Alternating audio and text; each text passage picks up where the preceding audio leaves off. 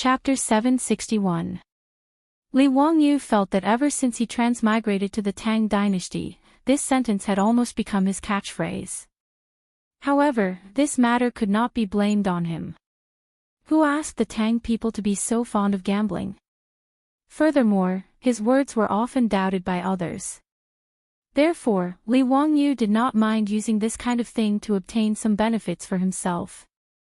For example, using 100 refinement steel to make armor. Although he could force Yan Liben to take out 100 refinement steel to make the armor, Yan Liben did not believe him. But since Yan Liben didn't believe him, then why not make a bet with him? If he could make Yan Liben willingly take out the 100 tempered steel to forge these 13 sets of armor for him, why not? For Li Wangyu to propose such a bet, he was naturally confident. Firstly, the toughness of the armor made from 100 refinement steel exceeded his expectations. The armor, which was only 1 mm thick, was actually able to cause Niu Wu's bow to fail at 50 steps. This was enough to show the toughness of the armor. Secondly, Li Wangyu was confident in the concept of composite protection for bulletproof vests in the future. Although the Tang dynasty could not make the Kevlar fiber used in the future bulletproof armor, silk could have a similar effect.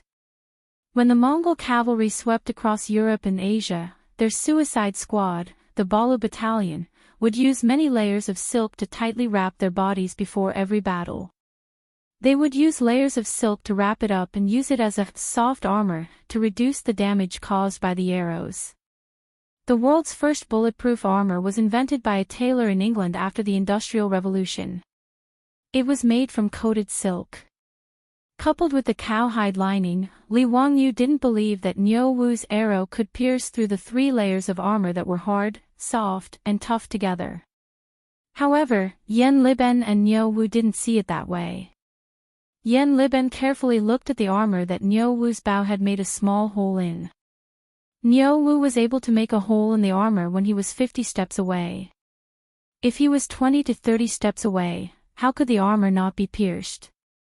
So what if he added leather to the lining? The Tang army's 13 sets of armor included leather armor. The leather armor of the Tang dynasty was made of many layers of leather, mostly made of rhinoceros, shark, and other leather. The advantage of leather armor over metal armor was that it was lighter and cheaper. However, it wasn't very effective against archers. Even the many layers of leather could not block the arrows. What use would the silk and cowhide that his teacher had mentioned be against the arrows shot from the two-pickle bow? As for the silk cloth that Li Wangyu mentioned, what the hell was that? Among the Tang 13 armors, there was a silk cloth armor. Armor made of silk cloth had a beautiful appearance, but it had no defensive function. It was merely the clothing of a general or a ceremonial attire. Therefore, Yan Liben naturally did not think that the silk and cowhide behind the iron armor could withstand the arrows. Wasn't that a pure joke? Although Yan Liben had to admit that the armor made of well-tempered steel was much harder than the armor of the Tang army, when he thought about the dozens of kilograms of well-tempered steel used to make the armor, Yan Liben felt his heart ache. Furthermore, his teacher didn't make these armors to kill enemies on the battlefield, but to use them as costumes. He naturally couldn't bear such an extravagant act. If he could use the opportunity of making a bet with his teacher to save this batch of well-tempered steel, that would be a good thing. Thinking of this, Yan Liben nodded without hesitation and said, "Okay, I will make this bet with my teacher." "Teacher, you have to keep your word." Niu Wu shook his head at the side. He felt that his Lang Jun was too confident and would probably lose the bet with Yan Liben. Li Wangyu chuckled and said, "Liben, you will lose for sure. Prepare the well-tempered steel to make my armor." Yan Liben didn't reply and immediately ordered people to call the craftsmen over. They began to modify the armor according to Li Wangyu's instructions. The craftsmen tightly layered layers of silk cloth on the back of the armor. Between each layer of silk cloth, they painted a layer of tung oil paint according to Li Wangyu's instructions. After that, they found a hard cowhide and wrapped it in silk cloth and used rivets to tightly weld the cowhide and the armor together. After the modification, the thickness of the armor increased by a lot. However, neither Niu Wu nor Yen Liben felt that this would cause any trouble. "Teacher, the armor is done according to your instructions. Shall we try it now?" Yen Liben was already a little impatient. He was very happy to see his teacher suffer a setback. Li Wangyu rolled his eyes and decided to add insurance to his bet. "Okay, Liben, get someone to find a pig." "Pig?" Yen Liben didn't understand Li Wangyu's meaning. Li Wangyu nodded as if it was a matter of course. "Tie this armor to the pig. If Niu Wu's arrow can penetrate the armor and kill the pig, then it will be considered my loss. If it can't kill the pig, Liben, you can obediently go and make me an armor." His idea was to use the pig's skin and thick layer of fat on the pig's body to add a little more trouble to the arrow. Li Wangyu believed that even if Niu Wu's arrows could penetrate through iron armor, silk, and cowhide, it would be impossible for them to have a greater penetrative power, passing through the obstruction of pig skin and fat. Yen Liben heard this and opened his mouth. He felt that something was wrong, but he couldn't say anything to refute. The purpose of the armor was naturally to protect the person wearing it. If the arrow couldn't kill the pig at a distance of 20 to 30 steps, it would indeed prove the armor's strong defense. But the bet he made with his teacher didn't seem to be like this. "Teacher, the bet you made with me seemed to be whether or not the arrow could penetrate the armor," Yen Liben said gloomily. Li Wangyu didn't care so much. He argued, if the arrow can't kill the pig, then how can it be considered as penetrating the armor? "Liben, the armor is to protect the person wearing it. This is a very strict matter and can't be faked." Yen Liben's face turned red from his words. He knew that something was wrong, but he didn't know how to reply. He could only bow to Li Wangyu to show that he had learned something.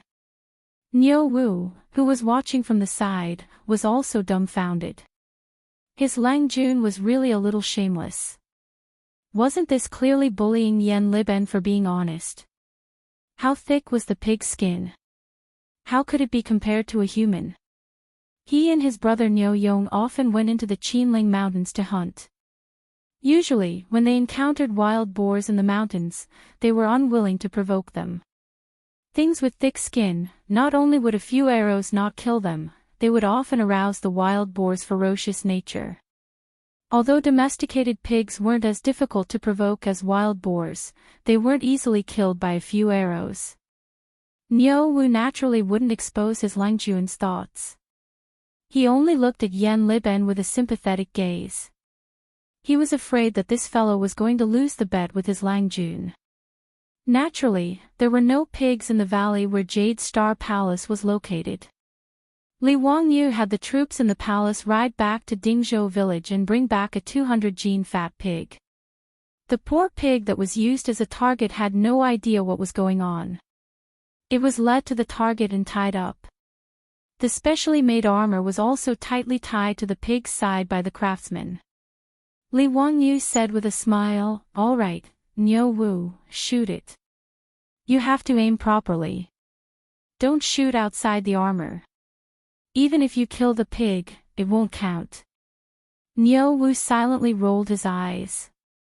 He couldn't be bothered to pay attention to Li Wangyu's teasing. He could accurately shoot the armor from 100 steps away, let alone 20 to 30 steps away. He could shoot it with his eyes closed. Niu Wu straightforwardly nocked an arrow and shot it out. Chapter 762.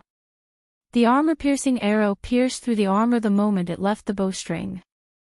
In the next moment, the pig, which had been used as a test subject, let out a blood-curdling scream. It pierced through.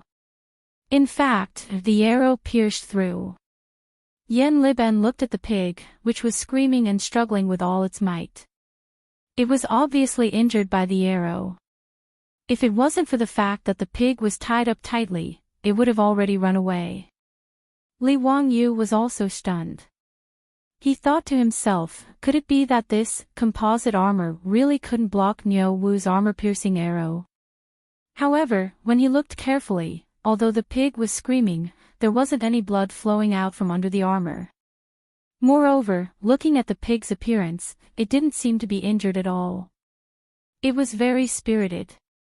Although the armor-piercing arrow had indeed pierced through the armor, Li Wangyu estimated the length of the arrow shaft and estimated that the arrow shouldn't have penetrated deep into the armor. Li Wangyu's hanging heart relaxed. He brushed off the non-existent dust on his body and smiled at Yan Liben. Liben, just now we agreed that this pig would only count if it was shot to death. Look at this pig, it's still alive and kicking. Yan Liben looked at Li Wangyu with hidden bitterness. He finally reacted. It seemed that he had been fooled by this unscrupulous teacher. Clearly, the bet was that Niu Wu's arrow would be able to pierce through the armor and Li Wangyu would lose. Now, it had become that the pig would only count if it was shot to death. Wasn't this bullying? How could a 200-pound pig be shot to death so easily? Moreover, Yan Liben could also see that the armor-piercing arrow didn't penetrate much. At most, the pig would only suffer some superficial wounds. Niu Wu saw that the arrow didn't cause much damage to the pig and felt very uncomfortable in his heart. Without saying anything, he continuously pulled the bowstring and shot out one armor-piercing arrow after another, causing the poor pig to cry out unceasingly. Another 7 or 8 arrows were shot out in succession. Even someone as strong as Niu Wu felt that he couldn't take it anymore and let go of the bow in his hand. The iron armor that was tightly tied to the pig's body had already been shot into the shape of a hedgehog, full of arrows. Yan Liben sighed helplessly and gestured to the craftsmen, who were already dumbfounded, to remove the armor from the pig. He wanted to see what kind of damage these armor-piercing arrows had caused. Yan Li originally thought that even if the armor-piercing arrow didn't cause any fatal damage to the pig, the arrowhead would still be deeply embedded in the pig's body and difficult to pull out. After all, even if the armor-piercing arrow was specially made to penetrate armor, the arrowhead also had barbs. Once it was embedded in the body, it was very difficult to pull it out. However, he did not expect that after the armor was removed, the 7 or 8 armor-piercing arrows were removed along with the armor. They did not pierce into the pig's body at all. He took a few steps forward, and after taking a closer look, he could not help but suck in a breath of cold air. On the back of the armor, one could clearly see that the sharp and slender armor-piercing arrow had only pierced through the arrowhead. What he could not understand was that after piercing through the armor, the arrowhead was wrapped in silk. After piercing through the inner lining of the cowhide, only the tip of the arrowhead could be seen, shining coldly under the sunlight. Looking at the fat pig again, even though it was making loud noises, there were only 7 or 8 small wounds on its body. There was almost no blood flowing out of them. Niu Wu could not help but cry out, "What a strong armor! Even a 2-pickle strong bow could not penetrate it. My mother, if I wore this armor and went into battle, wouldn't I be like Zhao Zilong in Lang Juan's book? Wouldn't I be able to kill my way through the enemy's army without suffering any damage?"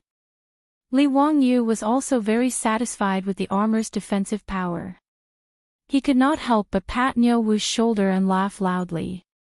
He then winked at Yan Liben. "Liben, how is it? Are you convinced? Wahahaha, I will leave my 13 sets of armor to you." Yan Liben was very helpless, but he could only nod and cup his hands. "Yes, your disciple will not be careless." Spending a few £100 of well-tempered steel to make the armor made Yan Liben's heart bleed, but he could only lower his head and admit defeat. With the help of the hydraulic forging machine and the skilled craftsmen working day and night, the 13 sets of Saint Seiya's holy armor were finally completed the day before Li Wangyu and the foppish lords agreed to hunt. All the armor was made of well-tempered steel and lined with silk and cowhide. Its defensive power was astonishing. In addition, the outer layer of the armor was plated with shining gold. It was simply like a piece of art that made people gasp in amazement. Li Wangyu looked at the Saint Seiya armor and felt very proud.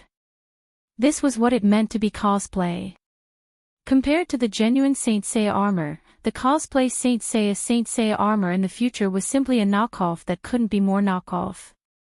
Li Wangyu dared to say that if these 13 sets of Saint Seiya armor were to be auctioned in the future, it would definitely make those anime nerds go crazy. Although he was not an anime nerd, when faced with such exquisite Saint Seiya armor, he was also very fond of it.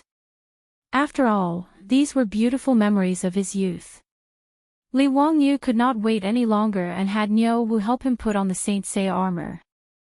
The Saint Seiya armor was made of fine steel, and each set weighed around 40 pounds. This weight was nothing to a general, but to Li Wangyu's small body, it was too heavy. After putting on the Saint Seiya armor, Li Wangyu felt that he could barely move his feet. He forced himself to strike a few poses in front of the bronze mirror, narcissistically admiring his appearance in the Saint Seiya armor. Li Wangyu hurriedly had Niu Wu help him take off the Saint Seiya armor. Damn it, I have to start working out. Li Wangyu secretly swore in his heart. Otherwise, it would be difficult to act cool, not to mention that there were still beauties at home who needed his comfort. It was impossible to not have a good body. Li Wangyu was extremely satisfied with these 13 sets of armor. He ordered Niu Wu to put them all into wooden boxes and prepare to take them away. Yan Liben, who was at the side, wanted to say something but stopped. His face was full of conflict and reluctance. He originally thought that these armors looked strange, but when they were really made and placed together, Yan Liben could not bear to give them to Li Wangyu. He caressed these shining golden Saint Seiya armor. That reluctant expression made Li Wangyu start to suspect that Yan Liben had a fetish. Why did it feel like he was going to take away these Saint Seiya armor as if he was going to steal his concubines from his residence?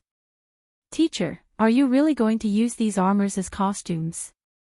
This is too wasteful. Yan Liben hesitated for a moment but still said. Li Wangyu looked at these Saint Seiya armor and also hesitated. Damn it, should he still give these exquisite Saint Seiya armor to Chingchumo and the others? Wasn't it a bit wasteful? He had originally wanted to torture the wastrels, but now, why did it seem like he was giving them a reward? Li Wangyu also wanted to collect these golden Saint Seiya armor himself. He was even a bit reluctant to give it to the wastrels. Just as he was letting his imagination run wild, he heard Niu Wu ask, Lang Jun, why are these armors placed in boxes? What is the meaning of the scorpion and bull engravings on these boxes? Chapter 763.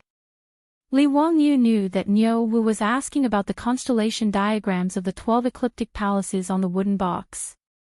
Li Wangyu had strictly followed the Saint Seiya in the comics. The patterns on the wooden boxes were naturally carved according to the 12 constellations, such as Aries, Taurus, Cancer, and so on. However, there was no such thing as the 12 constellations in China, and Li Wangyu didn't know how to explain it to Niu Wu.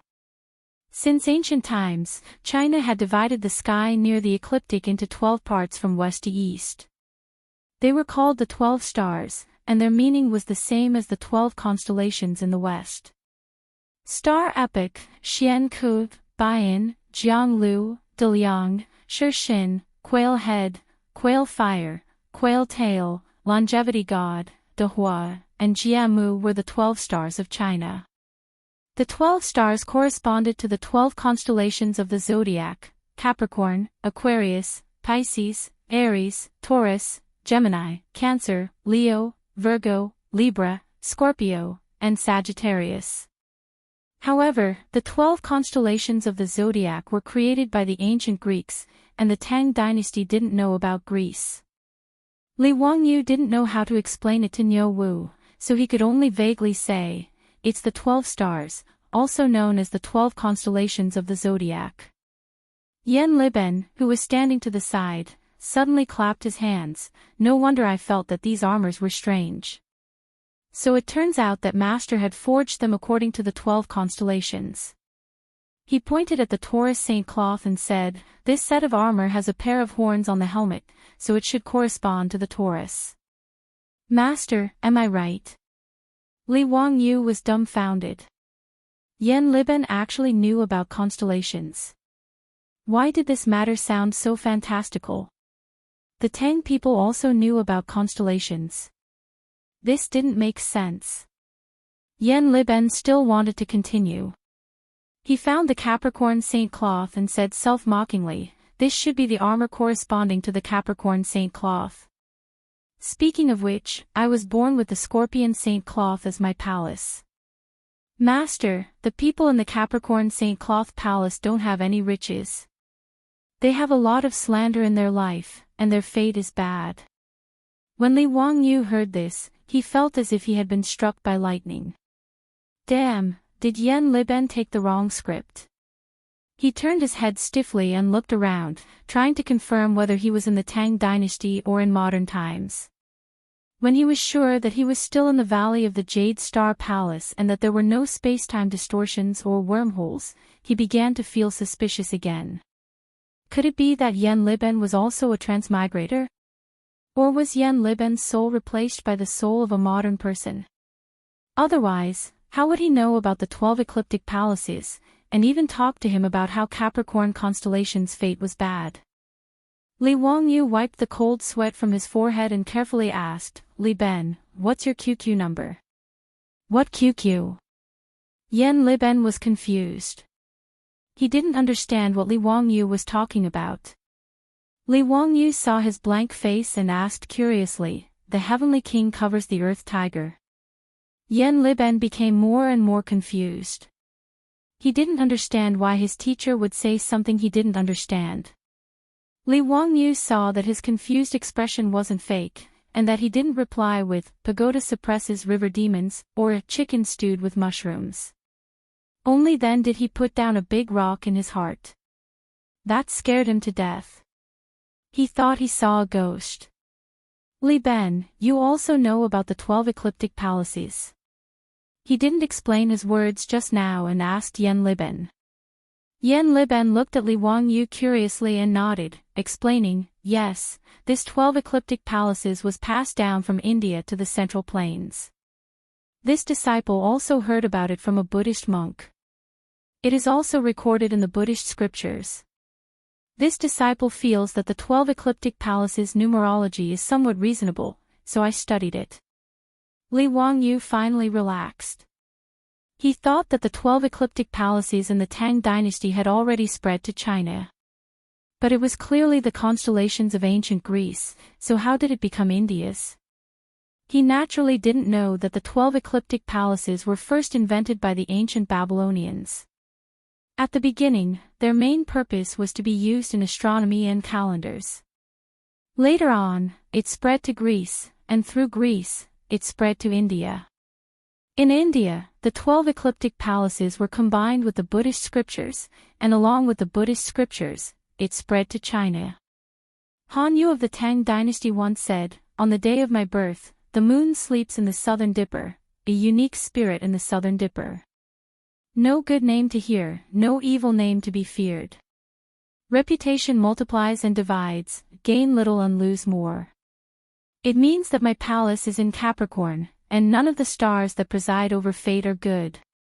The Southern Dipper doesn't bring good wine, the Southern Dipper doesn't bring good carriages." And in the Song dynasty, Su Dongpa also once said, "Those who know how to retreat grind scorpions for their palace, and servants grind scorpions for their lives. Their lives are full of slander, and they suffer from the same disease." This sentence, in summary, can be summed up in 6 words: Capricorn, bad fate.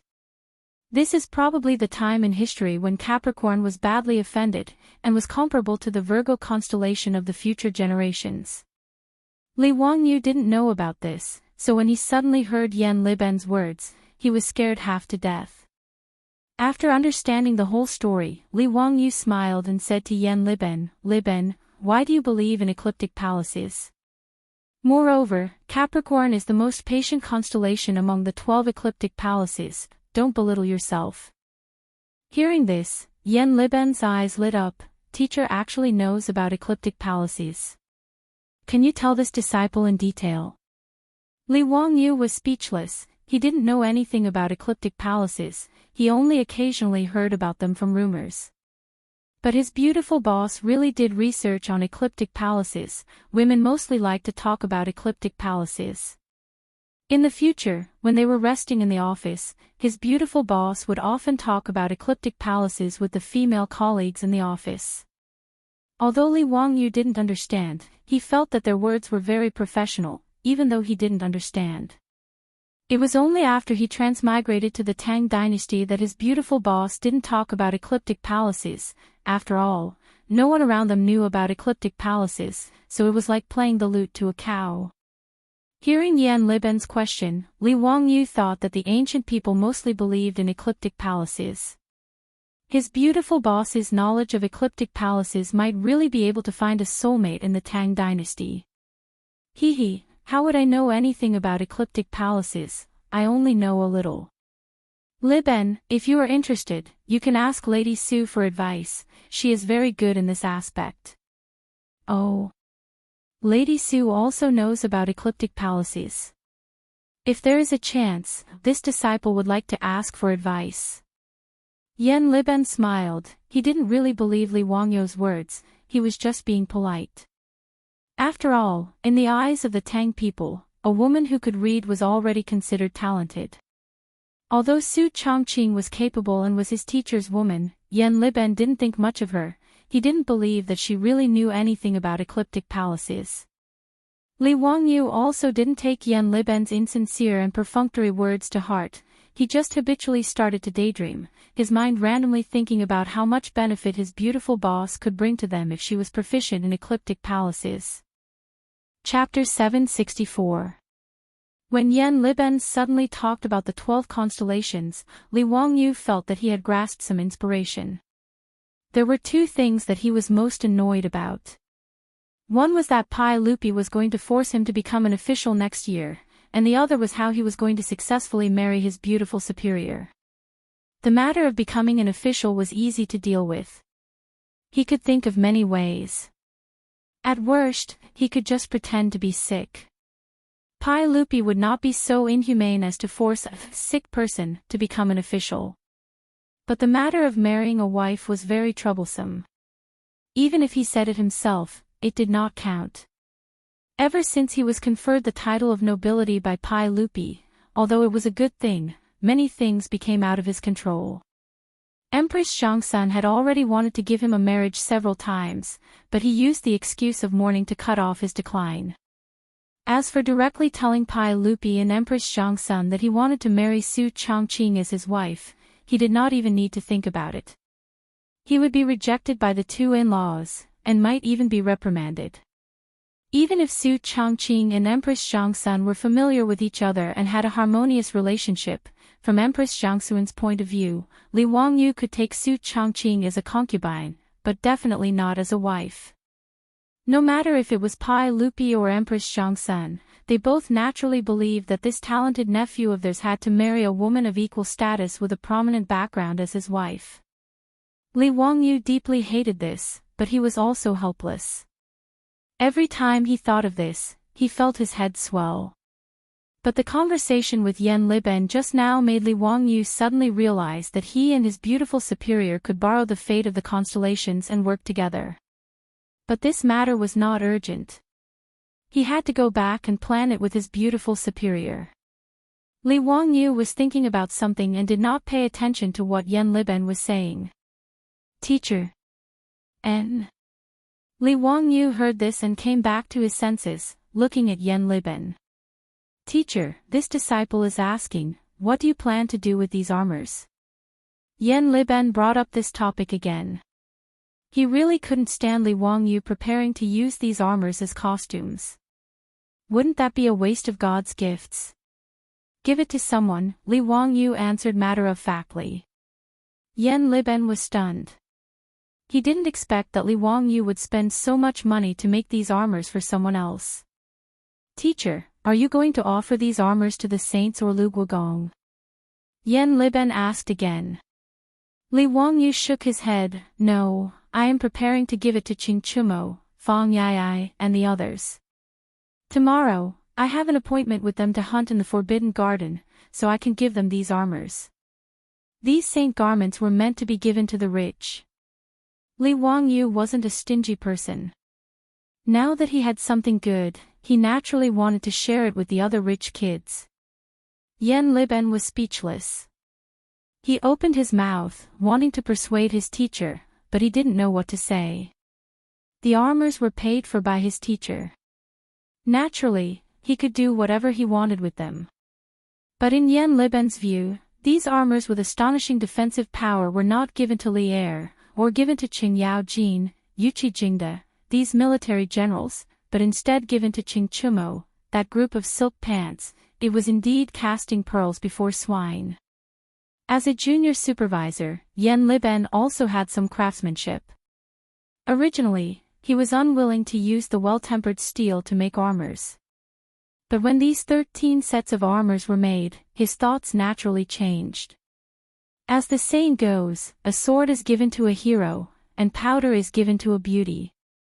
Wouldn't it be a pity for such good armors to fall into the hands of those rich kids? Li Wangyu didn't know what Yan Liben was thinking. He ordered Niu Wu to arrange for the servants to pack the 13 sets of Saint garments into boxes. After bidding farewell to Yan Liben, he left. Yan Liben looked at the backs of Li Wangyu and the others as they left. Thinking of the armors, he couldn't help but shake his head and sigh. He ordered his servants to take the iron armor that had been shot full of holes by Niu Wu's bow and arrows and return to Chang'an. Back in the Yan mansion, Yan Liben was in a bad mood. He ordered the servant girls to bring him wine and drank alone. Lang Jun, the first master is here. The servant girl came in to report. The first master was his elder brother, Yan Lide. Yan Lide entered the central room and saw his younger brother drinking alone. He couldn't help but be surprised. Liben, what are you so worried about? Didn't you say a few days ago that you were helping Count Hu to make new bows and armor? Did it not go well? Yan Lide asked curiously. After Yan Liben greeted his brother, he shook his head and smiled bitterly. Brother, it's not that it didn't go well. How could the teacher's ideas be wrong? Everything has already been made. Oh. Then why do you look so down? Brother, look at this armor and you'll know. Yan Liben pointed at the armor on the side.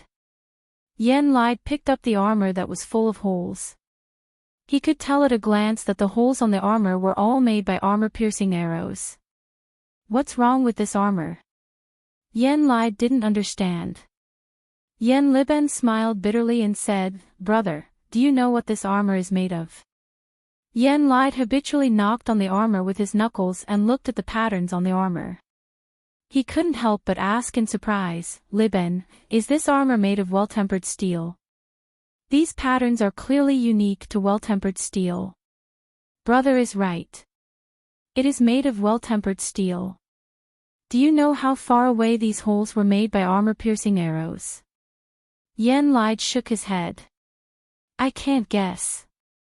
This is the first time I've seen armor made of well-tempered steel. Isn't it too extravagant? Yan Liben smiled bitterly and raised 2 fingers. A typical strong bow and an armor-piercing arrow could only pierce through this armor from a distance of 20 to 30 steps. Yan Lide sucked in a breath of cold air.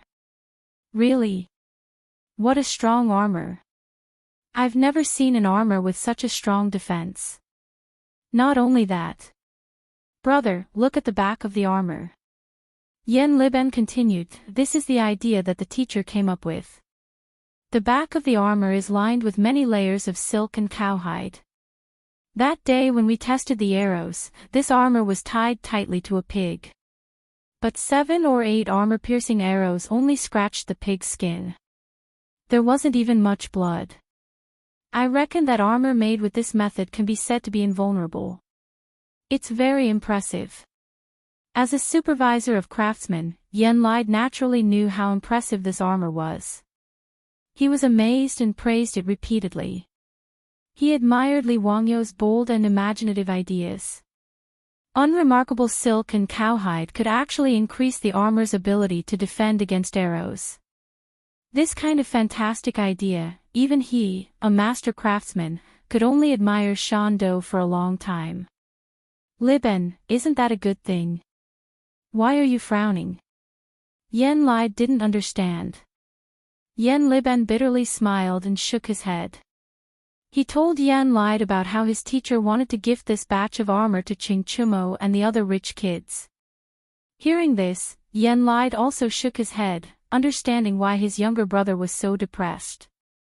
Yan Li looked at the armor in his hand and smiled. Li Ben, this is very simple. Oh. Brother, what brilliant plan do you have? Can you persuade your teacher to change his mind? Yan Li Ben didn't understand. Yan Li leaned close to his ear and whispered a few words. Hearing this, Yan Li Ben's expression changed greatly. How can I do this? Brother, aren't you asking me to be ungrateful? I can't. Yan Li Ben waved his hand. How can this be considered ungrateful? Aren't you asking for credit for your teacher? How can County Count who blame you? Yan Li twirled his beard and smiled. Yan Li Ben hesitated. Can this really work? Won't the teacher blame me? Of course. Why would I lie to you? Let me think about it. Chapter 765. The next day, Yan Li Ben sat among the officials in a daze. He touched the hard object in his bosom, not knowing if he should listen to his brother or not. Yan Li was not far away from him. Seeing Yan Li Ben remain silent, he could not help but turn around to look at him. Naturally, he was urging Yan Li Ben not to waste any more time.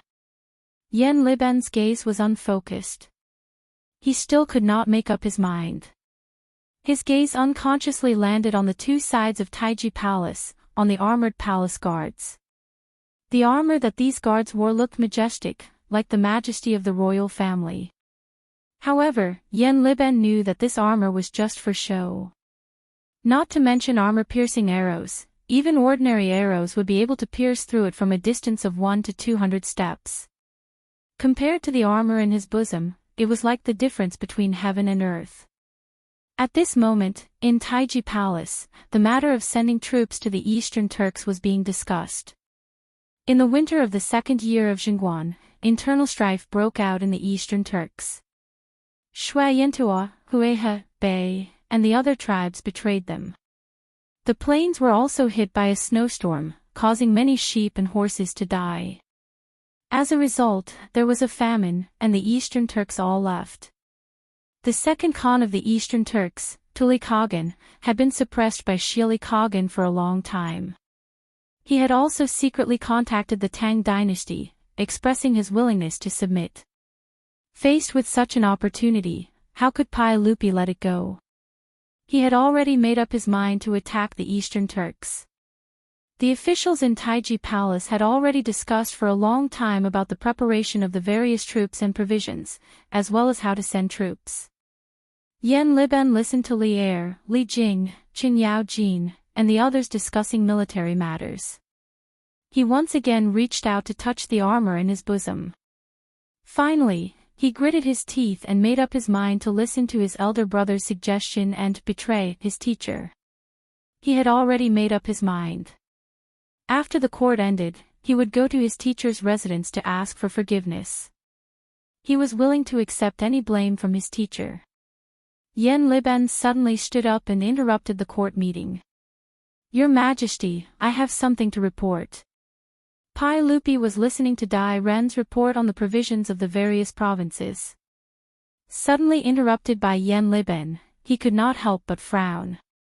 Official Yan, what's the matter? Pai Lupi knew that Yan Li had always been a steady person. If there wasn't anything important, he wouldn't be so rash. Therefore, even though he was displeased, he still asked. Yan Li Ben took out the piece of armor from his bosom and raised it above his head. He bowed and said, Your Majesty, my teacher, Li Zio, the county count of Huxian, has recently created a new type of armor. It is indestructible and is truly a divine weapon. This subject requests Your Majesty to request for a reward for my teacher. This was his elder brother Yen Li's idea. Under the pretext of claiming credit for Li Wangyu, he would let Pai Lupi know about this matter. Pai Lupi was an emperor on horseback who had been on the battlefield for a long time. How could he tolerate such a precious armor falling into the hands of others? He would definitely order Li Wangyu to hand over the armor. In this way, even if Li Wangyu knew, he wouldn't be able to blame Yen Liben. Of course, this was just an excuse. Yen Liben knew that by doing this, he would be betraying his teacher. However, he really couldn't bear to see such a precious armor fall into the hands of a few wastrels. Therefore, he decided to listen to his elder brother and speak to Pai Lupi. Pai Lupi, who had been somewhat displeased a moment ago, immediately raised his eyebrows when he heard Yen Liben's words. In the great hall, the eyes of Qing Yao Jin, Yuqi Jingde, Qin Qiong, and the other generals and dukes all lit up. Official Yen, what kind of armor is this? Quickly present it to me. Pai Lupi stood up from his throne and said impatiently. Yen Liben raised his hands high and handed the armor to Mi Tuo. He continued, Your Majesty, please look at this armor. The holes on it were all created by a two-pickle bow using standard armor-piercing arrows from the military. They were only able to penetrate it at a distance of 20 paces. In addition, the arrowheads were all stuck in the armor and couldn't completely penetrate it. His words immediately caused an uproar in the Great Hall. Qing Yao Jin, Yuqi Jingde, Qin Qiong, and the other dukes couldn't care less about their lack of manners in front of the hall. They all rushed to Mi Tuo's side and snatched the armor, looking it over left and right. Pai Lupi didn't mind the rudeness of Qing Yao Jin and the others at all. He quickly walked down the royal stairs and also looked at the armor. Your Majesty, this really was made by an armor-piercing arrow. Tisk tsk, if I'm not wrong, this armor is made from well-tempered steel. Bastard, using well-tempered steel to make armor, no wonder it's so sturdy. But a two-pickle bow can't penetrate it at 20 paces. Why don't I believe it? Qing Yao Jin shouted. The group of dukes discussed animatedly as they looked at the armor full of holes. Their eyes were filled with excitement. Yen Xiaojian, what's the lining behind this armor? Pai Lupi carefully looked at it and waved at Yen Liben, indicating that he should explain it to him. Yen Liben said, Your Majesty, the lining behind the armor is silk and cowhide. The teacher said that this can block the arrowheads. Originally, I didn't believe it, but after trying it, I realized that the teacher wasn't lying. After all the arrowheads penetrated the armor, they were all entangled by the silk and then blocked by the cowhide. In the end, they just pierced through the cowhide and were unable to go any further. Before Pai Lupi could say anything, Qing Yao Jin shouted, Your Majesty, why don't you let me try it? Sure. Pai Lupi nodded in agreement. Qing Yao Jin immediately ordered the palace guards to take the armor out of the hall and find a target to fix it on. He also ordered someone to bring a strong bow and arrows, preparing to personally shoot a few arrows. Pai Lupi didn't care about the court anymore. He led the group of officials out of Taiji Palace to watch Qing Yao Jin test the arrows. Qing Yao Jin didn't believe Yen Liben at all. He knew the power of the arrowheads in the army. In his opinion, even if this armor was made of well-tempered steel, it would definitely be pierced through at most 50 steps. After the palace guards brought the bow and arrows, Qing Yao Jin immediately knocked an arrow and shot it from 50 steps away. With a metallic clang, the arrow pierced into the armor. It swayed a few times before a gust of wind blew the arrow down. This scene fell into the eyes of Pai Lupi and the officials, causing an uproar. Qing Yao Jin couldn't help but blush. He cursed in his heart that the armor was so hard that it couldn't be pierced at 50 steps. He didn't dare to be careless anymore. He was afraid that the next arrow wouldn't be able to pierce through the armor. Qing Yao Jin simply walked 20 steps away with the bow and pulled the string again. This time, the arrow pierced deeply into the armor, creating another hole in the armor that was already full of holes. Your Majesty, this armor is really F***king strong. It really can't be pierced at 20 steps. Chang'an put down the bow and indicated for the palace guards to take down the armor. After carefully examining the back of the armor, everyone was shocked to find that the arrowhead only revealed a little bit of the arrow. Obviously, if this was on the battlefield, this kind of arrow was no different from being bitten by a mosquito. It couldn't hurt them at all. Pai Lupi and the group of dukes' eyes immediately became burning hot. They all turned their heads and stared at Yen Liben like hungry wolves. Yen Liben, did you use this method to make armor? Yen Liben hesitated and nodded. As a teacher, I used well-tempered steel to make 13 sets of armor. They were all carefully drawn by my teacher. 12 of them were made by my teacher according to the 12 constellations. Each constellation corresponds to a set of armor.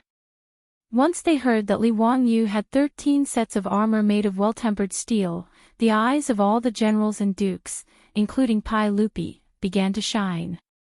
There's such a thing. Your Majesty, is today's court adjourned? How about we make a trip to Dingzhou village? Chang'an wanted to immediately fly to Li Wangyu's residence and take the armor. Pai Lupi nodded without hesitation. Yes, today's court will end here. Me too. Order someone to prepare a horse. I want to make a trip to the Hu County Count's residence.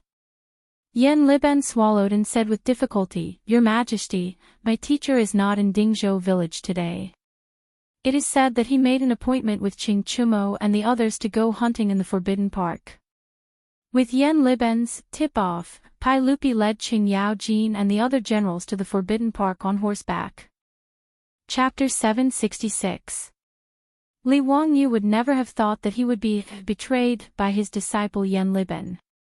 He was still pondering why Pai Lupi would lead a group of old hooligans to ask him for the saint cloth. Could it be that they also wanted to cosplay? Li Wangyu, who had never experienced war, could never imagine how tempting these armors were to military generals. Uncle Ching, I was going to give those armors to Brother Chumo and the others. Li Wangyu muttered as he looked at Chang'an's expression that looked like he wanted to eat someone. Chang'an's eyes widened like copper bells. Bullshit, those bastards, why would they need such good armors? You little brat, stop talking nonsense and quickly hand over the armors. Oh right, my natal body is Aries, give me that Aries constellation armor. Li Wangyu's mouth was wide open. He felt as if he had seen a ghost. Not only did this old gangster want to snatch his saint garment, he even King mentioned that he wanted the Aries saint garment.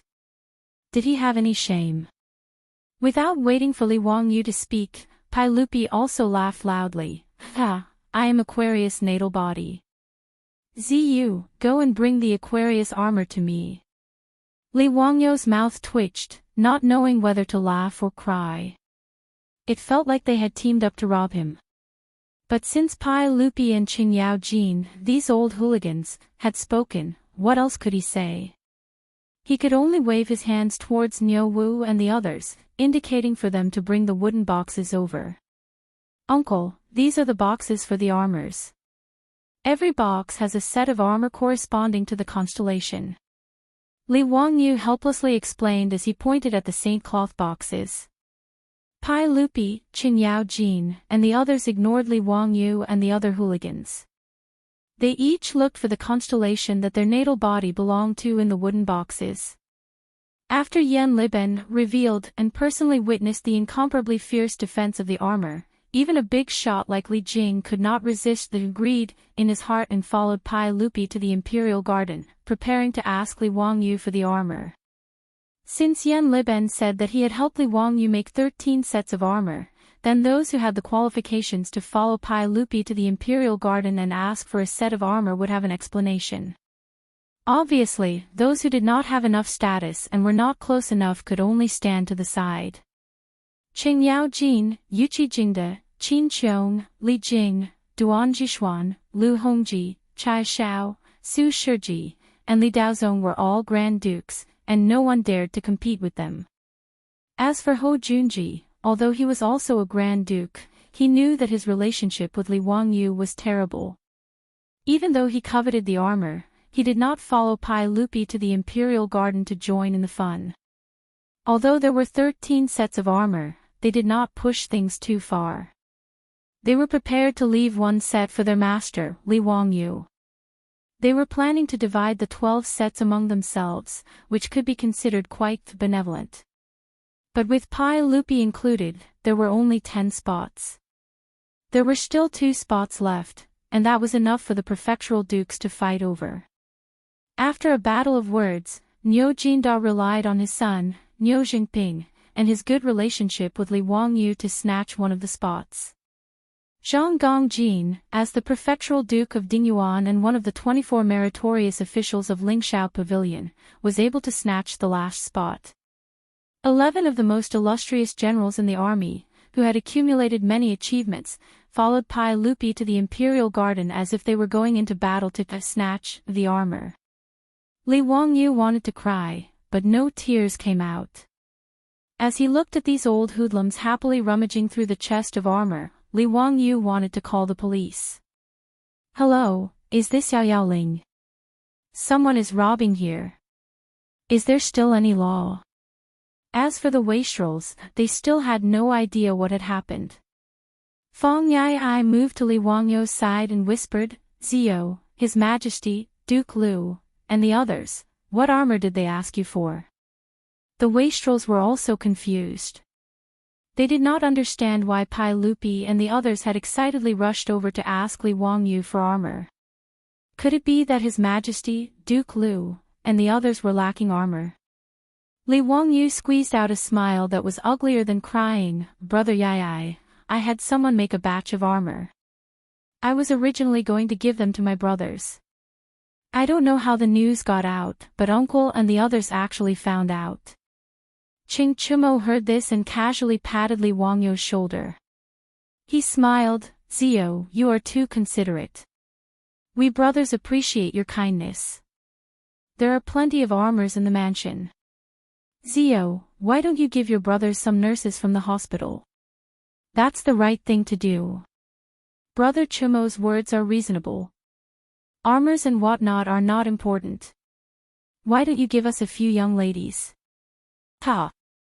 Li Wangyu wanted to kick these lustful bastards to death. Damn it, thinking about the nurses in his hospital every day. He should grab them and flick them to death. He was too lazy to pay attention to these heartless bastards. In his mind, he began to imagine what Qing Yao Jin, who looked no different from a bandit, would look like if he wore the Aries Saint cloth. The calm, wise, and handsome Aries Saint Seiya, Mr. Mu, would look like that old bastard Qing Yao Jin. Ah! Li Wangyu suddenly felt a little nauseous. He quickly stopped his wild imagination. He was afraid that if he continued to imagine, he would vomit. The group of dukes quickly distributed the saint cloth boxes for their respective constellations. Qing Yao Jin was the most impatient. He could not wait to open the wooden box. The wooden chest opened up, revealing the Aries constellation gold saint robe. Coincidentally, the sun shone down and shone on the golden saint robe, blinding everyone's eyes. Including Pai Lupi, everyone sucked in a breath of cold air. What an exquisite armor! The silk pants were stupefied by the scene in front of them. They pointed at the saint cloth and muttered, Ziyu, could it be that this armor is made from gold? It is gilded. The armor is made from tempered steel. Li Wangyu replied. The silk pants naturally knew how difficult it was to make tempered steel. Hearing this, they were speechless. Qing Yao Jin suddenly regretted. If he knew that the armor was made from tempered steel, he would have snatched a set. But since Pai Lupi was here, along with his family's master and a group of elders, it was obvious that the armor was not fated with them. What made the silk pants even more regretful was that they were shocked to find that the armor Qing Yao Jin chose was not the standard armor of the Tang army. It was made from many pieces of plate armor. The design was very exaggerated. The appearance of the armor was really beautiful. The airy saint cloth extended from the shoulder blades to the top of the clavicle. It was especially eye-catching. When Chada Masami was drawing the airy saint cloth, she patiently sculpted every part of it. The result was naturally very good. Of course, when Li Wangyu ordered people to make the holy garment, this pair of huge goat horns was just an ornament made of hollow iron. If it was made of solid metal, no matter how brave old hooligan Qing Yaojin was, he would not have the strength to carry such a big piece of metal into battle.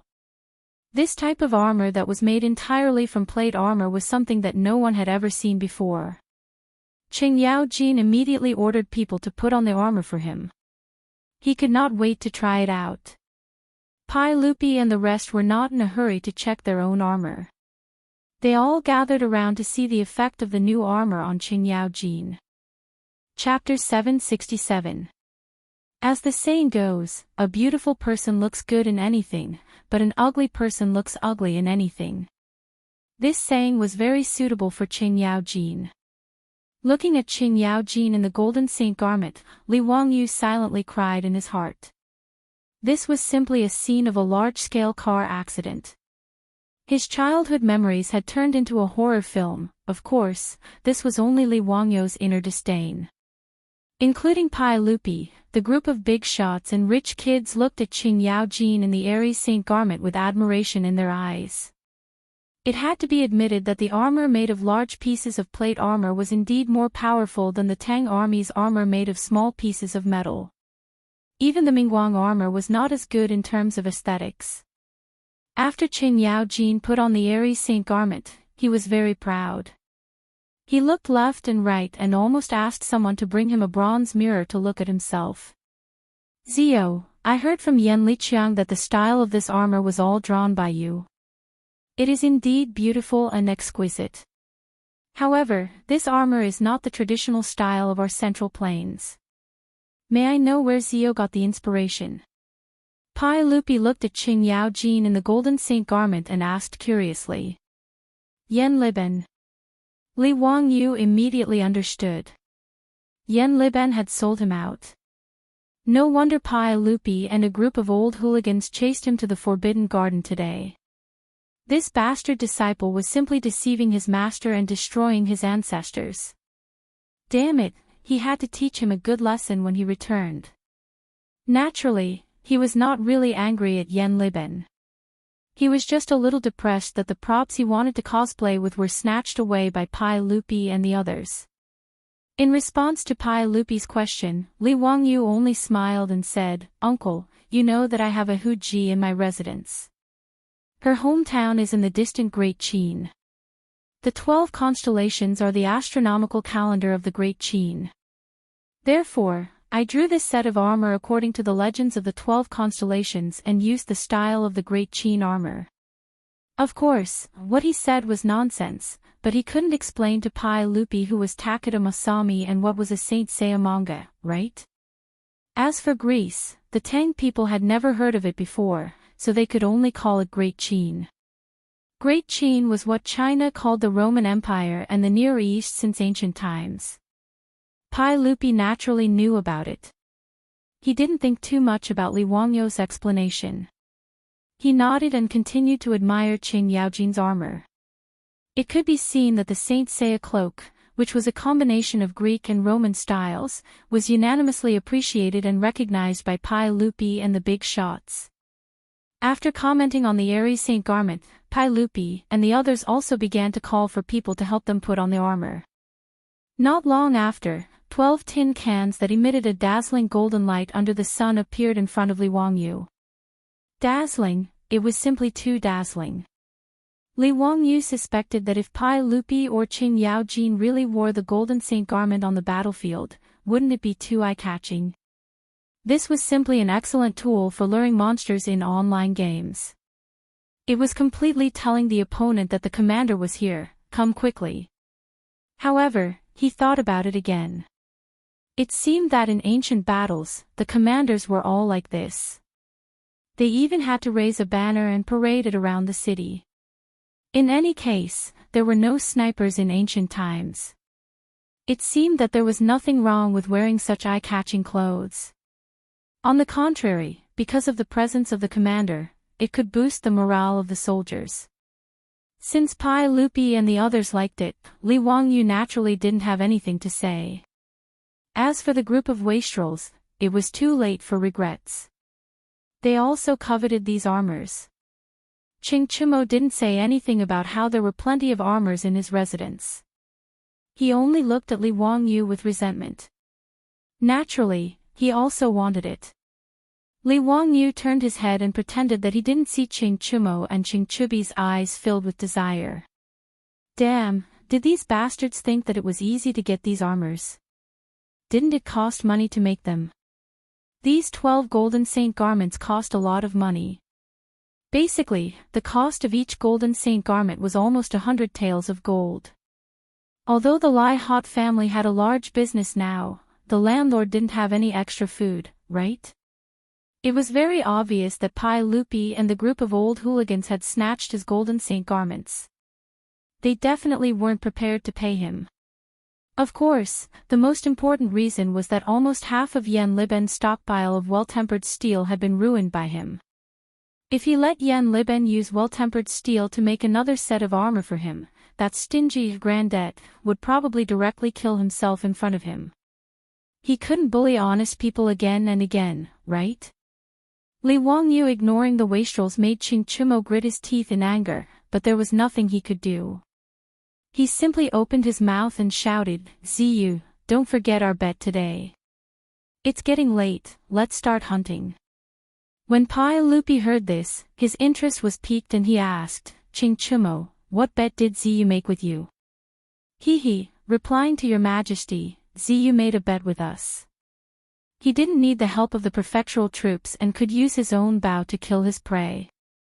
Naturally, we didn't believe him, so we made a bet with him." Chingchumo rubbed his head and replied with a smile. Ching Yaojin laughed on the side, "Wahahaha, even I don't believe this. This kid is good at everything, but his archery skills are worse than that old man Xiao Yu's." Li Wangyu was so angry that his nose almost became crooked. This shameless old hooligan was still wearing his golden saint garment, but he still dared to speak so impolitely. Could it be that this old hooligan didn't know what it meant to take a gift and blind the eyes? Pai Lupi also couldn't help but laugh. He thought back to how Li Wangyu had deliberately recited the old oil cellar in front of Ho Junji to avoid being shot at by an arrow.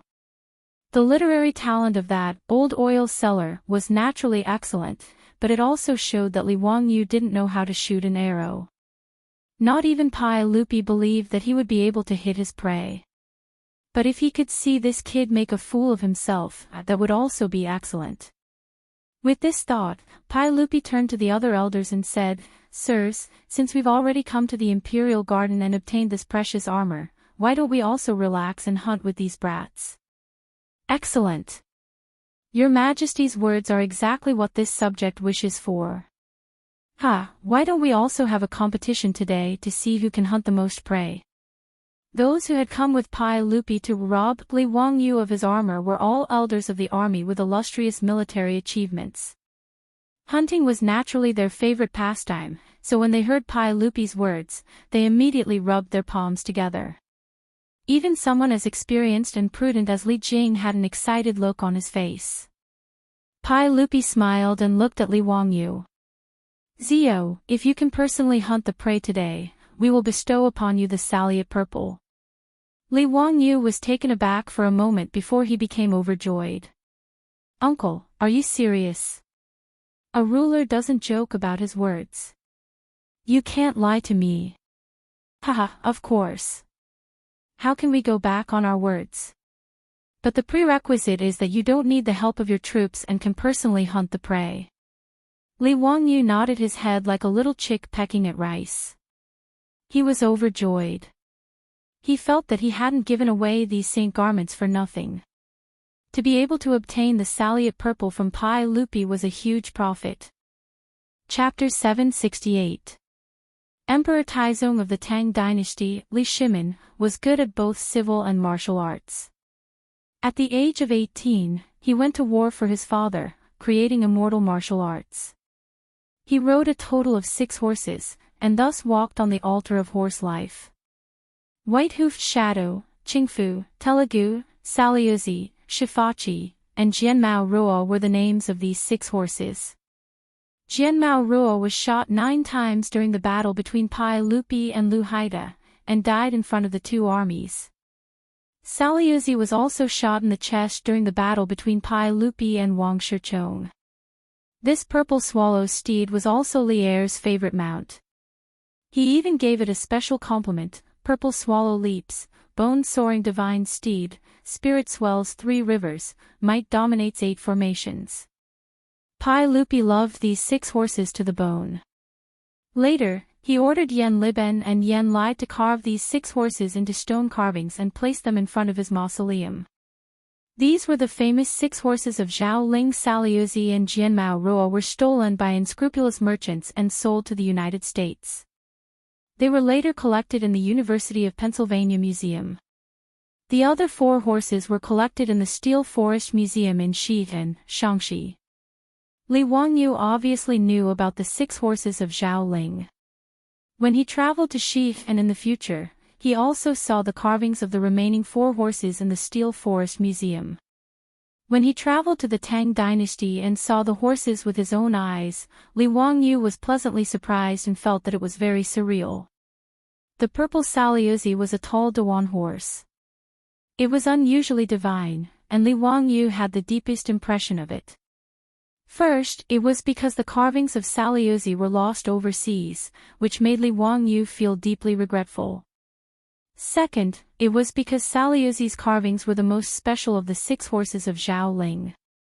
It depicted Pai Lupi's general, Qiu Xingong, pulling out an arrow and healing the horse Saliuzi. On the stone inscription, after being shot by the arrow, Sasha Luzi lowered her head and snuggled up to someone. Her eyes were gloomy, and her buttocks were slightly backward. Her limbs were slightly weak, and the severe pain made her whole body tremble, which made people respect her. When Pai Lupi said that he would give the Saliuzi to him, Li Wangyu was naturally pleasantly surprised. He did not understand why Pai Lupi was suddenly so generous. One had to know that these few horses were Li Er's favorite. Even Pai Lupi himself wasn't willing to ride these fine horses, let alone give them to others. After Pai Lupi said that he would give the Salia purple to Li Wangyu, the surrounding people's eyes suddenly became scorching hot. The Tang people loved horses. Their love for these divine horses was no less than the men of the later generation's pursuit and desire for top-notch sports cars. Because of Pai Lupi's words, the group of playboys was so jealous that their eyes were about to turn red. They thought that His Majesty really doted on this guy and was even willing to give his beloved Salia purple to him. The dukes and bigwigs were also very surprised. However, they respected their status and did not open their mouths to say anything. Their eyes were also full of envy. Only Qing Yaojin shamelessly shouted, "Your Majesty, Salia purple is your most beloved mount. How can you give it to this kid? Isn't that a waste of God's gift? If your Majesty wants to give Salia purple to someone else, why not give it to me?" When Li Wangyu saw that Qing Yaojin was so shameless, he was so angry that he almost went up to him and took off his armor. Pai Lupi laughed heartily, "My Salia purple may not be given away." Everyone suddenly understood. That's right, His Majesty just said that Li Ziyo did not need the help of others and personally hunted prey with a bow before giving Salia purple to him. This kind of thing was very simple for others. However, for Li Wangyu, who did not even have the strength to truss a chicken, it was harder than ascending to the heavens. The playboys winked at each other. Naturally, they were laughing at His Majesty for not being kind enough to use this kind of method to catch Li Ziyo's appetite. Wasn't this feeling of being able to see but not be able to obtain something even more unbearable? Pai Lupi indeed had such thoughts. Today, he had received a set of armor from his nephew. As the emperor and Li Wangyu's elder, how could he be so stingy and not do anything? However, how to reward Li Wangyu was a problem. His nephew did not lack money and did not seem to be interested in women. What could he reward Li Wangyu with? This made Pai Lupi somewhat hesitant. After hearing Ching Chumo mention the bet with Li Wangyu, Pai Lupi came up with the idea of giving his beloved horse, Sally Purple, to Li Wangyu.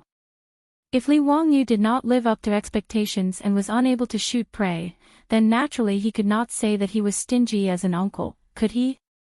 Pai Lupi was very satisfied with his quick-wittedness and turned his head to look at Qing Yaojin and the others. Everyone is also Zio's elder.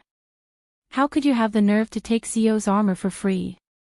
We have even taken out the Sasha Du Purple, you uncles can't be stingy. Qing Yaojin, Yuqi Jingde, and the others also figured out Pai Lupi's thoughts. Hearing this, they all laughed. Your Majesty's words are reasonable. Zio, this old man has 1,000-year-old ginseng in his residence. Today, if you can personally hunt prey, this old man will give you this ginseng as a gift in return for this set of armor. Ha, Zio, don't dislike it. Wahahaha, boy, this old man's residence has a set of 7 colored glazed cups. They have been passed down from the pre-Qin dynasty. They are very rare. Count who, this old man's residence has. The group of dukes and elders all rushed to promise Li Wangyu that they would give him all kinds of rare treasures as a gift in return. However, the condition was that he had to personally kill the prey. Li Wangyu was dumbfounded and speechless. Damn it, did they really think that he did not know what they were planning?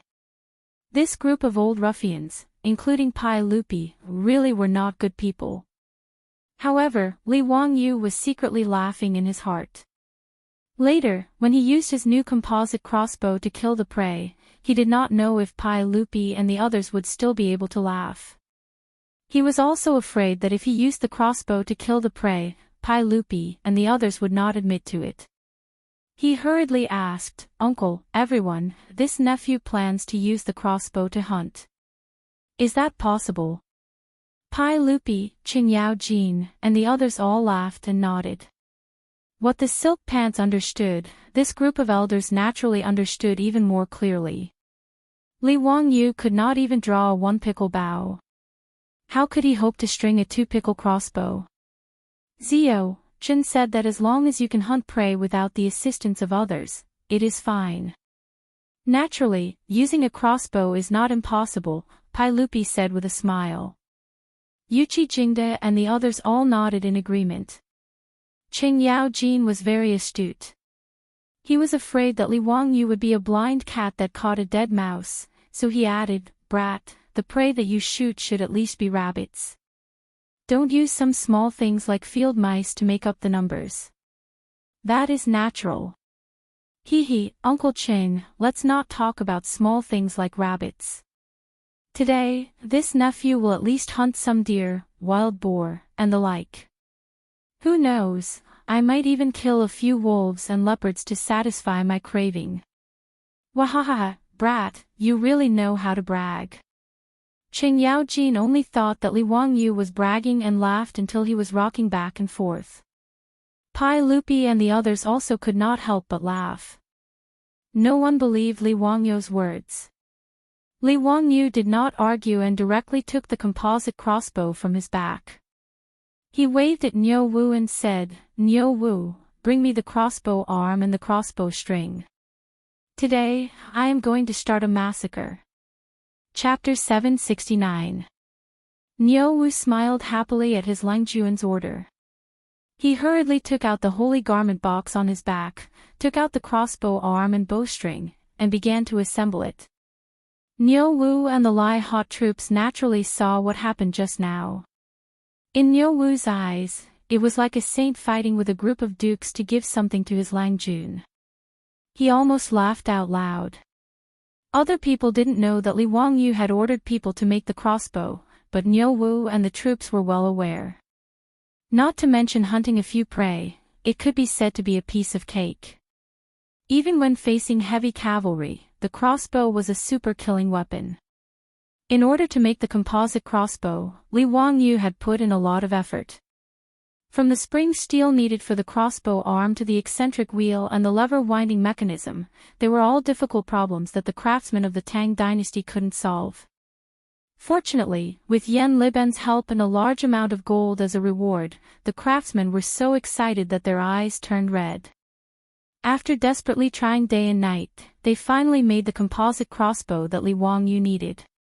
If the cost was calculated, Li Wangyu had spent at least 200 to 300 taels of gold on this composite crossbow, which was equivalent to 6 to 7 million yuan in the future. It couldn't be said to be cheap.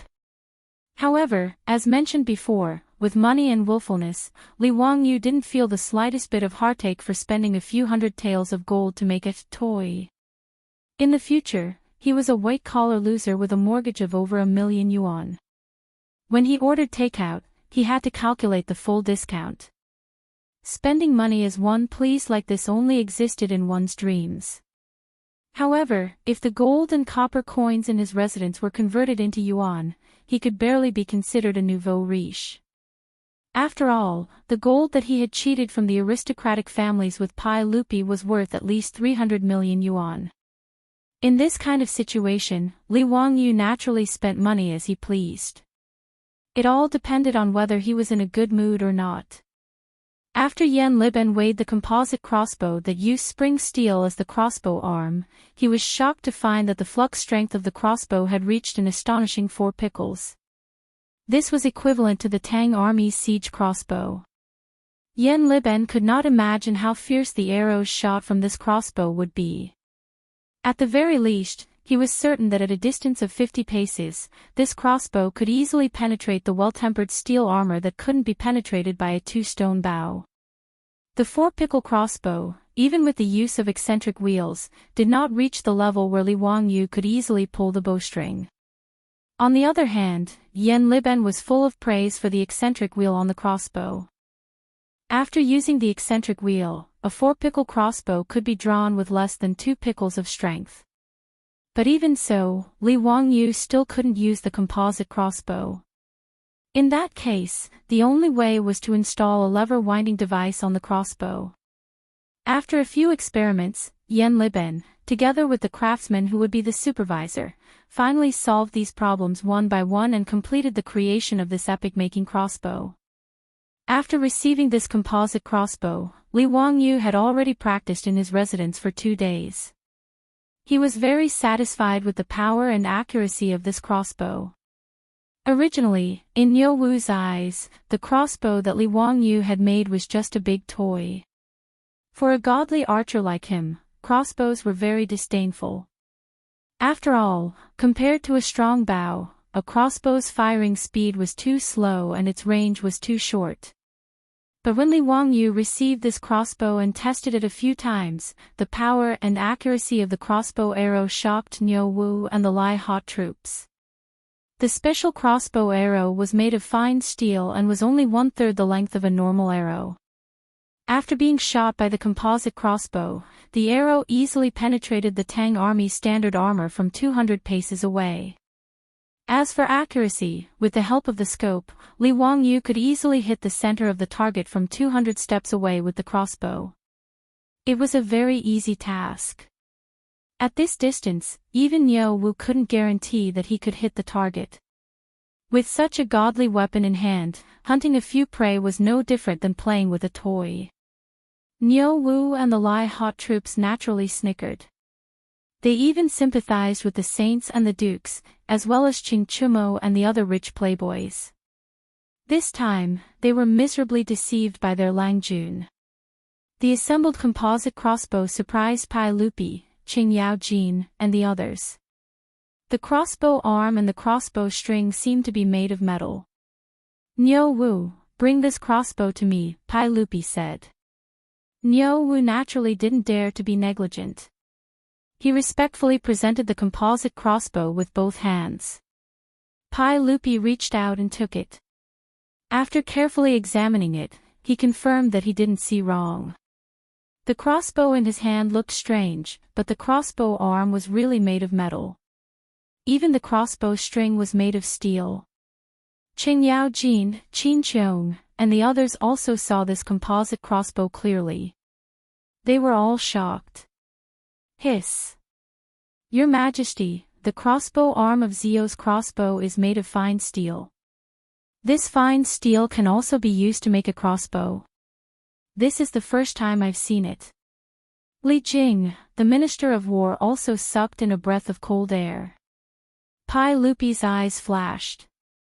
He looked at Li Wangyu and asked, Zio, this crossbow of yours, are the crossbow arms made of fine steel?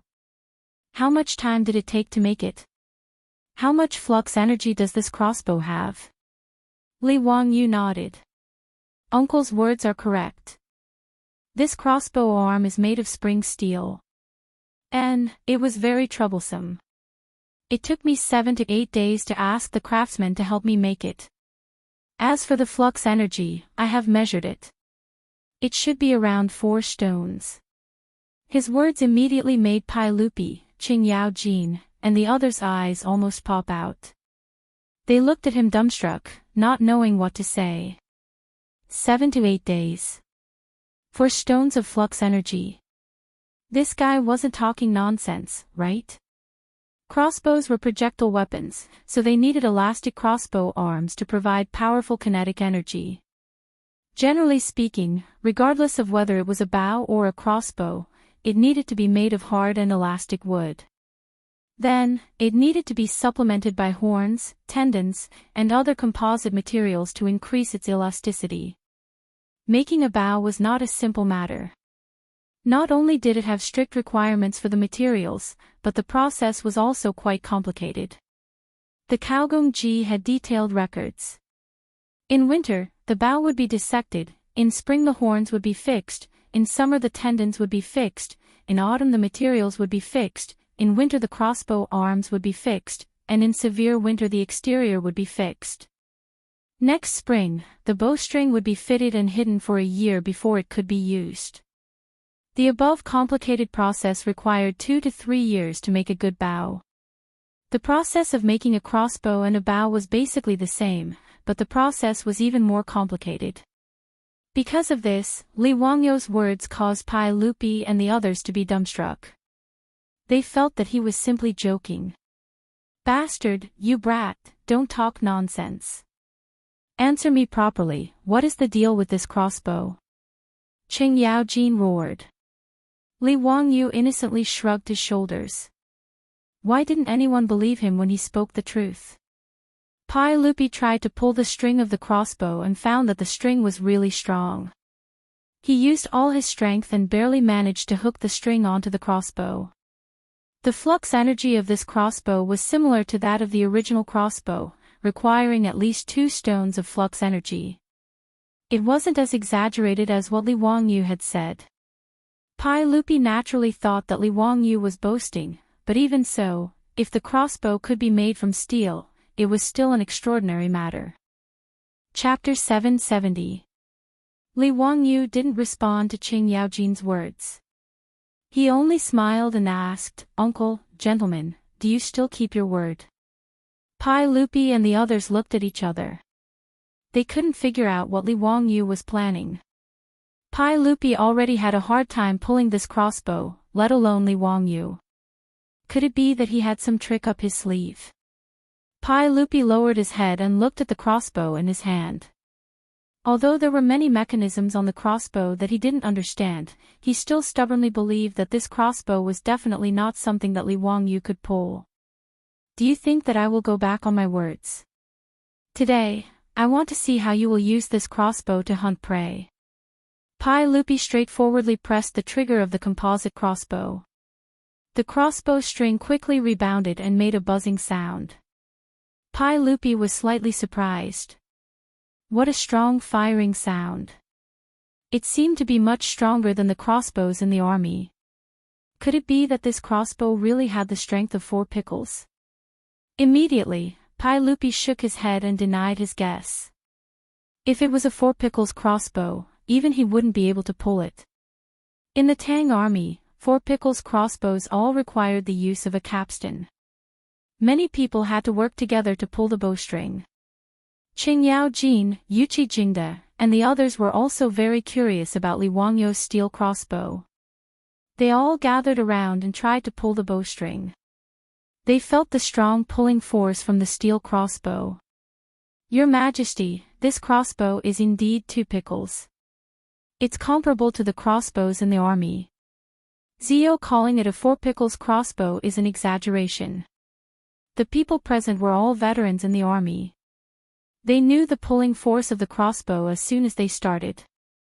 After everyone passed the crossbow around, Pai Lupi threw the composite crossbow back to Li Wangyu and said with a smile, "Ziyu, don't let Niu Wu and the others help you draw the crossbow. If that's the case, don't even think about taking away Jin's Sasha Luzi." "Of course. Hee, uncle, I'll be blunt and say that I want Saluzi.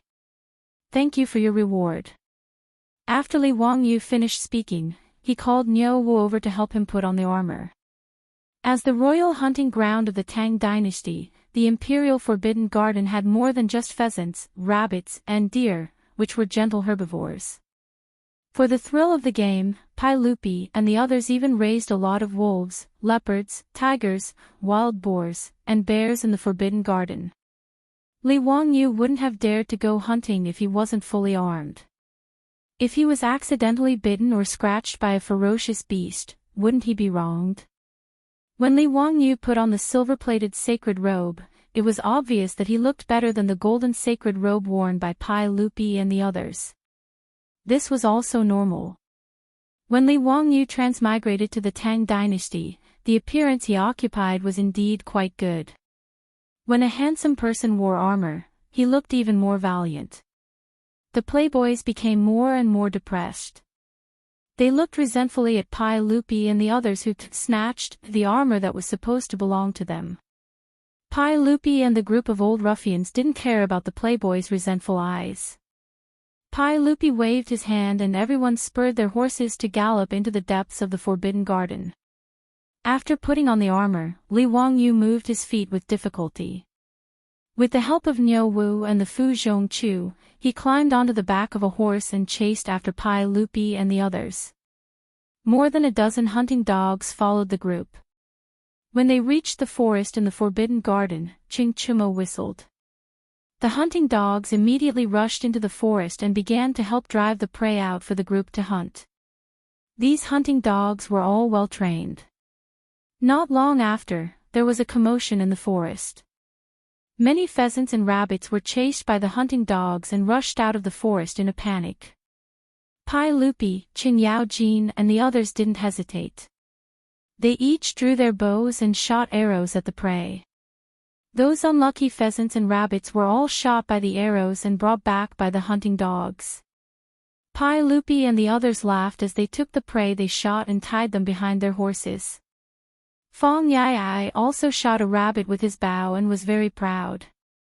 He looked at Li Wangyu who was sitting on the back of a horse and couldn't help but tease, "Zio, why don't I see you?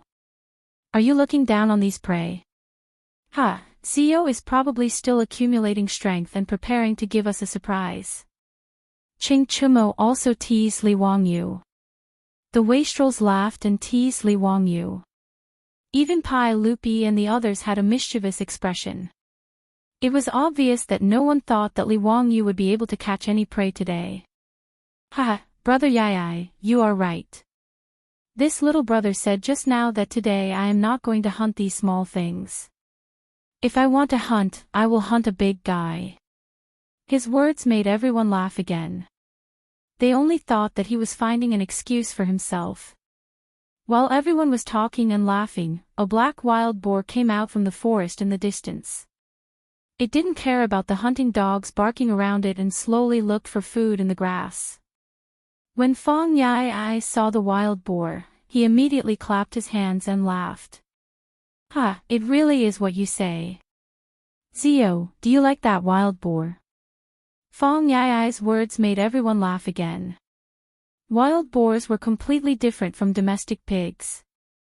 Experienced hunters knew that there were 1 boar, 2 bears, and 3 tigers. Wild boars were much more difficult to deal with than bears and tigers. Wild boars had thick skin and were used to scratching themselves on pine trees. When they were covered in grease and rolled around in the mud, it was almost like wearing a thick layer of armor. It was very difficult to kill a wild boar with a few arrows. When Pai Lupi and the others were hunting, they also didn't want to provoke wild boars. They felt that it was very troublesome. Li Wangyu had just said that he wanted to hunt a big guy. Who would have thought that a wild boar would come out? Now everyone was waiting to see Li Wangyu make a fool of himself. They wanted to see what excuse he would find this time. No one expected that Li Wangyu would actually nod his head in satisfaction. Not bad, this is the prey that this little brother wants to hunt today. Hee, everyone, just watch this little brother's methods. As Li Wangyu spoke, he took down the composite crossbow that was hanging on the horse's back. His actions made everyone stunned. They didn't understand what Li Wangyu was trying to do. Did this guy really think that he could pull the string of this crossbow? Li Wangyu smiled at Pai Lupi and the others, revealing 8 white teeth. This guy was also very mischievous. He deliberately turned his body to the side, away from everyone's gaze, and used the auxiliary winding device on the composite crossbow to hook the string onto the crossbow. The auxiliary winding device on the composite crossbow wasn't complicated. It only used the principle of a lever to drive the hook on the slide rail, hooking the string and moving it backward. Archimedes said, "Give me a fulcrum and I can pry up the entire earth." Compared to prying up the earth, prying up the string of a crossbow was much easier. Therefore, even if Li Wangyu didn't have the strength to truss a chicken, he could still use the auxiliary winding device to pull the 4-stone crossbow. When everyone saw that after Li Wangyu turned around, the composite crossbow in his hand was already pulled and ready to fire, they couldn't help but be dumbfounded. Chang'an looked as if he had seen a ghost. He pointed at Li Wangyu and stuttered, You, what happened to your crossbow? How could you have the strength to pull the string? Pai Lupi and the other dukes were also dumbfounded. Especially Pai Lupi, who had personally pulled the crossbow in Li Wangyu's hand. Even he had to use all his strength to pull the string of the crossbow, so how could Li Wangyu sit on it? Fortunately, everyone hadn't read the Marvel comics of the later generations, and they hadn't seen the Hulk movies. Otherwise, they would have suspected that Li Wangyu had been bitten by an insect, causing his body to mutate. Chapter 771. The debauches were all dumbfounded. They looked at the crossbow in Li Wangyu's hand that was ready to shoot. Brother Chumo, I think my eyes are playing tricks on me. Why do I see that the crossbow in Ziyu's hand is already loaded? Fong Yai muttered. Chang'an rubbed his eyes. He also had a look of disbelief on his face. Brother Yai, I think I saw it too. Chai Lingwu suddenly slapped his thigh. It's a smokescreen. It must be a smokescreen. This kid must have hidden a loaded crossbow on his horse. Just now, when we weren't paying attention, he switched the crossbow. Yes, Brother Lingwu is right. It must be like this. Let's go and search his horse. The debauches all shouted and rushed to Li Wangyu's horse. Li Wangyu didn't know whether to laugh or cry at the debauches' wild imagination. He could only let them search his horse. Chang'an even let him get off the horse. He even lifted the saddle to check it. Li Wangyu was so angry that he wanted to kick him. Damn it, he really doesn't have a brain. The crossbow in his hand was about 1 meter long and the crossbow arm was about 1 meter wide. Would he be able to hide such a large composite crossbow under the saddle? Did this guy think he was a robot cat? Pai Lupi, Qing Yao Jin, and the others also came over. They watched the debauches toss and turn, but naturally, they didn't find anything. Apart from the crossbow in Li Wangyu's hand, there was no other crossbow. Just now, everyone saw very clearly that Niu Wu and Lai Hot's troops were all obediently waiting a few steps behind Li Wangyu. No matter what, they couldn't do anything in front of everyone to help Li Wangyu load the crossbow in his hand. Pai Lupi and the others felt that this was too magical. Could it be that Li Wangyu really had some kind of magic? Pai Lupi, Qingyao, Li Jing, and the others looked at each other and saw a trace of unease in each other's eyes. If Li Wangyu, this brat, really had a way to draw the crossbow, perhaps they would all suffer a loss today. Pai Lupi suddenly felt a little heartache. How could he be so foolish and say that he would give the Sasha du Purple to this kid? Qingyao and the rest looked at each other in dismay. F***ck, they seemed to have promised a lot of good things just now. Could it be that they were really going to give them to Li Wangyu, this stinking brat? But if they wanted to pull their faces down and renege on the debt, it was likely that other than the shameless Qingyao, no one else would do such a thing. Li Wangyu also saw the gloomy expressions on Pai Lupi and the others' faces, and he couldn't help but feel pleased. It was a rare opportunity to make Pai Lupi and the other big shots suffer. Qingyao looked at the swaying wild boar 200 steps away and rolled his eyes. He shamelessly said, "Brat, since you said that you want to shoot that wild boar, then you have to keep your word. If you don't kill that wild boar today, don't blame me for not giving you anything." His words were very hooligan. The conditions that the others had proposed before were that Li Wangyu only needed to hunt the prey. Qingyao words directly increased the difficulty by several times. These shameless words made Pai Lupi feel his face burning. But thinking about his Sasha du Purple, he simply turned his head and pretended that he didn't hear Qingyao words, allowing him to negotiate with Li Wangyu. Li Wangyu also didn't expect this old man to be so shameless, but he also simply nodded his head. Since Uncle Cheng has said so, this nephew will naturally obey. When Qingyao saw that Li Wangyu had agreed so easily, he actually took an inch and wanted a mile. He shouted, "Since you said that you have a 4-stone crossbow, then it must be very powerful. Since that's the case, then don't go near that wild boar. Just shoot that wild boar from this distance. If you can do it, then I will accept my loss and present you with the gift that I promised you with both hands." When Pai Lupi heard his words, his face couldn't help but twitch a few times. He had the urge to slap this shameless old man to death. Shameful, this was too shameful. But when he thought of his beloved Sasha du Purple, Pai Lupi decided to endure it again. Everyone thought that Qingyao was purposely making things difficult for Li Wangyu, but who would have thought that Li Wangyu would simply nod his head again?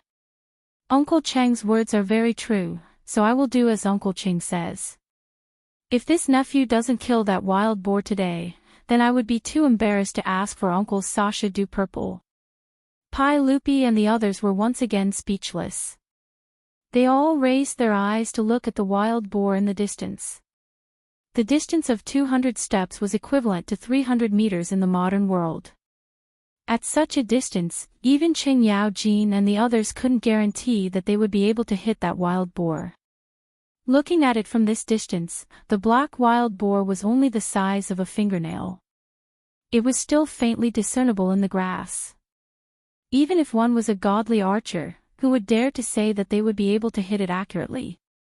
Moreover, even if the arrow could hit the target, at such a distance, the arrow would be like the end of a crossbow. How could it kill that wild boar? If one wanted to kill a wild boar, they had to accurately hit its vital points. Otherwise, even if the arrow pierced through, it would only incite the wild boar's ferocity. Or it would be injured and run away with the arrow. Wanting to kill that wild boar from such a distance was as difficult as ascending to the heavens. Pai Lupi shook his head. Since Li Wangyu was so arrogant, he naturally wouldn't say anything. Being able to protect his beloved Sasha du Purple was the most important thing. Li Wangyu looked at the wild boar in the distance and waved at Niu Wu again. "Niu Wu, bring me the scope." Niu Wu had a silly smile on his face. He took out the scope and handed it to his Langjun. Li Wangyu pressed the scope on the crossbow and moved his eyes closer to it to aim at the target. It had to be said that the craftsmen of the Tang dynasty were quite skilled. The scope was completely made of hand-polished crystal lenses and could magnify up to 8 times. Telescopes and scopes didn't have the concept of how far you could see or how clear you could see. The so-called 8x scope referred to magnifying the image of the target by 8 times. It made the target appear as if it was only 1/8 of the actual distance. For example, at this moment, Li Wangyu was looking at the wild boar 300 meters away through the scope. It was the same as looking at the wild boar 30 to 40 meters away with the naked eye. Although the handmade scope couldn't be as accurate as the precision optical scopes of the future, Li Wangyu confirmed that the error wasn't too big after testing it.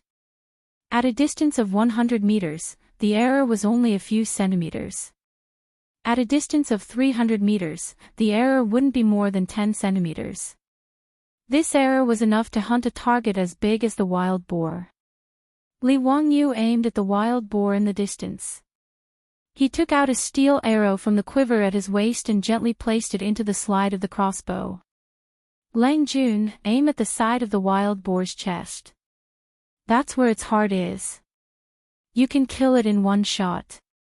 Niu Wu reminded him in a low voice. Li Wangyu nodded and began to adjust his breathing according to Professor Niu Wu's method. He slowly pressed the crosshair of the scope on the wild boar's body. Even Pai Lupi, Qing and the others closed their mouths. They were afraid to disturb Li Wangyu. Everyone's expression was complicated. They were afraid that Li Wangyu could really kill the wild boar, but they were also secretly looking forward to it. Li Wangyu held his breath and focused. His fingers suddenly pressed the trigger of the composite crossbow. Chapter 772. After Li Wangyu pressed the trigger of the composite crossbow, the crossbow string lost its restraints. Under the huge recoil of the spring steel crossbow arm, the fine steel arrow was instantly propelled forward along the rail. In the next moment, Li Wangyu could clearly see through the scope that blood blossomed from the side of the distant wild boar's body. However, after the wild boar was shot, it didn't immediately fall down. Instead, it was as if it had been hit by a paralyzing talisman. Its body immediately stiffened. Pai Lupi and the others didn't have binoculars, so they couldn't clearly see the wild boar situation from 300 meters away. However, after everyone saw Li Wangyu shoot the crossbow arrow, the wild boar didn't move at all. It didn't go crazy from being injured, nor did the wild boar escape. It was as if it didn't feel anything.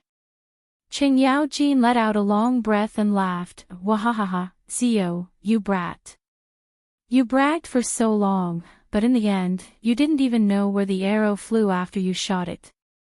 Pai Lupi also laughed. Zio isn't good at shooting, so it's not strange. Fortunately, the wild boar wasn't startled. Zio, you can still shoot a few more arrows and try again. At this time, Li Wangyu directly put away the composite crossbow in his hand. He had already seen very clearly through the scope just now. The crossbow bolt he had just shot out had very accurately pierced into the side of the wild boar's chest. According to Niu Wu, that was where the wild boar's vital point was. After the wild boar was hit by his arrow, not only did it not run, but it also stiffened in place. It was clear that the arrow had directly pierced through its heart. It was a fatal blow, so there was no need to shoot another arrow. Li Wangyu also didn't expect that the first real battle of his composite crossbow would be so perfect. A 200 to 300 pound wild boar was killed by his arrow from 300 meters away. This kind of exciting feeling made Li Wangyu unconsciously secrete adrenaline and his heart beat very quickly. It was said that men's love for guns and crossbows was deeply ingrained in their genes. Li Wangyu hadn't touched a real gun many times in his previous life. Other than shooting a few bullets during military training in school, he really didn't have the chance to touch a gun, let alone use a gun or crossbow to hunt. Li Wangyu loved the composite crossbow in his hands to death. Being able to personally hunt a wild boar with a crossbow made Li Wangyu feel good to the bone. In response to Qing and Pai Lupi's words, Li Wangyu pretentiously blew at the composite crossbow. It was as if the crossbow was emitting smoke like a gun. Finishing arrows. A real man doesn't need to shoot another arrow. Killing with a single arrow is the true essence of life. Chang'an curled his lips in disdain. You sure know how to say beautiful words, but that wild boar is still standing there. Before he could finish his words, he was stunned to see the motionless wild boar in the distance tilt its body and fall to the ground. The hounds that were barking around the wild boar understood and rushed forward. They bit the wild boar's hind leg and tried to drag the wild boar back to claim the credit. But how could these hounds be able to drag a 200 to 300-pound wild boar? No matter how hard they tried, they couldn't make the wild boar move an inch. Li Wangyu saw this scene and his face turned black. Damn, he was going to drag this wild boar back and eat it. This kind of rare wild meat should be worth looking forward to. He had never eaten real wild boar in his previous life. Not to mention how many wild boars there were in China. Even if there were, they would be sold at a sky-high price. It was not something a white-collar worker like him could afford. In fact, Li Wangyu didn't know that the taste of wild boar was not delicious at all. Wild boar had a low fat content, a strong smell, and no fragrance. It also had a strong fishy smell. The meat was hard and dry, and the taste was like chewing wax. There was nothing delicious about it. This was normal. Although domestic pigs were domesticated from wild boars, after generations of domestication, the fragrance of domestic pigs was much better than wild boar meat. But anything in his previous life, as long as it had the word wild meat, it would become very high-end. It represented a green ecology and had a high price. As for the taste, no one really cared about it. Li Wangyu was one of the people who was deceived by the word wild meat. His mind was full of the taste of wild meat. After the wild boar was bitten by these hounds, could it still be eaten? This group of hounds didn't have rabies, right? There was no rabies vaccine in this era. If they were infected with rabies, they would die. Even the gods wouldn't be able to save them. Of course, Li Wangyu also knew that this was nonsense. It was impossible for rabies to remain in food that had been cooked at high temperatures. Moreover, rabies was mainly transmitted through blood.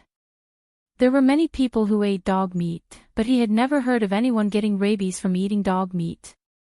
Li Wangyu began to habitually ponder about these nonsensical things, but a bolt of lightning suddenly flashed across his mind. Rabies. He had been thinking about how to deal with Geisaman at Abyss of Death, but he had no idea where to start. But if he could think of a way to infect young Geisaman with rabies, this hero of Goguryeo would be dead for sure. The fatality rate of rabies was 100%. Even in his previous life, when medical technology was so advanced, this was still the case. Since ancient China, the medical school had actually had some understanding of rabies, and there were many ways to treat it. For example, in the Eastern Jin dynasty's emergency prescription for elbow injuries, it was recorded that people bitten by dogs could not endure the slightest stimulation and would be afraid of sound and water. This was a classic symptom of rabies.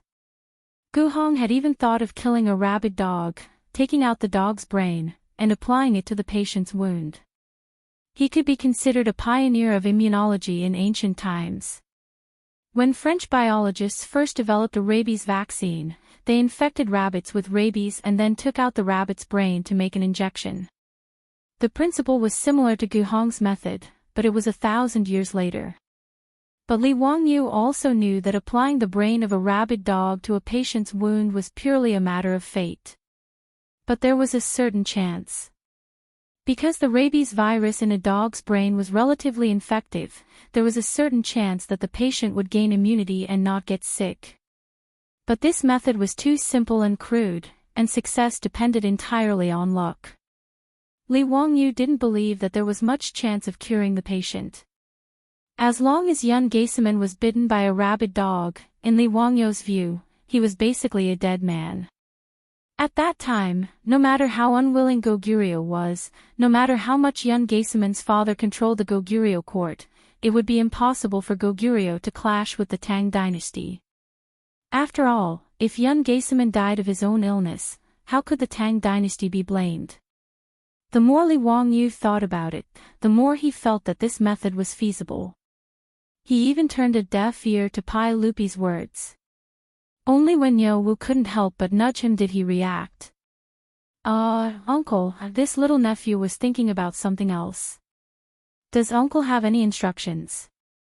Pai Lupi glared at him and pointed at the corpse of the wild boar that had been dragged back. Zio, could it be that your crossbow really has the strength of 4 pickles of flux energy? At such a long distance, your crossbow bolt was actually able to kill it in one shot. This is truly beyond our expectations. When Li Wangyu heard this, he smiled very brightly and replied without answering the question, "Haha, Uncle, I wonder when you can gift me the purple." Chapter 773. Li Wangyu's words angered Pai Lupi so much that he rolled his eyes, his heart filled with regret. He felt that he had lost his mind. How could he have come up with such a rotten idea, saying that he would gift his beloved horse, Sasha Luzi, to him?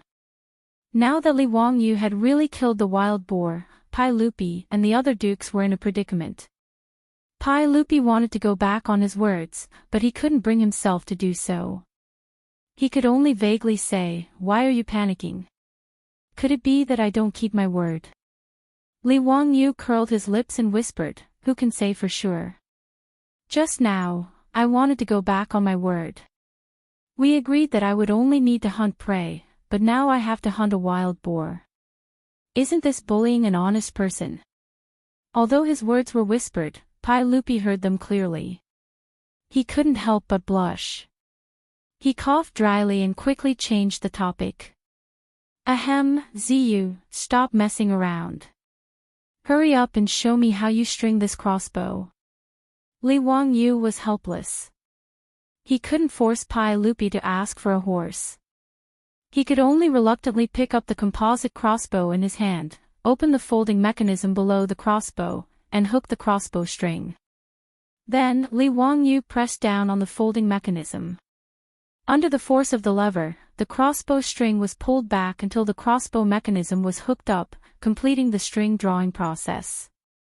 This action stunned Li Er, Qin Yao Jin, and the rest, as well as the group of silk pants.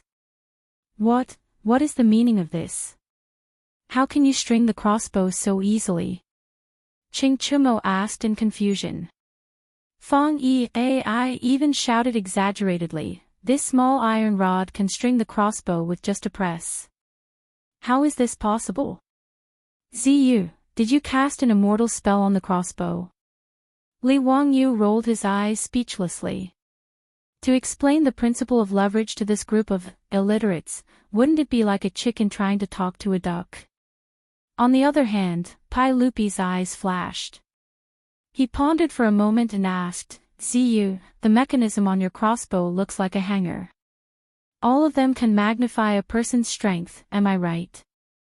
The boom was a lifting machine made using the principle of leverage in ancient China. Li Wangyu didn't think that Pai Lupi would be able to associate the composite crossbow with a hanger just by looking at it. Although Pai Lupi couldn't explain the principle of leverage, Li Wangyu still admired him. "Uncle is indeed wise." "That's right, I used the principle of the hanging rod to think of creating this mechanism to help draw the bowstring. Little nephew calls it an auxiliary winding tool." Pai Lupi nodded and once again took the crossbow from Li Wangyu's hands. After carefully examining it, he shook his head and sighed, "This mechanism is very exquisite. It's a pity that it's too delicate. Moreover, it's made of well-tempered steel. It will be very difficult to promote this item in the military." Li Wangyu had to admit that Pai Lupi's insight was indeed unique. Yen Liben had already lamented about this problem. Although the auxiliary winding tool was useful, it wasn't easy to make and the cost was extremely high. Even if the Tang dynasty was flourishing, they still couldn't afford to use it on a large scale in the military. Li Wangyu didn't have any solution to this problem. After all, the auxiliary winding tool had to pull the bowstring of a few hundred caddies of tension. Naturally, it had to be very strong. Only by forging it with well-tempered steel could the bowstring be pulled without being twisted out of shape. Your Majesty, the bravery of the Tang dynasty's soldiers is unparalleled in the world. Even if we don't use this strong crossbow, what does it matter? Qing Yaojin shouted, unconvinced. Yuqi Jingde and the others also nodded. The strength of the Tang army lay in the powerful cavalry and the bows in their hands. These military leaders of the Tang dynasty didn't like crossbows. In comparison, the convenient bow was more useful for offense, while the crossbow was better for defense. Tang generals like Chu Chu were only thinking about how to go to war, expand the country's territory, and kill the enemy chieftain. Naturally, they had no interest in crossbows. Pai Lupi also knew the moral character of these generals under his command, so he just sighed and didn't say anything more. At least, he continued to fiddle with Li Wangyou's composite crossbow. Pai Lupi took a look at the crossbow's scope and recognized it as a special telescope. He was a little surprised that the telescope and crossbow could be combined like this. No wonder Li Wangyou could accurately kill the wild boar from 300 steps away. He immediately thought that if he ordered people to make a batch of these crossbows and train them, it would be very useful to kill the enemy's commander-in-chief when two armies were facing each other. Pai Lupi silently remembered this matter and planned to order Yan Liben to make a batch of crossbows to try. If Li Wangyou knew what Pai Lupi was thinking, he would probably be shocked. Weren't these the snipers of the future? If Pai Lupi really trained these snipers, the Tang army's vanguard would probably be even more invincible. However, this was all for later, so let's not talk about it for now. Everyone played with Li Wangyou's composite crossbow for a while before continuing to hunt in the Forbidden Garden. Li Wangyou's first hunting trip was quite fruitful. A wild boar weighing more than 200 jin, a few pheasants, a few rabbits, and a deer were dragged back by Niu Wu and his troops. After leaving the Forbidden Garden, Li Wangyou did not return to his mansion in Chang'an City. Instead, he went straight through the city and returned to Dingzhou village. His mind was filled with thoughts of how to use the rabies to kill Yun Geiseman. In fact, there were many ways to quietly kill Yun Geiseman, but Li Wangyou wasn't a killer in the future. He was just an ordinary white-collar worker. It was already very difficult for him to come up with the idea of using rabies to kill someone. Moreover, even if he had thought of using rabies, how to carry it out was still a problem. Sick dogs were easy to find, but how to make those sick dogs bite Yun Geiseman was not easy. Just from how this fellow had been able to use his saber to block that arrow from Chang'an City, one could tell that Yun Geiseman was extremely skilled in martial arts.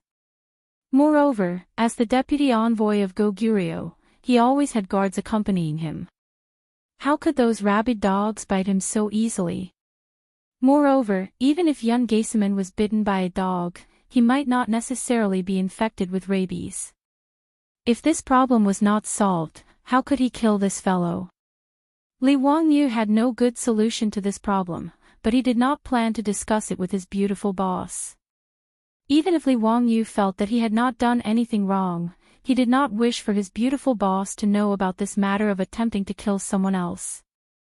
After returning to the Dingzhou County Count's estate, Li Wangyou was just about to soak in the hot spring to relieve his fatigue when the old steward, Li Heng, walked in and reported, Lang Jun, the Dingyuan prefectural duke's estate has sent over 2 Kunlun slaves, saying that they are a gift to thank Lang Jun for the armor. Kunlun slaves. Li Wangyou was stunned, and then he recalled that when Pai Lupi and the other dukes were fighting to give him gifts in the Forbidden Park, the Dingyuan prefectural duke, Zhang Gongjin, seemed to have said that he wanted to give him 2 Kunlun slaves. Back then, there had been too many people who wanted to give gifts, so he had not paid much attention to it. He had only been thinking about Pai Lupi's Sasha Luzi. Now that Zhang Gongjin had really sent over these Kunlun slaves, Li Wangyou could not help but feel a little sick of it. Chapter 774. In later generations, men flaunted their wealth in luxury cars and watches. Of course, there were also pickled vegetables, tea eggs, and wuliangye. In the Tang dynasty, the most awesome three treasures were the Kunlun slaves, the Bodhisattva barbarians, and the Shinluo maids. The Bodhisattva barbarians came from the small countries around the Tang dynasty. Their names were no longer known. Li Wangyu only knew that these barbarian women dressed strangely. Their hair was combed up high, and they wore small golden hats and jade bracelets. They looked a bit like the Bodhisattva in the temple murals. Therefore, these beautiful barbarian women were called the Bodhisattva barbarians. For the nobles and princes in Chang'an, marrying such a concubine and bringing her out was a very glorious thing. The Shinluo maids were women from the Shinluo kingdom on the Korean peninsula. They were docile, well-behaved, and very obedient. Therefore, all the officials and nobles in the Tang dynasty were willing to buy a few Shinluo maids to serve them. In Li Wangyu's mansion, there were Shinluo maids among the maids bought by the old butler Li Heng.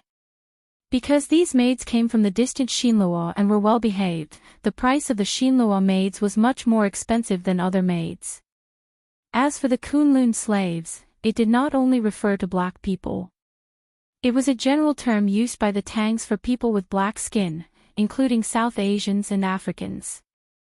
These Kunlun slaves who were sold to Chang'an were strong and could fight. They were the slaves that many playboys in Chang'an liked to take with them when they went out. From Li Wangyu's point of view, the so-called three treasures of Chang'an basically meant that Tyson would be his bodyguard, Fatty D would be his concubine, and Jean Taishi would be his maid. Well, thinking about it this way, it was indeed very ostentatious. In Chang'an City, Li Wangyu had seen many Kunlun slaves. Back then, the old housekeeper Li Heng had also wanted to buy a few Kunlun slaves for the mansion, but he did not manage to do so, which made him very regretful. In fact, for Li Wangyu, it was best if he could not buy them. He did not want to take a few of the black and hard people around Chang'an. Although Li Wangyu was not racist, he did not like black people. Especially after the incident in a university in Huaxia, he was really tired of those black people. Naturally, he did not want to keep any Kunlun slaves in his mansion. Therefore, Zhang Gongjin sent 2 Kunlun slaves as a return gift, which made Li Wangyu a little. In fact, Zhang Gongjin had good intentions. Although Kunlun slaves were not rare in Chang'an City, slaves from Africa or faraway India were also rare. After all, even Xuanzang had to go to India to get the true scripture. It would be even more difficult to transport these slaves. Therefore, the price was price, and price. Due to the scarcity, most of the Kunlun slaves that were sold to Chang'an City were reserved by the nobles and nobles. It was difficult for ordinary people to buy them even if they had money. At least, the old housekeeper Li Heng was not able to buy a Kunlun slave. Although Li Wangyu did not like this gift, since it was given by Zhang Gongjin with good intentions, it would be inappropriate if he did not accept it. He could only wave his hand helplessly, indicating to Li Heng to accept them first and think of a way to deal with them later. At most, he could give them to Qing Chumo and the other rich people. It was not a big deal. Li Wangyu did not care too much about this matter. He casually gave an order and went to soak in the hot spring. This guy was thinking about how to carry out this perfect murder. Why would he care about these trivial matters? He did not like the Kunlun slaves, so he would let Li Heng send them far away. It was not worth his effort. Soaking in the warm pool water, Li Wangyu closed his eyes and let the maidservants beside him massage his back. He was very comfortable. This person really did go from frugal to extravagant. Back then, he had looked down on Pai Lupi and Qing Yaojin for not wanting Phyrus. These men were naked and let their beautiful maidservants attend to them. But now, he had slowly gotten used to this and did not feel ashamed or embarrassed. As he enjoyed the soft massages from behind him, Li Wangyu pondered how to deal with Geisaman in the abyss of death. It was truly not easy to have a mad dog bite young Geisaman.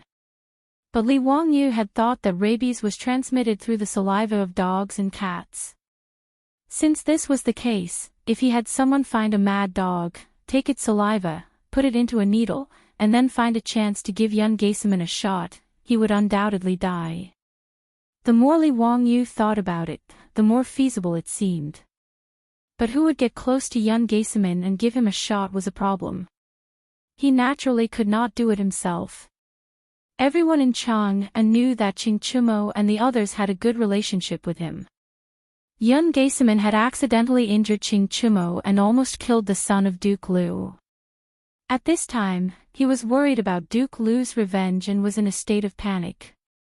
If he rashly went to the Chamberlain of Dependencies to make friends with young Geiseman, he would probably be suspected. Moreover, Li Wangyu was not an extremely shrewd person.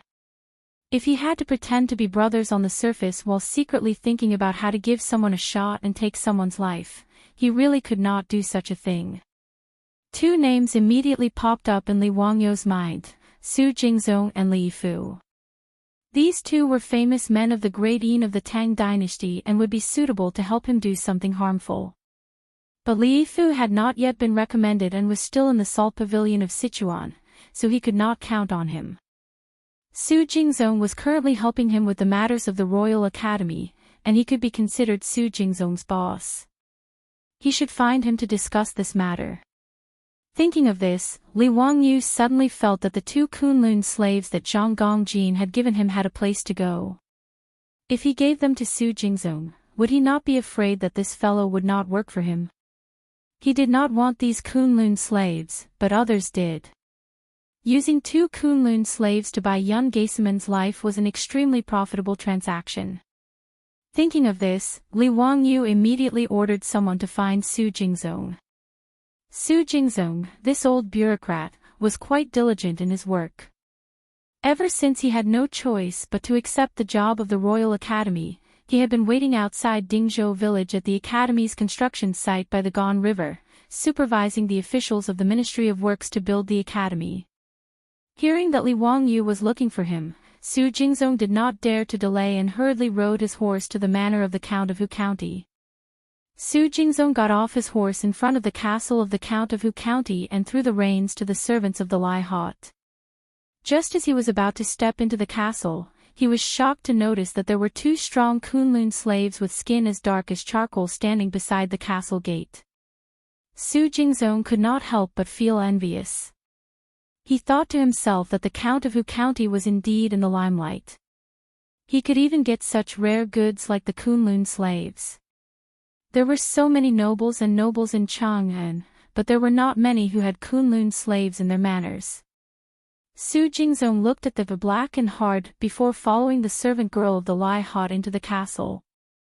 Chapter 775.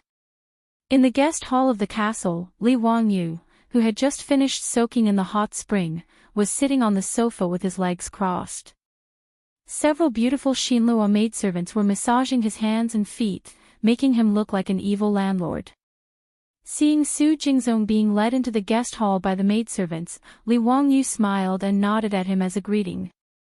He also indicated that Su Jingzong did not need to be polite and should sit down and talk. Su Jingzong respectfully gave Li Wangyu a full bow before carefully sitting down on the sofa. He tried his best to straighten his back, but in his heart, he didn't forget to curse the county count's mansion for being too unruly. For example, the sofa he was sitting on was comfortable, but it didn't have any image to speak of. It was impossible for him to sit upright and still. Moreover, in Su Jingzong's opinion, there were no rules between the maidservants and the master of the county count's estate. Li Wangyu stretched out his hand to touch the beautiful servant girl's soft breasts, but the servant girl gently slapped his hand away. What kind of scandal was this? The maidservant dared to slap the master's hand in such an unruly manner. According to the laws of the Tang Empire, she could be beaten to death. However, not only was the county count not angry, he even turned his head to tease the maidservant with a smile. Su Jingzong inwardly cursed, this county count is really tolerant of his servants. He's not afraid of losing respect. The maidservants in his residence, not to mention touching their hands, even if he was in the mood, he could directly press them onto the bed. Which of those maidservants would dare to say no? Su Jingzong didn't need to worry about the matters of the county count's estate. He could only dryly cough and ask, "Dare I ask the count, why have you called me here today?" Su Jingzong didn't feel ashamed. The vice principal of the Royal Academy called Li Wangyu, a fourth-rank county count who had founded the Tang Empire, count, and even called himself a lowly official. This could be considered as groveling. However, Su Jingzong didn't think this way. He knew that although the saint was the principal of the Royal Academy in name, in reality, all matters of the Royal Academy were decided by the young man in front of him. As for his official rank, was that important? In Su Jingzong's eyes, the young man in front of him was a very thick thigh. Since he had already boarded Li Wangyu's ship, he naturally had to hold on tight. Li Wangyu was already used to Su Jingzong's humility. He nodded carelessly. Just as he was about to instruct the maidservants in the reception room to leave, he saw his beautiful superior walk in. Su Jingzong didn't dare to be arrogant and quickly stood up to greet Su Changqing. Su Jingzong was a rank 3 official in the imperial court. It was embarrassing for him to bow to the woman of the county count who founded the country, but Su Jingzong didn't care about that. After all, after becoming familiar with Li Wangyu, he could tell that the person with the most authority in Noda County Count whose residence was not the county count who himself, but this beautiful woman. Although he was somewhat contemptuous of the county count whose henpecked attitude, it did not affect his respectful attitude towards Su Changqing. Su Changqing returned Su Jingzong's greeting and then asked with a smile as beautiful as a flower, "Principal Su, when is your birthday? Do you know what constellation you have? How about I calculate your horoscope for you?" Li Wangyu speechlessly placed a hand to his forehead and inwardly groaned. Ever since he learned from Yan Liben that the Tang also knew about the 12 constellations and informed his beautiful superior of this matter, this woman seemed to have been possessed. Whenever she saw someone, she would ask about their birthday and horoscope, and then she would analyze their temperament and calculate their recent fortune. Within the county count whose residence in Noda, the more than 100 maidservants and soldiers had almost all been calculated by their beautiful superior. In the Tang dynasty, only a very small number of high-level intellectuals knew about the 12 constellations. Ordinary people knew nothing about them. These maidservants and soldiers did not know anything about the 12 constellations, but they did not know anything about them. They treated their beautiful superior's words as if they were gods. In the future, even horoscope calculation websites were very popular, let alone the Tang people.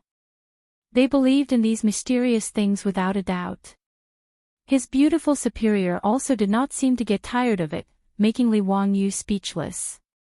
In reality, although Su Changqing liked to study the constellations in the future, it was only for entertainment after tea. He would not be so obsessed. Life in the Tang dynasty was simply too boring for modern people, which was why she was so excited when she learned that the 12 constellations had been introduced into the Tang dynasty. Li Wangyu originally did not understand why most women liked constellations. He had even searched for this on Baidu and learned about a term called the Barnum effect. This theory said that people would easily believe that a general and popular personality was suitable for them, even if this personality was empty. The description of the constellations was a very typical Barnum effect. And women were naturally prone to the Barnum effect. Li Wangyu did not know if this was true or not, so he could only believe it for now. Facing Su Changqing's question, Su Jingzong was also stunned. He did not understand what she meant. After a while, he replied, "I was born in the 11th month of the lunar calendar. I know the 12 constellations. If I'm not wrong, I have the Scorpio life body." Su Changqing immediately said, "The Scorpio life body's guardian star is Pluto, so Scorpio constellation has a mysterious characteristic. It is energetic, jealous, possessive, and holds grudges. Its actions are not bad, but its opinions are lacking. But this year, Scorpio career is developing like a fish in water." His beautiful superior talked endlessly about Scorpio constellation's fate and analysis, making Su Jingzong stunned. He nodded his head, feeling that Su Changqing's words were completely in line with his personality. He had never seen someone use such straightforward words to describe his fate and fate. Su Jingzong was naturally not one of the servant girls in the Hu County Count's household. He knew of the 12 constellations from Indian Buddhism and had even discussed the fate of the 12 constellations with the eminent monks. But in Su Jingzong's view, the eminent monk who had discussed the 12 constellations with him was far less knowledgeable about the constellations than Su Changqing, the wife of the Hu County Count. Su Jingzong's thoughts were not wrong, but in terms of knowledge about the constellations, the eminent monks were not as good as Su Changqing. Of course, this was very normal. In the future, the study of astrology in the West had even become a professional course in universities. Although his beautiful superior was not that professional, compared to the ancient people from 1,000 years ago, there was probably no one in the world who understood the fate of the constellations better than her. Of course, Li Wangyu did not believe in the constellations at all. But if he could use this to fool the Tang people, it would be a wonderful thing. At the very least, he could not think of a way to make the stubborn Pai Lupi and Empress Zhangsun agree to let him marry his beautiful superior as his wife. He might as well try and see if the fate of the constellations could create some other opportunities for them. In any case, Li Wangyu would not accept marrying another woman as his wife. He could take in a few more concubines, but his wife had to be Su Changqing. Since Pai Lupi and Empress Zhangsun emphasized so much about matching in terms of social status, if he could package Su Changqing as the master of horoscope divination of the Tang dynasty, he might be able to make these two meddlesome in-laws agree. Thinking of this, Li Wangyu naturally smiled as he watched Su Changqing trick Su Jingzong, treating it all as an experiment. Li Wangyu could see that Su Jingzong's experimental subject was surprisingly effective. As his beautiful superior spoke, the expression on Li Wangyu's face became increasingly solemn and respectful. Chapter 776. His beautiful superior's analysis of Scorpio's character and numerology had fooled Su Jingzong. Although Su Jingzong did not understand a lot of Su Changqing's words, it did not affect him from understanding the general meaning. For example, what kind of planet was Pluto? Of course, Su Jingzong had never heard of it. This dwarf planet, which was invisible to the naked eye and was expelled from the solar system, was only officially discovered in 1930. If Su Jingzong knew about it, then he would be damned. But this did not prevent him from imagining the meaning in his own mind. Pluto, as the name suggests, must be the king of the netherworld. Pluto should be an unknown constellation that he did not know about. These things that Su Jingzong did not understand made him listen more carefully. It had to be said that there was a reason why the study of constellations in the future could attract a large number of fans. Not to mention that the Tang people originally believed in those mysterious things without a doubt. The constellation numerology that Su Changqing talked about was the accumulated knowledge of the later generations over thousands of years. Naturally, Su Jingzong was stunned. Different from the servant girls in Lai Hot, Su Jingzong was not only a listener when Su Changqing talked about the constellation numerology, but he also gave his own opinions from time to time. This made Su Changqing more talkative. Li Wangyu naturally had no interest in these. He was about to yawn as he listened. He also did not understand why a top student from the University of Pennsylvania, the city's white-bone fairy, and the beautiful superior of a professional woman, would be so obsessed with constellations. But since his beautiful superior was interested, he naturally would not disturb her. He simply let the servant girl continue to massage him. He closed his eyes and leaned against the sofa to take a nap. When he woke up, he asked the servant girl next to him and found out that he had slept for almost 2 hours. And the constellation exchange meeting between his beautiful superior and Su Jingzong finally came to an end. Su Jingzong stood up again and respectfully bowed to Su Changqing. "Thank you, Master Su, for clearing my doubts. It turns out that the constellation numerology is so profound. In the future, this Su will have to consult Grand Master Su. I hope that Grand Master Su will not be stingy with his guidance. Originally, Su Jingzong's attitude towards Su Changqing was extremely respectful, but he only called her Lady Su because of Li Wangyu's face. At this moment, Su Jingzong changed his way of addressing Su Changqing as Master Su, which surprised Li Wangyu. In the Tang dynasty, the term Great Master was not only used by the close eunuchs of the emperor to address the emperor, but it was also used by daughters-in-law to address their mother-in-law respectfully. In addition, there was another way to address women who were knowledgeable and learned. Of course, the pronunciations of these three great masters were different. The first two pronunciations were the same as in the future, and the Great Master Su, that Su Jingzong called Su Changqing, had the same pronunciation as Great Aunt Su. Li Wangyu was wondering if Su Jingzong was flattering him. His beautiful superior casually talked about constellations. How could he have the nerve to call her Great Master? In history, women who could be called Great Masters were all people who left their names in the history books. Su Jingzong just listened to his beautiful superior talk about constellations for half a day and called her Great Master. Wasn't this a bit too shameless? Although with his beautiful superior's talent, there was probably no woman in the world who could compare to her. Chapter 777. Li Wangyu and Qing Chumo's group of wastrels were so close that they were practically wearing the same pants. This was something that everyone in Chang'an knew. Moreover, Qing Chumo had been accidentally injured this time, causing him to lose blood and go into shock. Even Zhang Baozong and Lu Xinwei were helpless. It was only after Li Wangyu gave him his blood that Qing Chumo was pulled back from the gates of hell. This matter had spread like wildfire in Chang'an, and everyone knew about it. Su Jingzong didn't understand what Li Wangyu meant by asking this. The Count and the young Duke are as close as brothers. This lowly official heard that the young Duke lost too much blood this time. It was the Count who gave his blood to him to save the young Duke. Li Wangyu nodded, a pained expression on his face. General Su is right. Brother Chumo and I are as close as blood and flesh. He was injured by the Goguryeo deputy envoy for no reason. If I hadn't arrived in time, I'm afraid that we would have been separated by life and death. Every time I think of Brother Chumo's bloody appearance that day, I feel a heart-wrenching pain.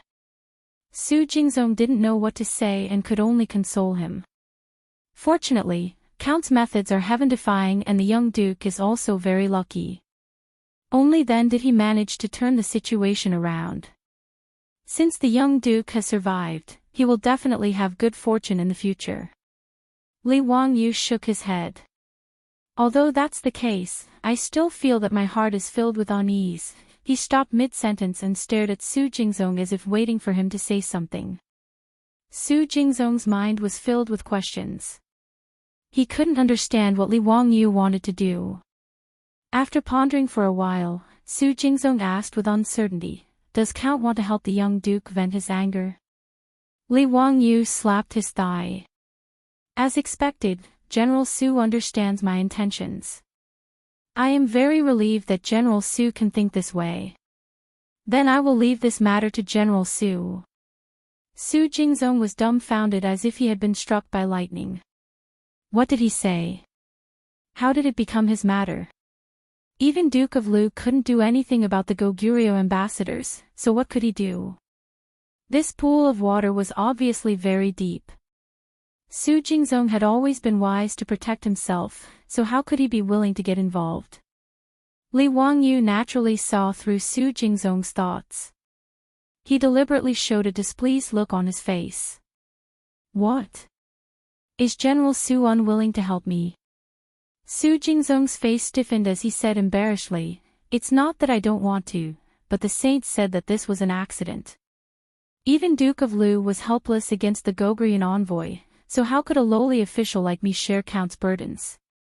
Wouldn't it be a sin if we delay your important matters? Li Wangyu chuckled and said, "This matter is actually very simple. It's just that it's not convenient for me to make an appearance. That's why I asked for your help. It's not that I want to make things difficult for you. This. Even if Su Jingzong used his knees to think, he knew that what Li Wangyu wanted him to do was definitely not something simple. For a moment, he didn't know how to answer. Su Jingzong didn't want to be a busybody, but he was worried that he would leave a bad impression in Li Wangyu's heart. For a moment, he was in a dilemma. Li Wangyu naturally understood Su Jingzong's concerns. He straightforwardly threw out his bait. "General Su, have you seen the Kunlun slaves in my residence?" "Of course I have. Count, you were even able to obtain such rare goods. This humble official admires you. General Su also likes Kunlun slaves. Why don't you buy a few?" Su Jingzong smiled bitterly and said, "To tell you the truth, which of the hundreds of officials and nobles in Chang'an doesn't want to keep a few Kunlun slaves? It's just that Kunlun slaves are too rare. Every year, there are only about 100 Kunlun slaves sold to Chang'an through the trade route. They are basically divided among the 5 families, 7 families, and the princes and dukes. Even if I like them, I can't buy them." His answer was naturally within Li Wangyu's expectations. Therefore, this fellow was even happier. "General Su, if you can help me vent the anger in my heart, how about I give you a Kunlun slave?" Su Jingzong's eyes instantly widened. He didn't dare to believe Li Wangyu's words. This temptation was not small. It must be known that even Zhang Gongjin, the founding duke, felt his heart bleed when he gave away 2 Kunlun slaves. Even though Su Jingzong was the vice principal of the Royal Academy, a lower rank 3 official, it was still extremely difficult for him to obtain a Kunlun slave. He was just about to nod in agreement when he suddenly realized the Count who was willing to put in so much effort. This matter was probably not going to be easy. Logically speaking, whether it was Duke Lu or Count Hu, if they wanted to make trouble for the Goguryeo diplomatic mission in Chang'an, even with the Saint's ban, it would be difficult to stop them. Even if they found someone to sneak into the Chamberlain of Dependencies and beat the Goguryeo diplomatic mission half to death, it wouldn't be a big deal. No matter how Su Jingzong thought about it, he couldn't figure out why Li Wangyu would use him, even going so far as to use Kunlun slaves as a reward to tempt him. He was greedy, but he wasn't stupid. Humans would die for wealth, and birds would die for food. This was something he understood. Su Jingzong swallowed a mouthful of saliva with difficulty and wiped the cold sweat from his forehead. He asked, "Count, how do you want to vent your anger on the young duke? What can this lowly official do for Count?" Seeing his nervous appearance, Li Wangyu's smile became even more relaxed. It's actually very simple. You just need General Su to befriend that Goguryeo Deputy Ambassador Yun Gaesaman and invite him to the Peace Square or the Hu Taverns to drink and make friends.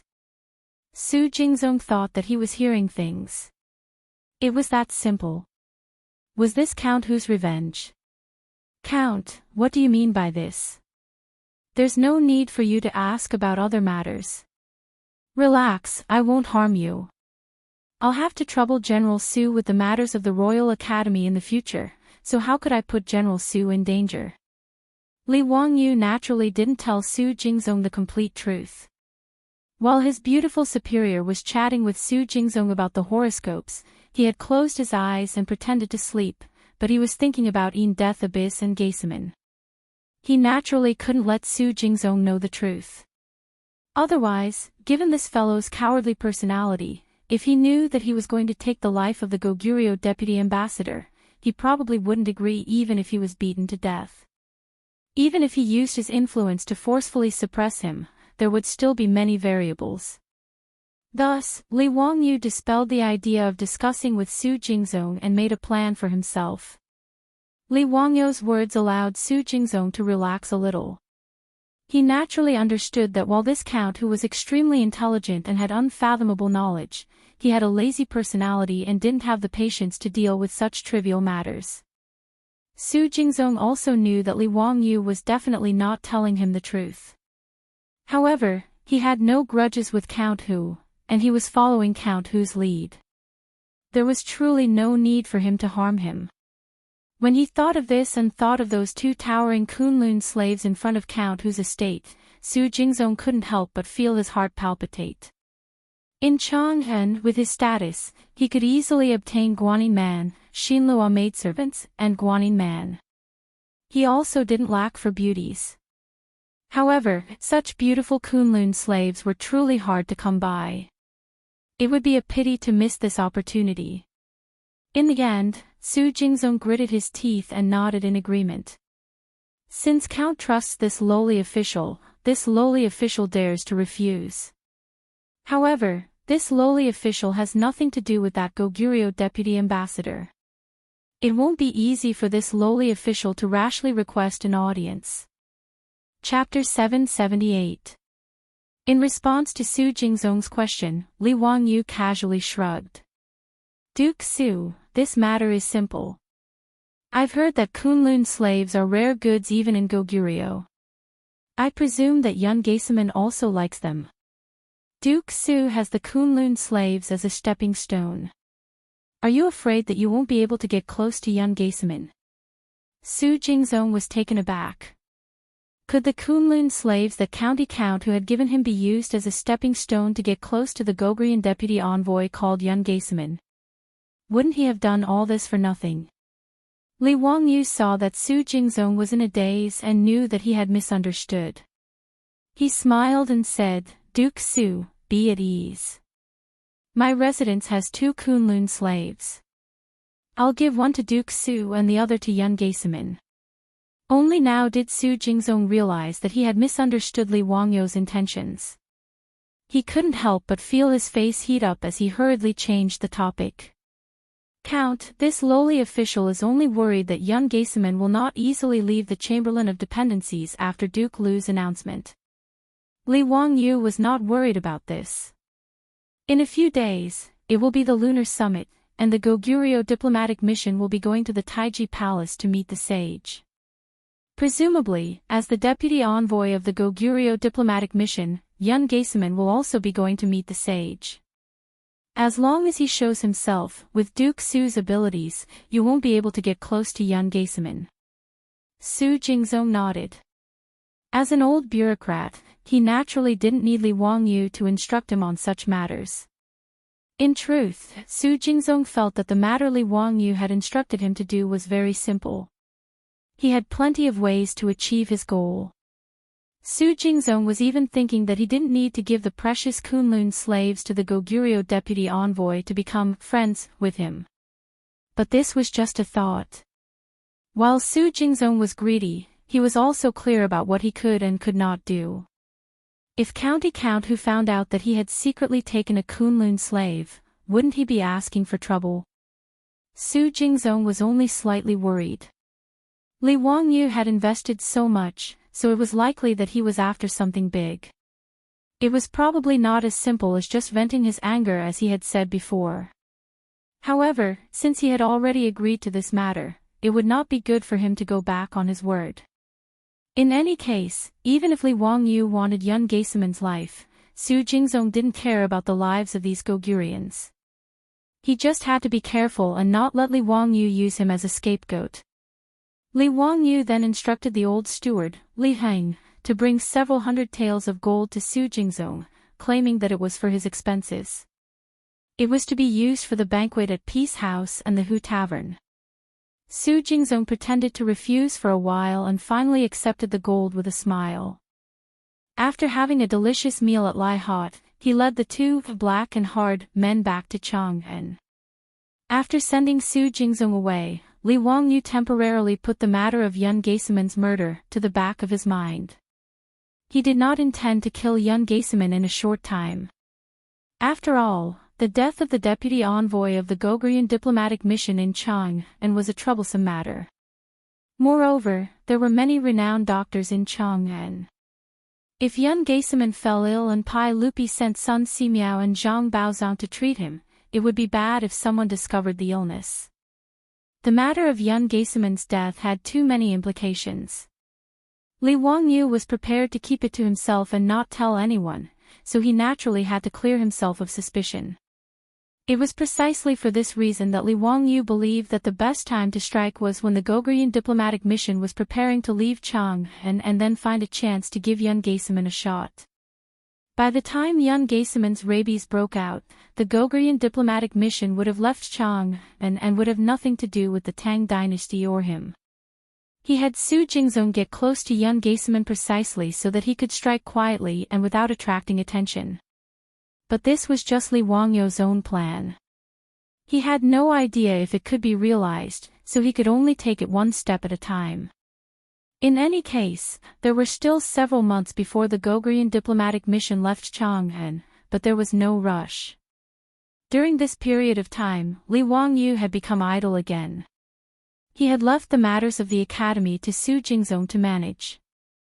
Back then, when he was recruiting new students from the Imperial College, he had used a set of psychological tests to filter out more than 100 pure and patient students.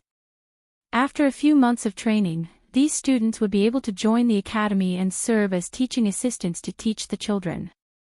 But Li Wangyu, this lazy bum, didn't even want to do such a thing. He shamelessly threw this matter to his beautiful superior. In his words, his beautiful superior had often trained new employees in the company and was very experienced. In this regard, the beautiful boss just rolled her eyes at him, and then happily ran off to teach the group of rookies in the workplace. Li Wangyu couldn't help but secretly laugh at this. He naturally knew that his beautiful superior wouldn't refuse him. First of all, the beautiful boss was also bored. Although she was in charge of the Shun Phone Carriage Company, the underwear store, and other industries, the army of women she led had now grown up and managed those industries in an orderly manner. There was almost no need for her to personally go out and work every day. Recently, she had been spending more and more time at the county magistrate's estate in Dingzhou, and she had become more and more proficient at mahjong. Even Li Wangyu was no match for her. Moreover, to be able to train a bunch of rookies was an interesting matter for his beautiful superior. The Tang dynasty was a society where men reigned supreme. As a professional woman of the future, she was naturally very unhappy, but there was nothing she could do. Li Wangyu naturally understood the disappointment in his beautiful boss's heart, so he deliberately let her train that group of scholars. To be able to give instructions to more than 100 Tang dynasty scholars was naturally a form of mental pressure for his beautiful superior. Li Wangyu didn't care whether those Tang dynasty scholars would be unhappy to be taught by a woman or not. Ever since Pai Lupi was prepared to personally become the president of the Royal Academy, and even the vice president was a lower third-rank official in the imperial court, the Royal Academy was no longer a grassroots organization. Those students who had left in anger because they thought that Li Wangyu had deliberately humiliated them were now regretting it so much that their intestines turned green. There were also countless scholars who wanted to enter the Royal Academy to teach. If Li Wangyu was willing, he could easily recruit 10 times the number of scholars, let alone 100. It was hard to find a three-legged bastard, but there was no lack of two-legged scholars. Moreover, the Tang dynasty's academy treated them well. Under such circumstances, if anyone dared to cause trouble because his beautiful superior was going to train them, Li Wangyu wouldn't mind making an example out of them and kicking them out. As a wife-protecting maniac, Li Wangyu dared to make his beautiful superior unhappy for the rest of his life. After throwing these troublesome matters out of the way, Li Wangyu was free again. Looking at the blonde beauty who was swaying in front of him every day, Li Wangyu couldn't help but ponder over the words his beautiful superior had said that day. Taking Aphrodite, who wasn't even 16 years old, into his room, was he too much of a beast? But compared to being worse than a beast, wasn't it acceptable to be a little more beastly? At this thought, Li Wangyu couldn't help but let his imagination run wild. He gritted his teeth, called Niu Wu, and rode straight to Chang'an City. Chapter 779. Li Wangyu had only gone to Chang'an for one thing, and that was to buy a piece of land. The purpose of buying land was, of course, to build the theater that he and his beautiful superior were planning. The theater was naturally for the performance, and the performance needed someone to manage it. That person was, of course, his beautiful blonde, Aphrodite. Then, a certain someone could openly take the blonde into his room. It had to be said that a man needed motivation to do something. It was not easy to buy a suitable piece of land in noted Chang'an city, but this was not a problem for someone of Li Wangyou's status. Lu Dehang and Cui Zhuo went straight to Chang'an and Wanyan counties.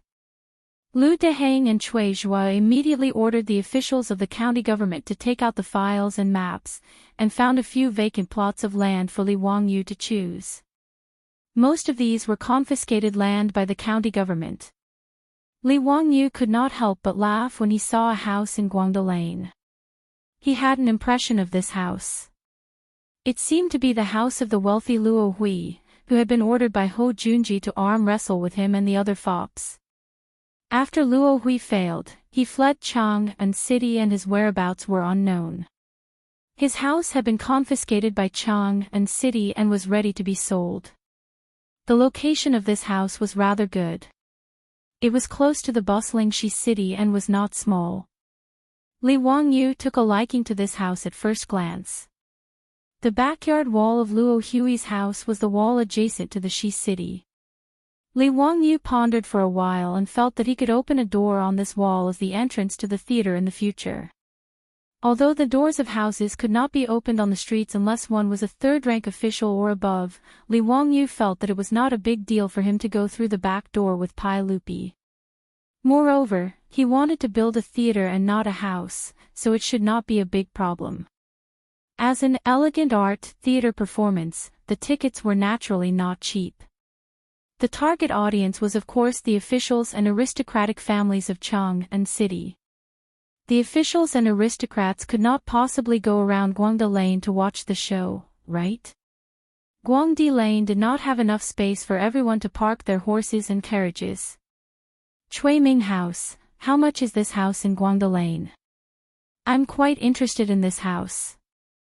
Cui Zhuo smiled fawningly and said, County Count Hu, this house belongs to Luo Hui, who has no criminal record in the county. It's not worth much. If County Count Hu is interested, you can just give him a few tens of thousands. Li Wangyou naturally knew that Cui Zhuo was trying to curry favor with him, but with his current net worth, he disdained to take advantage of such a situation. Luo Hui's house in Guangde Lane was in an excellent location. According to the current market price in Chang'an, it would not be less than 1,000,000 yuan, or even more. If he really only gave a few tens of thousands of dollars, it would not be worth it if someone caught him and impeached him in the future. I appreciate Cui Ming House's good intentions, but this house will be sold at the market price, Li Wangyou said calmly. Cui Zhuo could only smile awkwardly. He stretched out his hand to summon an official from the Ministry of Civil Affairs and asked, How much is this house in Guangde Lane? According to the current market price in Ming House, it should be 2,000,000 yuan. 2,000,000 yuan was about 8,000,000 yuan in the future. It was actually quite cheap to buy a house that occupied a few acres of land. Li Wangyou could not help but curse the black-hearted developers in the future when he thought of the 100-square-meter house he bought with a loan of more than 2,000,000 yuan. Okay, I'll buy this house at this price. I'll have someone send the gold later. Li Wangyou did not hesitate at all and immediately made the decision. Cui Zhuo nodded repeatedly. He did not care whether he received the money or not, and immediately ordered the official from the Ministry of Civil Affairs to process the title deed for Li Wangyou. Li Wangyou did not refuse. After all, he did not lack the money from Chang'an, so he did not hold back. After drinking 2 cups of tea with Cui Zhuo, the official from the county government completed a series of procedures. The house that occupied a few acres of land in Guangde Lane was now Li Wangyou's property. After receiving the title deed, which was still wet with ink, Li Wangyou smiled at Cui Zhuo and said, Cui Ming House, I don't need to trouble you for one thing. I'll have to trouble you to find some craftsmen to demolish the house for me. Ah. Demolish? Li Wangyou's words stunned Cui Zhuo. He had also seen Luo Hui's house. It was beautifully renovated, and the carved beams and painted rafters had been put in a lot of money. In his opinion, although the house was only a civilian house, it did not match Li Wangyu's status as the county earl who founded the country. However, he could just find some craftsmen to renovate and expand it. Why did he have to demolish it? That would be too extravagant. Li Wangyu smiled and said, I don't intend to use this land for living. Naturally, I have to demolish it and rebuild it. Cui Zhua asked cautiously, May I ask, what do you plan to build? Is there anything I can do to help? Nothing much. I just plan to build a theater for watching plays. Watching plays. Theater. Cui Zhua did not understand what Li Wangyu was saying, but he did not dare to continue asking. He could only pretend to understand and nodded. He planned to find someone to ask what a theater was.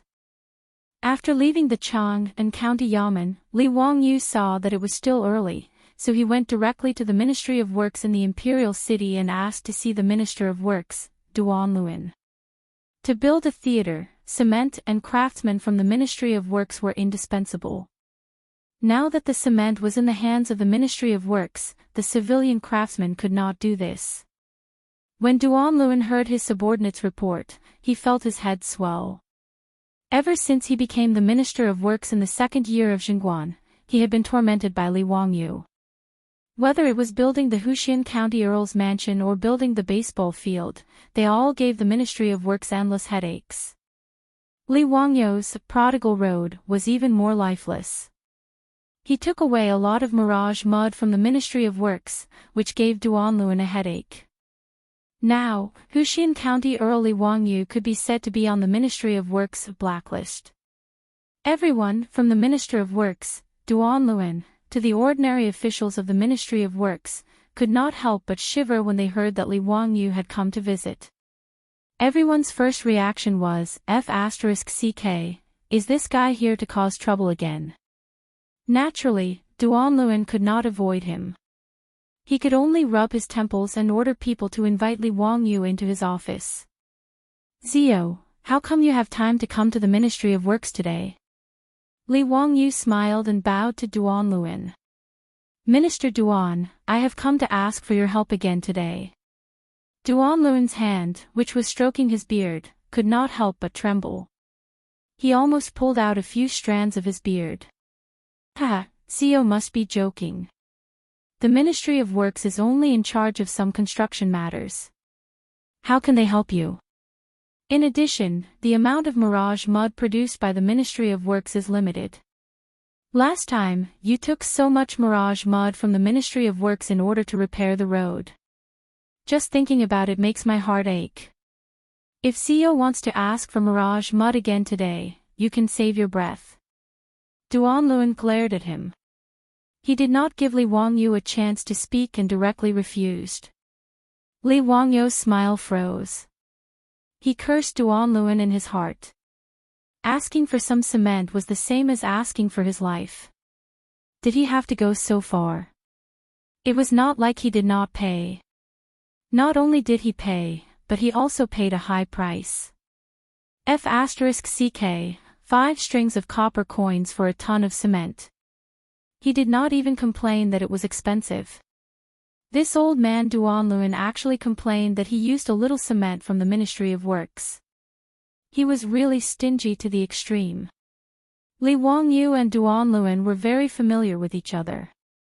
He knew that the old man was joking with him, so he decided to act shamelessly. Minister Duan, I really did come today for the mirage mud. If you don't give me the mirage mud today, I will not leave. You won't leave. That's fine. Since Zio is willing to stay in the Ministry of Works, I will let the night watchman on duty go home. I can't ask for more than for Zio to lead your troops to help me on duty. Duan's words almost made Li Wangyu's nose crooked from anger. Why did this old man not play by the rules? Chapter 780. If Duan refused to sell him the cement, Li Wangyu would never be able to build the theater. Li Wangyu pulled a long face and replied to Duan's teasing with a mischievous smile, Hee, Minister Duan, isn't it just some mirage mud? Do you really think it's a treasure? Besides, you can't burn the bridge after crossing the river. This mirage mud was given to the saint by me. The Ministry of Works got the recipe for mirage mud for free. Shouldn't they give me some? Besides, I spent a lot of money to buy it from the Ministry of Works. It's not like I took it for free. Duan Luan heard this and glared at him. Zio, you still have the nerve to say that. This mirage mud is so precious, but you used it to pave roads. Do you know how many fortresses and cities at the border are waiting for the mirage mud to be repaired and strengthened? How can you waste it for no reason? Li Wangyu naturally knew that Duan Luan was telling the truth. Ever since Pai Lupi and the others learned about cement, they immediately thought of using it to strengthen the city walls and fortresses. Li Wangyu could understand using cement for military purposes, but it was also proper business for him to build roads and theaters. In the end, the production of cement was too low. Li Wangyu touched his nose and smiled. If the production of mirage mud is not enough, then we can increase it. Why does Minister Duan make things difficult for me? I have great use for the mirage mud. It's easy for you to say. Mirage mud needs lime to be burned. Now that the production of lime is not enough, how can it be easy to increase the production? When Li Wangyu heard Duan Luan's words, he couldn't help but think of the undiscovered lime mines in Hu County. Originally, he wanted to monopolize the lime mines, but there were too many things to do, so he completely forgot about it. After thinking about the many troubles of opening the mines himself, Li Wangyu, a lazy person, simply gave up on this idea. It seemed that he had to take the old path, which was to cooperate with others and let them manage the lime mines while he waited for the profits. However, he did not want to be a partner in this business with Pai Lupi. Should he ask Pai Lupi to sell the lime to the Ministry of Works? Wasn't this taking money out of his own pocket? Li Wangyu thought about it. Why not take care of Qing Yaojin and those old hooligans? Qin Qiong, Yuqi Jingde, Chai Shao, these dukes could also be pulled in for a share. After all, there were plenty of lime mines in the Guanzhong Path, and he could easily form a partnership with a public house. At the thought that all the Grand Dukes of the Tang dynasty were his partners, Li Wangyu could not help laughing. Let's see who else would dare to provoke me in the future. Ho Junji, Zhang Liang, and those people with 5 surnames and 7 nobles. Would they dare to fall out with a group of dukes? When Li Wangyu thought of this, he couldn't help but chuckle. This made Duan Luan extremely surprised. He couldn't figure out what was wrong with this kid. After Li Wangyu came to his senses, he said seriously, Minister Duan, if I can get you a large amount of lime, would you be willing to buy it?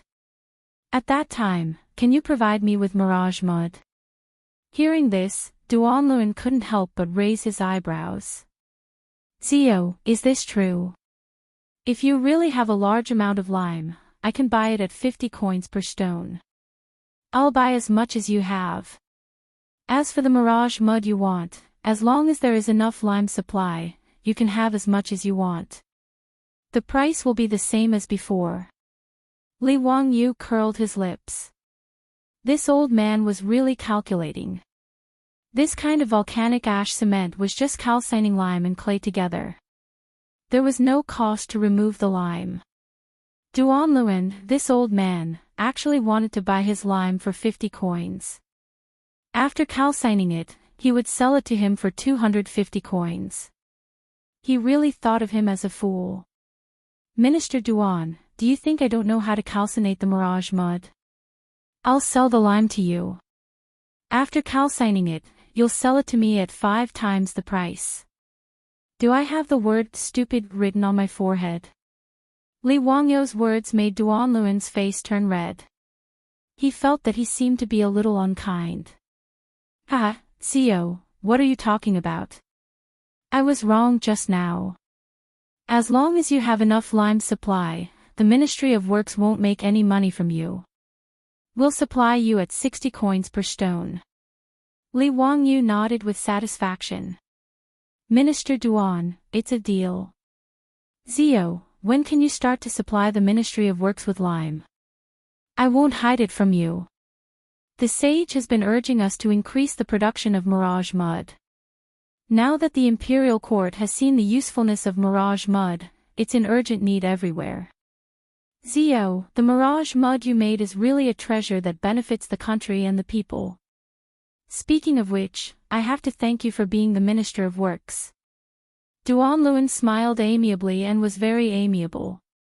Li Wangyu silently rolled his eyes. He thought that Duanluan, this old man, said nice words. In the end, when he wanted to get some cement from the Ministry of Works, this old man blew his beard and glared at him, refusing in every way possible. It was as if he had gone to his house to rob him. When Li Wangyu heard that he could supply lime, he immediately changed his face. This made Li Wangyu wonder if this old man had learned the Sichuan opera's face-changing skills. Bah, in the Tang dynasty, from Pai Lupi to these high officials in the imperial court, none of them were good people. They only knew how to bully an honest person like him. However, whether it was Duanluan or the bad-tempered Wei Jing, they were very much to Li Wangyu's liking. This group of lovable and hateful officials of the Tang dynasty. Minister Duan, there's no rush for lime. Hee, the mine hasn't been opened yet. As for the mirage mud, this nephew needs it urgently. How about you give me 1,000 stones first? When Duanluan heard this, the smile on his face disappeared.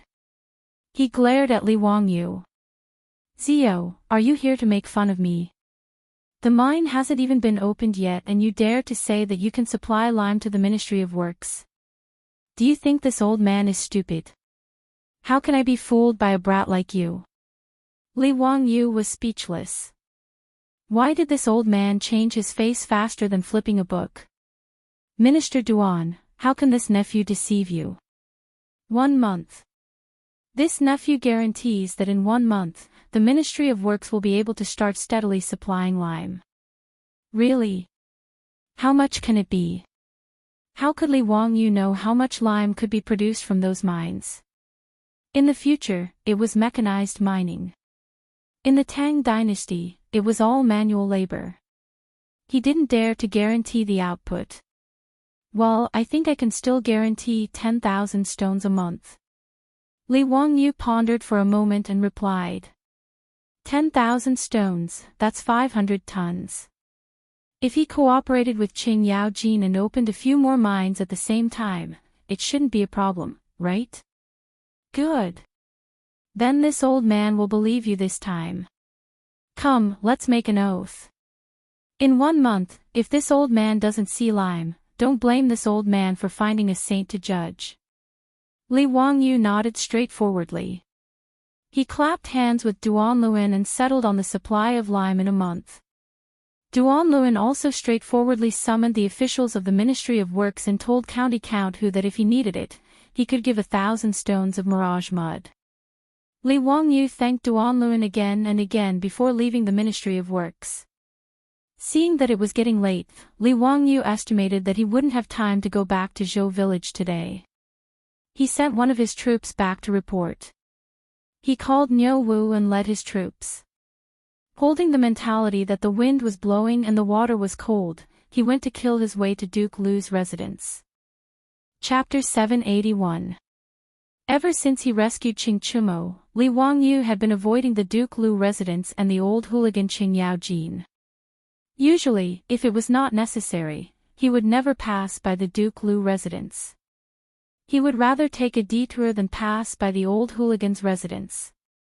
Saving other people was one thing, but saving the old hooligan's eldest son, the only way to thank him was to drink himself to death. It was as if he was not drunk and unconscious, Qing Yaojin was not grateful enough. Li Wangyu had long been too lazy to complain about the old hooligan's way of doing things. Today, if it were not for the lime mine, Li Wangyu would not walk into a trap. Wahahaha, boy, you are finally willing to come. Come, prepare the food and wine, today we are not going home until we are drunk. Li Wangyu and his party had just stepped into the Duke Lu residence when Qing Yaojin's hoarse voice resounded throughout the residence. Rubbing his temples, Li Wangyu carelessly bowed to Qing Yaojin. "Uncle Qing, the matter of drinking is not urgent. Today, this nephew has something good to discuss with Uncle Qing." Qing Yaojin's eyes lit up. "Which gambling house do you want to bet with?" "Last time I bet with you, boy, I won until old man Chui's eyes turned green." Wahahaha, it was very satisfying. Li Wangyu was speechless. This old thing, winning money from his father-in-law, was still so happy. What was even more shameless was that after winning the gold, he did not know how to share it with him. "Uncle Qing, this nephew came today not to bet, but to cooperate with uncle to open a mine." "Open a mine? What mine? Gold mine or copper mine?" "Lime mine." Qing Yaojin was stunned, then reacted. "Is it the lime used to make mirage mud? This is a good business. Boy, do you know where there is a lime mine?" Li Wangyu nodded. "This nephew naturally knows, that is why I came to discuss this matter with Uncle Qing." "Wahahaha, boy, you still have a conscience. You did not forget your Uncle Qing when it comes to making money. It is not in vain that I dote on you. Let's go, let's drink and chat." Li Wangyu secretly curled his lips. He didn't know where this old hooligan's confidence came from. He actually had the nerve to say such shameless words. Hee, Uncle Qing, this nephew knows of more than one limestone mine. Why don't we invite Uncle Qin, Uncle Yuqi, and the others as well? Li Wangyu remembered that there were about 5 or 6 limestone mines in Hu County. Qing Yaojin, Li Jing, Qin Qiong, Yuqi Jingda, Chai Shao and Niu Jinda were just enough. Qing Yaojin was stunned when he mentioned the names of the dukes. Then, he slapped Li Wangyu's shoulder heavily, causing him to grimace in pain again. "Good boy, I didn't misjudge you. Men, take this daddy's greeting card and invite second brother, old man Yuqi, and the others." Li Wangyu did not personally visit each family to discuss this matter. Instead, he asked Qing Yaojin to invite Qin Qiong and the others. In Qing Yaojin's opinion, it was naturally to let him sell a favor to everyone. In the future, if these limestone mines made money, whether it was Qin Qiong or Yuqi Jingda, they would all owe Qing Yaojin a favor. Actually, to Li Wangyu, he was just being lazy. How much time would it take to go to each of the Duke's manors? How much time would it take? How much wine would it take? It was better to let the old hooligan invite everyone to Duke Lu's mansion. He only needed to waste a bit of time. Qing Yaojin invited everyone on behalf of County Count Li Ziyu. Naturally, no one would refuse. This group of dukes did not live far away. Not long after, everyone gathered in the main hall of Duke Lu's mansion. Qing Yaojin waved his hand. Immediately, groups of servant girls brought wine and food for everyone. Musicians played music and danced in front of the hall to liven things up. It was very lively. After 3 rounds of wine, Li Wangyu's face had become rosy. He didn't dare to drink anymore. Otherwise, he wouldn't be able to talk about proper business today. "Uncles, this little nephew asked Uncle Qing to invite all of you here today because I have a business deal. I want to see if all of you are interested." Yuqi Jingda laughed. "Ha, Ziyu, you are now the famous god of wealth in Chang'an city. If you have any business deal and are willing to bring us along, that's a good thing. There's nothing to discuss. Just say it directly. No matter how much gold you want, Laozi will listen to you." Old ignorant Yuqi's words are beautiful. That's right, that's the truth. Ziyu, you are willing to bring us uncles to make money. What else is there to say? Qing Yaojin raised his head and gulped down a mouthful of wine. It was rare that Yuqi Jingda did not quarrel with Qing Yaojin. The surrounding group of dukes also nodded repeatedly, feeling that what the two said was reasonable. Li Wangyu blushed with shame. When did he have such charisma? He naturally did not know how shocking it was for a white-clothed youth to establish such a large family business in just over a year's time. Even Yuchi Jingda, who had always been proud and arrogant, could only say the word admire in regards to Li Wangyou's business skills, not to mention others. Heh, then this little nephew will speak frankly. This little nephew knows that there are a few lime mines in Hu County that have yet to be discovered. This little nephew is a lazy person and does not have the patience to deal with these trivial matters. Therefore, I want to partner with all of you uncles and operate those lime mines. What do you uncles think? Lime mines? Is that the lime used to make mirage mud? That is a business that benefits greatly with little capital. Ziyu, are you really willing to use this kind of mine to partner with us? Li Jing was astonished when he heard this. Li Wangyu nodded. Duke Wei's words are correct. It is precisely that lime mine. This little nephew has already discussed it with Minister Duan of the Ministry of Works. 51 per stone. The Ministry of Works will buy as much lime as there is, so there is no need to worry about lime sales. Cheng Yao Jin was furious. That old man's surname Duan is going too far. Ziyu, why did you agree to his conditions? I bought some mirage mud from the Ministry of Works, but it costs 351 per stone. Isn't it too much of a loss to sell it to the Ministry of Works for 51? Everyone nodded in agreement. They also felt that Li Wangyou's price was too cheap. Li Wangyu said with a smile, "Uncles, mirage mud is expensive because the lime is transported from afar. This little nephew has inquired before. The lime used by the Ministry of Works costs 101 per stone. The lime mine that this little nephew knows of is in Hu County, only a few dozen li away from Chang'an. It is very convenient to transport it.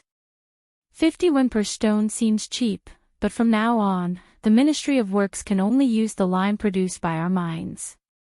This is a monopoly business. Uncles, you must not underestimate the profits involved." Duan Luan had offered to sell lime to the Ministry of Works for 51 per stone. He was just waiting for Li Wangyu to haggle over the price. The price in his heart was 101 per stone. Duan Luan did not expect that the always shrewd Li Wangyu would agree to it. This shocked him greatly. How could he have known that Li Wangyu was thinking about monopolizing the supply of lime?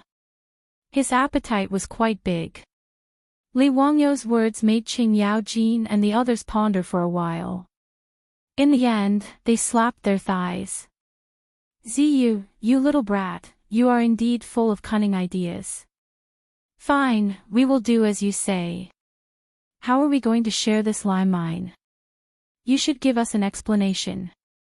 We will listen to you. Chapter 782. The discussion process with the bigwigs was very simple. Mining, 50-50, simple and clear. Li Wangyu and each duke's residents would each contribute half to purchase the land where the lime mine was located, as well as the various mining expenses. As for how the lime mine would be mined and how it would be managed, Li Wangyu did not care. He was prepared to be a hands-off shopkeeper and enjoy the fruits of others' labor. As for recruiting absentee workers, building mines, and many other tedious matters, Qing Yao Jin and the other bigwigs patted their chests and took on all of them. Regarding Li Wangyou's lazy behavior, none of the bigwigs expressed any dissatisfaction. After all, this cooperation was purely because Li Wangyu was leading them to wealth. Everyone could see the benefits of mirage mud and knew its value. As for the lime used to make mirage mud, it was naturally a hot commodity. Unlike copper and gold mines, the output of lime mines was very shocking. Li Wangyu estimated that the price of 50 copper coins per dan would not be maintained for long and would continue to fall. The price of mirage mud would also continue to fall. As for directly using lime to make mirage mud, whether it was Li Wangyu or the other bigwigs, they did not plan to participate for the time being. After all, Pai Lupi had already taken the production of mirage mud back to the imperial court and treated it as a strategic resource. Naturally, it would not be their turn to produce it. Li Wangyu provided the location of the lime mine, so it was only right for the dukes to contribute. Moreover, Qing Yaojin and the other bigwigs had a large group of stewards in their residences. These trivial matters would naturally be handled by the stewards of the various residences. There was no need for the bigwigs to worry about it. Qing Yaojin ordered someone to bring over a map. Li Wangyu began to outline the location of the lime mine on the map for the bigwigs.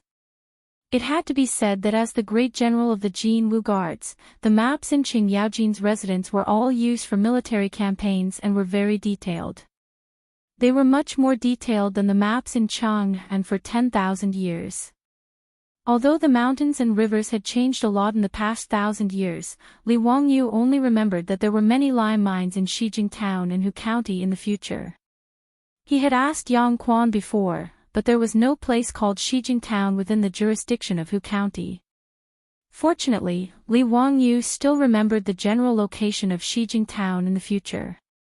It was 14 li south of Hu County, at the northern foot of Mount Zhongnan. After searching for a while on the map, Li Wangyu determined the approximate location of the lime mine. As for which mountain the mine was located on, it would be up to the big shots to send artisans who specialized in mining to find out. When Li Wangyu said that there was a limestone mine in Hu County, Qing Yaojin and the others believed him without a doubt. No one asked him how he knew about this. Everyone was already used to Li Wangyu's mysterious way of doing things. Now, everyone believed that Li Wangyu was the reincarnation of some almighty Taoist. In this regard, Li Wangyu was happy to see it happen, and it saved him the trouble of making up lies. The matter of him working with Qing Yaojin and the other big shots to mine the lime mine was settled. Including Qing Yaojin, none of the big shots had any plans to sign a contract with Li Wangyu. By now, Li Wangyu was well aware of the habits of these bigwigs. Naturally, he would not ask for trouble and insist on signing some sort of partnership agreement with these dukes. They were all famous dukes who had founded their own countries. If he signed an agreement with them, wouldn't he be slapping their faces? After the matter was settled, Qing Yaojin and the others once again started to drink. Within Duke Lu's residence, a new round of noise started. Li Wangyu had always politely rejected the gatherings of the nobles of the Tang dynasty. There was no other reason other than that he was too agitated. It was not without reason that people in the future called the stinky Tang dynasty dirty. The open atmosphere of the Tang dynasty, especially among the nobles, was not inferior to the debauchery of the nobles of ancient Rome. Those unrestrained and informal behaviors made Li Wangyu unable to bear it. Even people like Qin Qiong, Niu Jinda, and Li Jing, who were usually upright and prudent, did not care about their image at the banquet. They hugged the young ladies in their arms and touched them up and down. These beautiful young ladies were all the concubines and concubines that Qing Yaojin, the old hooligan, kept in the residence. In Li Wangyu's eyes, these concubines were no different from the prostitutes in Ping Kong Fong. Concubines were completely different. Concubines had a certain status in the family, even if it was not high. Concubines were actually not much different from maids and maids. They could be bought with money. There was no limit to the number of concubines. As long as one could afford it, they could have as many concubines as they wanted. Concubines not only needed to serve the master, but they were also the playthings of the master and the guests. Concubines were of a lower status than concubines. Concubines were usually singers and dancers. Of course, no matter if they were concubines or concubines, it was normal for them to accompany the guests in bed. As for giving concubines and concubines away, that was a common thing among the nobles of the Tang dynasty. Even Su Dongpa, such a romantic person, often gave his concubines away.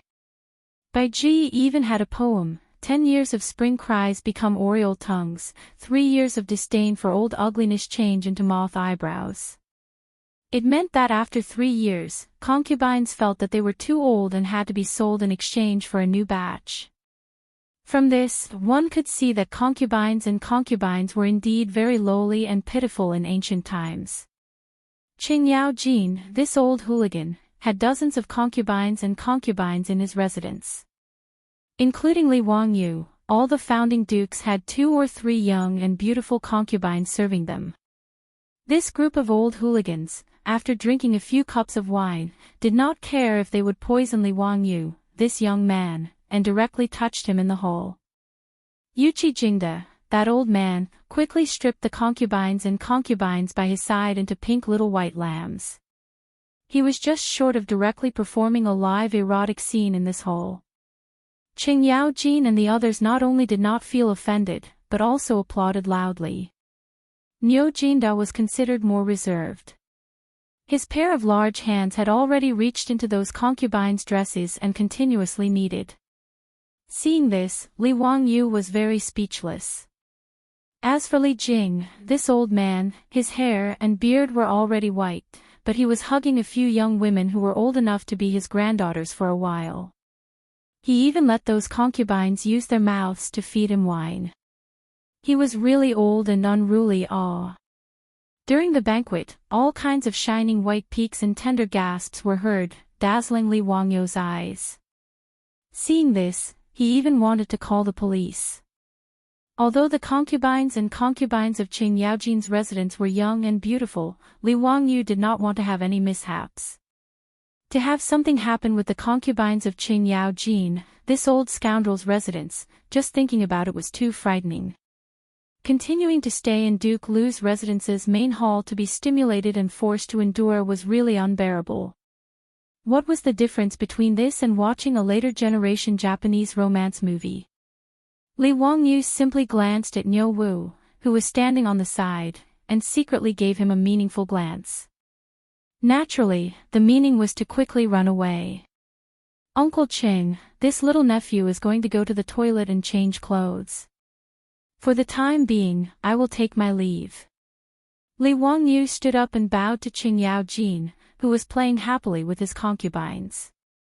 Chang'an did not mind and only let the concubines by Li Wangyu's side accompany him to the toilet to take care of them. Li Wangyu said that he wanted to go to the toilet, but that was just an excuse. In reality, he was planning to escape. How could he be willing to let these concubines follow him? He promptly said that he was familiar with the way and that it was enough for his own troops to follow and take care of him. How could Chang'an know what he was thinking? He also did not take it seriously. In any case, Li Wangyu had come to his residence many times and was also familiar with the way, so he just let him do as he pleased. As for Yuqi Jingde and the others, they had already sunk into the land of warmth and tenderness. How could they still care about what Li Wangyu wanted to do? Li Wangyu also did not speak much nonsense. Leading Niu Wu, he turned around and headed in the direction of Duke Lu's residence's toilet. Chapter 783. Ever since his beautiful boss and Empress Shangsun coerced all the noble ladies and young ladies in Chang'an City to go to the county magistrate's mansion in Dingzhou village in Hu County, all the officials and aristocratic families in Chang'an City asked for the blueprints from the county magistrate's mansion and competed with each other to renovate the bathroom facilities. These hostesses had seen the modern bathroom facilities in the county count's mansion, so how could they continue to use the dirty and smelly toilets in their original mansions? For a time, orders for all kinds of bathroom tiles, toilets, and sanitary wares in the porcelain kilns and workshops outside Chang'an City increased greatly, which made the shopkeepers who had never made these rare things happy and annoyed. Fortunately, these things were actually not complicated, and they were not difficult for the skilled porcelain craftsmen of the Tang dynasty. The toilets in Chang'an's mansion were naturally all renovated. The originally dirty toilets were covered with shiny tiles, and ceramic toilets and sanitary wares were used. Also, the old scoundrel had plagiarized the Turkish bath in Li Wangyu's castle. He had built a bathing pool and sauna room in his own residence. As for the Taiji Palace, it had already been renovated. Pai Lupi was even more shameless. He directly asked Li Wangyu to show his respect for a batch of bathroom tiles and toilets, which made Li Wangyu spend a lot of money. After all, an ordinary duke's mansion had at most a dozen toilets. But in Noda's Taiji Palace, there were more than 100 toilets, and the number of tiles and ceramic toilets needed was innumerable. How could Li Wangyu not hate it? When the officials and nobles learned of Pai Lupi's public bribery, they became more and more envious of Li Wangyu's imperial favor, which made Li Wangyu speechless. Li Wangyu led Niu Wu to the bathroom of Duke Lu's mansion. After relaxing for a while, he was ready to slip away. Looking around, Duke Lu's mansion was brightly lit, and there were maids and servants shuttling back and forth, constantly delivering hot delicacies and wine to the nobles in the main hall. Seeing that no one was paying attention to him and Niu Wu, Li Wangyu immediately slipped down the small road to the main gate of Duke Lu's mansion. Unexpectedly, after taking 2 steps, Li Wangyu, who was anxious to escape the tiger's den, did not pay attention and directly bumped into someone coming from the opposite side. "Zio, where are you going? The main hall is not in this direction." Li Wangyu raised his head and saw that the person he had bumped into was Qing Chubi. He subconsciously gestured for him to keep quiet. "Brother Chubi, don't disturb your family." "Hee, little brother just remembered that there is still soup boiling in the manor. I must go back and take a look." Li Wangyu spouted some nonsense to appease Qing Chubi. He turned around and wanted to leave, but Qing Chubi grabbed his sleeve. "Zio, what are you doing? Where do you want to go sneakily?" "Oh, I know, you want to sneak away. Am I right? Zio, do you dislike my Duke Lu's mansion for not being a good host?" Li Wangyu was stunned. When did this guy become so smart? Your family's mansion is not being a bad host, it's being too considerate. If I don't run, I'm afraid those concubines will climb onto my bed. Li Wangyu thought that the concubines of Duke Lu's mansion had all served Xing Yaojin, that old rogue, and felt uncomfortable. How could he still have any romantic thoughts? However, he naturally could not say these words to Qing Chubi, and could only be vague. "Brother Chubi, what are you talking about? What's the difference between your family and mine? I really have something to do, and I can't bear to disturb Uncle Chang's mood, so I left without saying goodbye." Qing Chubi did not pay attention to Li Wangyu's words, and directly shouted with his hoarse voice inherited from Qing Yaojin. "Brother, come quickly. Zio wants to run." "Brother Chubi, don't shout, don't shout." Li Wangyu was shocked and reached out to cover his mouth, for fear that this guy would provoke Qing Yaojin again. Although the 3 brothers of the Qing family were not triplets, they seemed to have telepathy. Qing Chubi had just called out when Qing Chumo and Qing Chuliang's figures appeared from the small path. Li Wangyu was speechless. Could these 2 guys teleport? How did they come so quickly? Qing Chubi's voice, was it really not summoning a mythological beast? Surrounded by the 3 brothers of the Qing family, Li Wangyu simply raised his hands and surrendered. "3 brothers, I admit defeat. What do you want, just say it." Li Wangyu only needed to look at Qing Chumo's sneaky smile to know that this guy absolutely did not have good intentions. Perhaps these 3 swindlers were deliberately waiting for him here. Hearing Li Wangyu's words, Qing Chubi immediately smiled and said, "Waha, brother is right. Zio, you really can't hold back your temper and go drink with those old things." Before he could finish his words, Qing Chuliang covered his mouth. Li Wangyu felt a headache coming on. He held his forehead and felt sorry for Qing Yaojin. To be called an old thing by his own son, such an unfilial son, even if he was beaten to death, it would not be wrong. Qing Chumo also ignored his stupid brother, and hugged Li Wangyu's shoulder and said with a sneaky smile, "Zio, let's go. Peace Lane or the Hu Wine Shop, you choose. Today, brother is treating, you are responsible for the bill." Wahahaha, these words are really good. I treat, you pay naturally came from Li Wangyu's mouth, but it was immediately copied by this group of swindlers. Now, they kept saying it every day, and it was almost becoming a mantra. Whether it was going to the Hu wine shop or Peace Lane, Li Wangyu would accept it. It was better than continuing to stay in the Duke Lu's residence and watch a group of old swindlers act out an erotic scene. At least it was not an eyesore. He accepted his fate and nodded, saying weakly, "Then let's go to the Hu wine shop in the West Market." Compared to harming the poor women of the Tang dynasty in Peace Lane, Li Wangyu would rather lead these swindlers to the Hu wine shop to harm the Hu concubines. The three brothers of the Qing family naturally did not have any objections. They happily escorted Li Wangyu out of their residence and towards the West Market. What made Li Wangyu even more speechless was that this bastard Qing Chumo did not forget to be generous. He actually ordered his servants to immediately go to the other swindlers' residences and inform them to gather at the Hu wine shop in the West Market.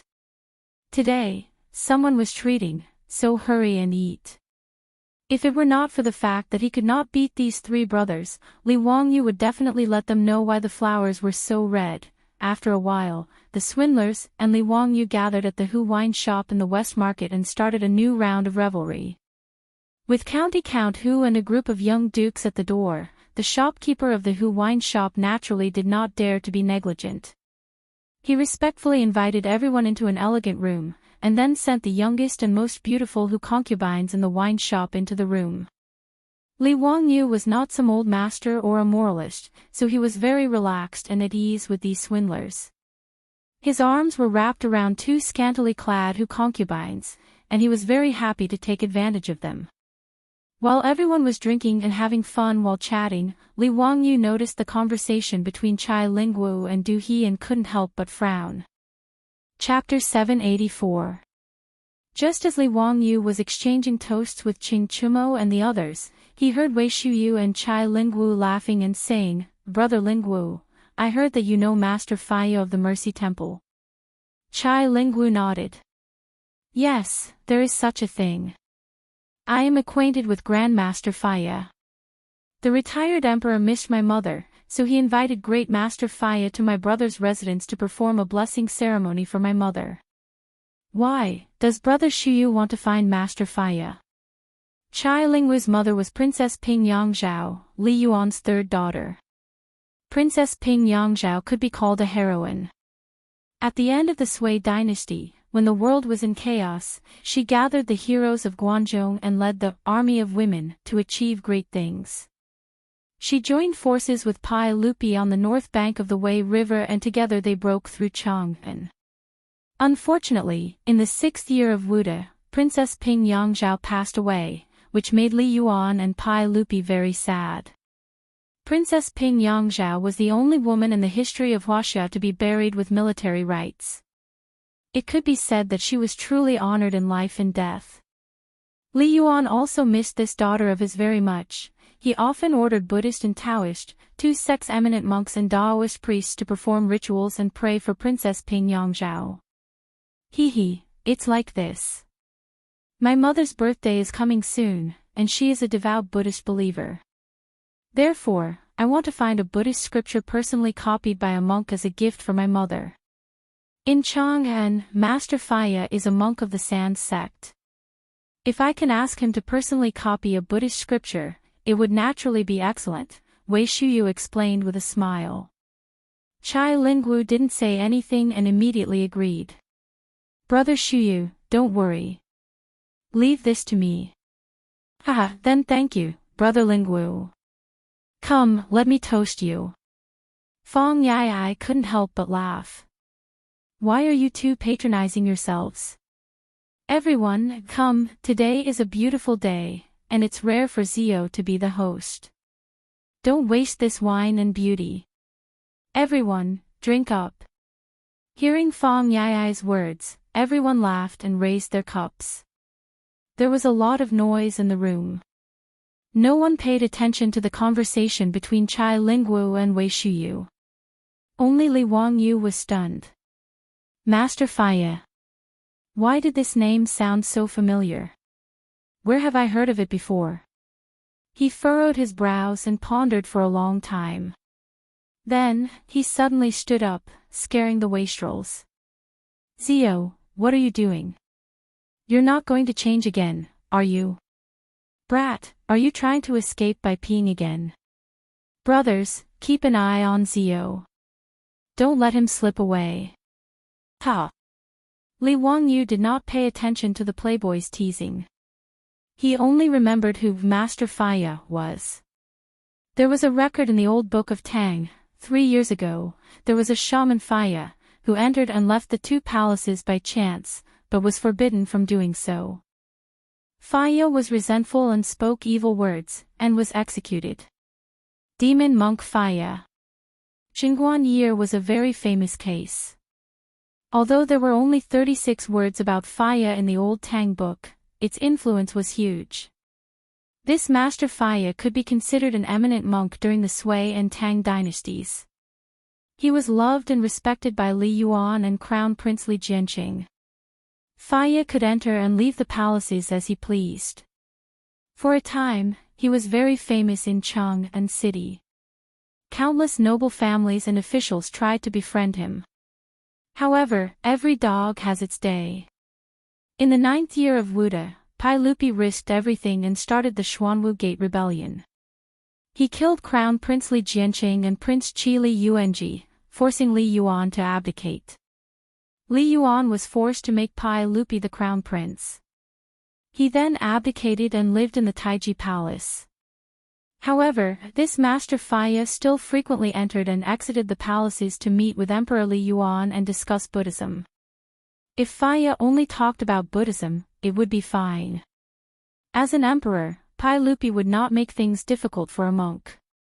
However, this great Master Faya was not someone who knew when to advance or retreat. In private conversations with the retired Emperor Li Yuan, he often complained about Li Er, speaking out against injustice for the Crown Prince Li Jianqing, feeling indignant about the retired Emperor Li Yuan's encounter. Although these words between Faya and Li Yuan were private, in Noda's Taiji Palace, how could there be a wall that did not leak out? This matter naturally spread into Pai Lupi's ears. Pai Lupi was annoyed and decided to remove Faya's right to enter and leave the palaces, forbidding him from ever entering and leaving the palaces again. By right, this matter should be considered over.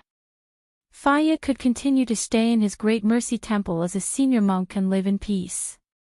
However, Faya belonged to the type of person with extremely low emotional intelligence. He actually held a grudge because Pai Lupi removed his right to enter and leave the palaces. He started to call himself the reincarnation of the living Buddha on the streets and wantonly attacked Pai Lupi. He attributed the locust plague and drought in the 2nd year of Chang'an to Pai Lupi's immoral behavior, saying that it was God's punishment for the Xuanwu Gate incident, for killing his brother and imprisoning his father. Such treasonous words were naturally reported to the imperial court. Faya was only a monk and not a noble family like the 5 surnames and 7 Wangs. How could Li Er be merciful? He simply ordered the Ministry of Justice to arrest him and then pushed Faya to Shi City where he was beheaded in public. Not only did Faya succeed in seeking death, he was also given the title of Demon Monk Faya. What was even more tragic was that before Faya died, he accused Prime Minister Pei Ji of being his accomplice. As a result, Pei Ji was demoted and sent back to his hometown. Li Yuan also quickly moved out of the Taiji Palace because of this matter and moved to the cold De'an Palace. 6 years later, he died of an illness in De'an Palace. Li Wangyu recalled this incident clearly and thought that Wei Shuyu actually wanted to ask for Faya's handwritten Buddhist scriptures for his mother. He felt that something was wrong. Although in the history books, it was only recorded that Prime Minister Pei Ji was unlucky because of Faya, who could guarantee that Wei Shuyu or Wei Jing would not be implicated because of this? After all, ever since he transmigrated to the Tang dynasty, the changes caused by the flapping of butterfly wings were not few. Who knew if Wei Shuyu had asked for a copy of Faya's Buddhist scriptures for his mother in history? Who could be sure that after Faya was arrested by the Ministry of Justice, he would not randomly accuse others?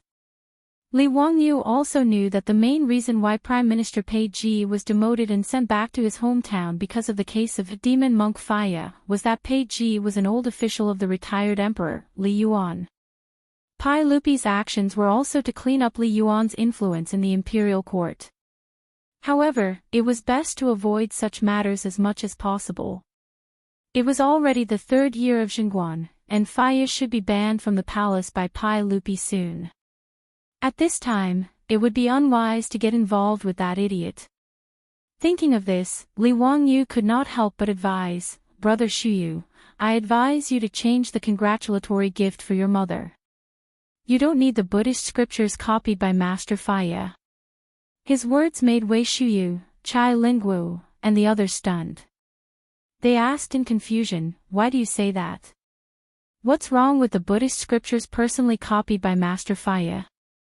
That's something that many people in Chang'an could not get even if they wanted it." Li Wangyu scratched his head in annoyance, but he did not know how to explain it. Should he say that he knew that Faya was about to be unlucky? No one would believe this, and if this were to spread out in the future, it would be even more troublesome. This was a bit of a pain in the ass. Chapter 785.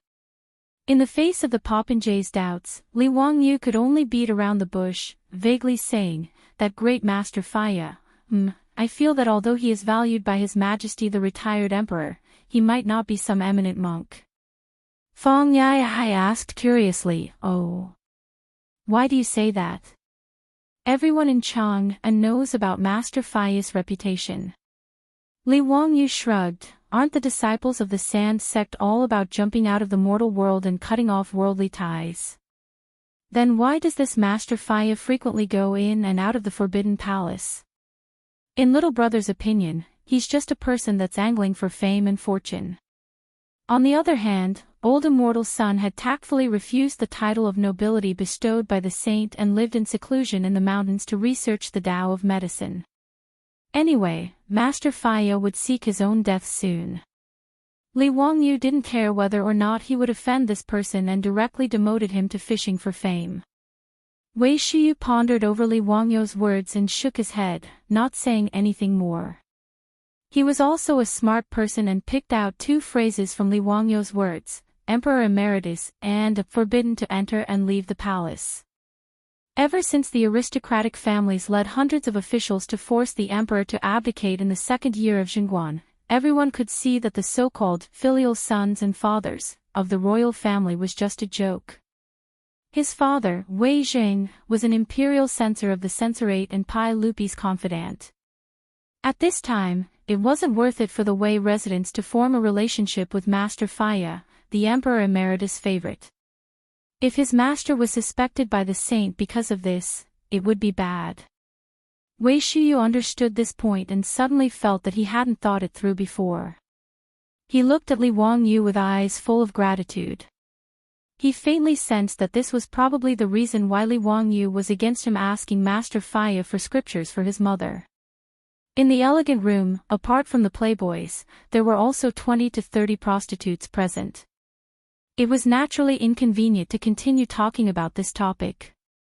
Everyone laughed and started fooling around with the prostitutes again. Of course, Li Wangyu was not a gentleman. After reminding Wei Shuyu, he also drank and made merry with the other playboys. His hands had already reached into Hu Ji's lapel and started to play with the soft parts of the beautiful Hu Ji beside him. He was very happy. Although he wouldn't really do anything, if he didn't take advantage of her, wouldn't that be too much of a loss? After messing around with the popinjays, Li Wangyu did not think too much about the demonic monk Faya. In the next few days, he was busy recruiting craftsmen and preparing to start building the theater. But Li Wangyu did not expect that the words he said in the Hu wine shop that day were actually heard by Hu Ji, who was present, and then told it to the other guests as a joke. Gradually, the news that the Count of Huxian was disrespectful to the great Master Faya of the Mercy Temple and called him a fame-seeking person quickly spread throughout the city. Many of great Master Faya's followers were unhappy with Li Wangyu because of this. If not for the fact that they were afraid of Li Wangyou's noble status as the founding county count, Li Wangyou's mansion in Kaihua Square would probably have had rotten eggs and vegetables thrown at it in protest. After all, Faiyao was very famous. He was originally an eminent monk at the end of the Sui dynasty and was valued by Li Yuan and Li Jianqing. He had countless followers in Chang'an. When Li Wangyou's words got out, it was like poking a hornet's nest. Among the hundreds of officials and nobles in Chang'an, there were many who were followers of Faiyao. After all, for Faiyao to be able to gain Li Yuan's trust, his eloquence was naturally outstanding. Hearing him preach and explain the Buddhist doctrine, many officials and nobles were convinced. Otherwise, why would Wei Shuyu want to use her connections to ask for a scripture personally copied by Faiyao as a birthday gift for her mother? The common people didn't dare to do anything to Li Wangyu. At most, they would curse him in private. However, these officials and nobles might not be so easy to talk to. Even many of the young imperial censors from the censorate were prepared to impeach Li Wangyu at the court meeting against Pai Lupi for the crime of humiliating a Buddhist monk. When Ma Zhou, Yan Liben, Lu Ringgui, and Sheng Wenyi learned of this matter, they were also very worried. They immediately ran to Lai Hot to ask to see their teacher. They wanted to see if there was any way to resolve this matter. "Teacher, I heard that many of Great Master Faiya's followers are complaining about you. I even heard that some imperial censors in the censorate want to impeach you," Ma Zhou said worriedly in the main hall of Lai Hot. Yan Liben also nodded. "That's right. I also heard about this matter. Teacher is indeed a bit rash. After all, Great Master Faiyao is a favorite of the Emperor Emeritus. Offending him rashly will cause a lot of trouble." Lu Ringgui and Sheng Wenyi were now following Su Jingzong to manage the Royal Academy's affairs. They didn't know much about the court matters. Although they were worried for Li Wangyu, they didn't know what to say. Li Wangyu didn't care about the worries of his disciples. After all, in his opinion, Faiyao was just a grasshopper after autumn. He wouldn't be able to jump around for long. It was already the 3rd year and 4th month of Chang'an. Pai Lupi would probably issue an edict soon to prohibit Faiyao from entering and leaving the palace. Of course, others didn't know about this. Li Wangyu didn't expect that his private conversation with the rich kids would cause such an uproar. Li Wangyu didn't know whether to laugh or cry about the influence of these shamans. He waved his hand at his 4 disciples and smiled. "It's fine. It's just a small matter. I'm just talking in private. Don't tell me that Great Master Faiyao will cause trouble for me." But Ma Zhou wanted to persuade his teacher again, but he saw the old butler Li Heng hurriedly run into the hall. Lang Jun, Great Master Faiyao of the Mercy Temple requests an audience." Li Heng's words stunned Li Wangyu. What did Great Master Faiyao mean by coming to his residence? Did he really come to reason with him just because he said in private that Great Master Faiyao was fishing for fame? No wonder this guy would seek his own death. His EQ was indeed worrying. Li Wangyu pondered for a moment and nodded at Li Heng. "Invite Great Master Faiyao in." The old butler Li Heng continued. Lang Jun, Pei Sikong and Duke Song also came with Great Master Faiyao. Li Wangyu was stunned again. Pei Ji and Xiao Yu also came. What were they trying to do? Were they here to support Great Master Faiyao? What made Li Wangyu speechless was that it was one thing for Pei Ji to come. In any case, just by looking at how this guy was bitten and dragged into the water by Great Master Faiyao, he knew that the two had a deep relationship. It was the kind of evil that he brought upon himself. But why did Xiao Yu come? The old man's pneumonia back then was cured by him and Lu Xinwei. There was still a relationship between the two parties. Li Wangyu immediately understood something. Whether it was Pei Ji or Xiao Yu, they were both Li Yuan's old officials. He had scolded Great Master Faiyao. Presumably, Li Yuan would be very unhappy about it, right? Pei Ji and Xiao Yu might have accompanied Great Master Faya at Li Yuan's behest. On a deeper level of thinking, even though he was Pai Lupi's confidant, he had scolded Great Master Faya. He was afraid that Li Yuan would misunderstand that he had said what he had said at Pai Lupi's behest. Understanding this, Li Wangyu felt very helpless. What kind of nonsense was this? Chapter 786. Li Wangyu was sick of this, but he couldn't refuse to see Pei Ji and Xiao Yu. He could only have the old butler Li Hing invite Faya and the others into the residence. Not long after, Li Hing respectfully invited Pei Ji and Xiao Yu into the main hall. As for the white-bearded old monk beside them, he was obviously Faya. Just from appearance alone, Li Wangyu had to admit that this monk Faya indeed had the appearance of an enlightened senior monk. He looked to have a very pure and tranquil aura. It was no wonder that he was able to obtain Li Yuan and Li Jinqing's trust. If Li Wangyu didn't know about Faya's absurd actions, he might have been fooled by him.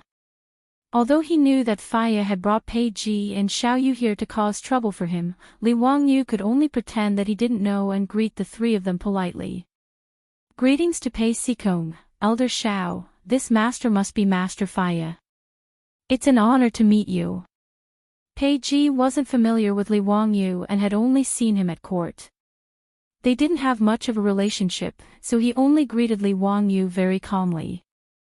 Xiao Yu, on the other hand, had an awkward expression. After greeting Li Wangyu, he didn't say much. It was obvious that coming to Lai Hot to denounce Faya wasn't his original intention. The truth was indeed so. When the monk Faya found out that Li Wangyu, the county count of Huxian, evaluated him as someone who was fishing for fame, he immediately flew into a rage. He immediately ran to Taiji Palace to seek an audience with Li Yuan, hoping that Li Yuan would uphold justice for him. When Li Yuan heard about this, he naturally wasn't happy. He directly sent a message to Pei Ji and Xiao Yu, asking them to accompany Faya to the county count's manor to denounce Faya and demand an explanation. Xiao Yu and Li Wangyu were friends and naturally didn't want to get involved in this kind of mess. However, he couldn't go against the will of the Emperor Emeritus, so he could only reluctantly follow Pei Ji and Faya to the county count's manor. As for Faya, he bowed with one hand. Amitabha, poor monk greets County Earl. However, I'm afraid that County Count Huxian's I'm looking forward to meeting you for a long time, isn't that a lie? When Li Wangyu heard this, he couldn't help but be astonished. Was Faya's EQ really that low? She was just being polite and courteous, but he actually made things difficult for her as soon as they met.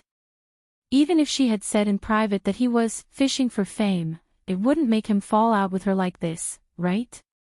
No matter what, he was still the founding county earl of the Tang dynasty, while Faya was just a monk. Their statuses were not equal at all. Could it be that Faya had inflated to such an extent because of Li Yuan's favor?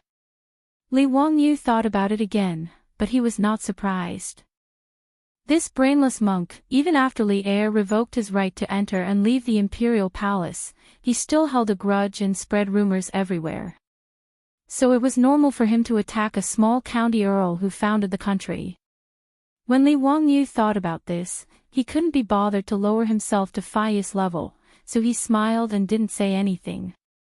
On the other hand, when Ma Sizhou and the others heard Faya's words, their faces were filled with dissatisfaction.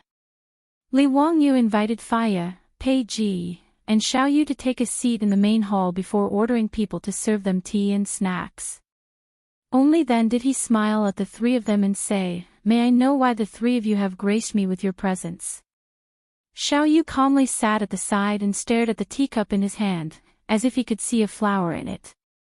Pei Ji coughed lightly and said, "County Earl Hu, we took the liberty to visit today because there have been many rumors recently that County Earl Hu seems to have misunderstood Master Faya.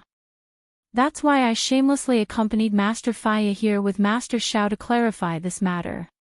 Before Li Wangyu could say anything, Faya rudely interrupted Pei Ji and asked, "County Earl Hu, poor monk heard that you said that poor monk was someone who fished for fame.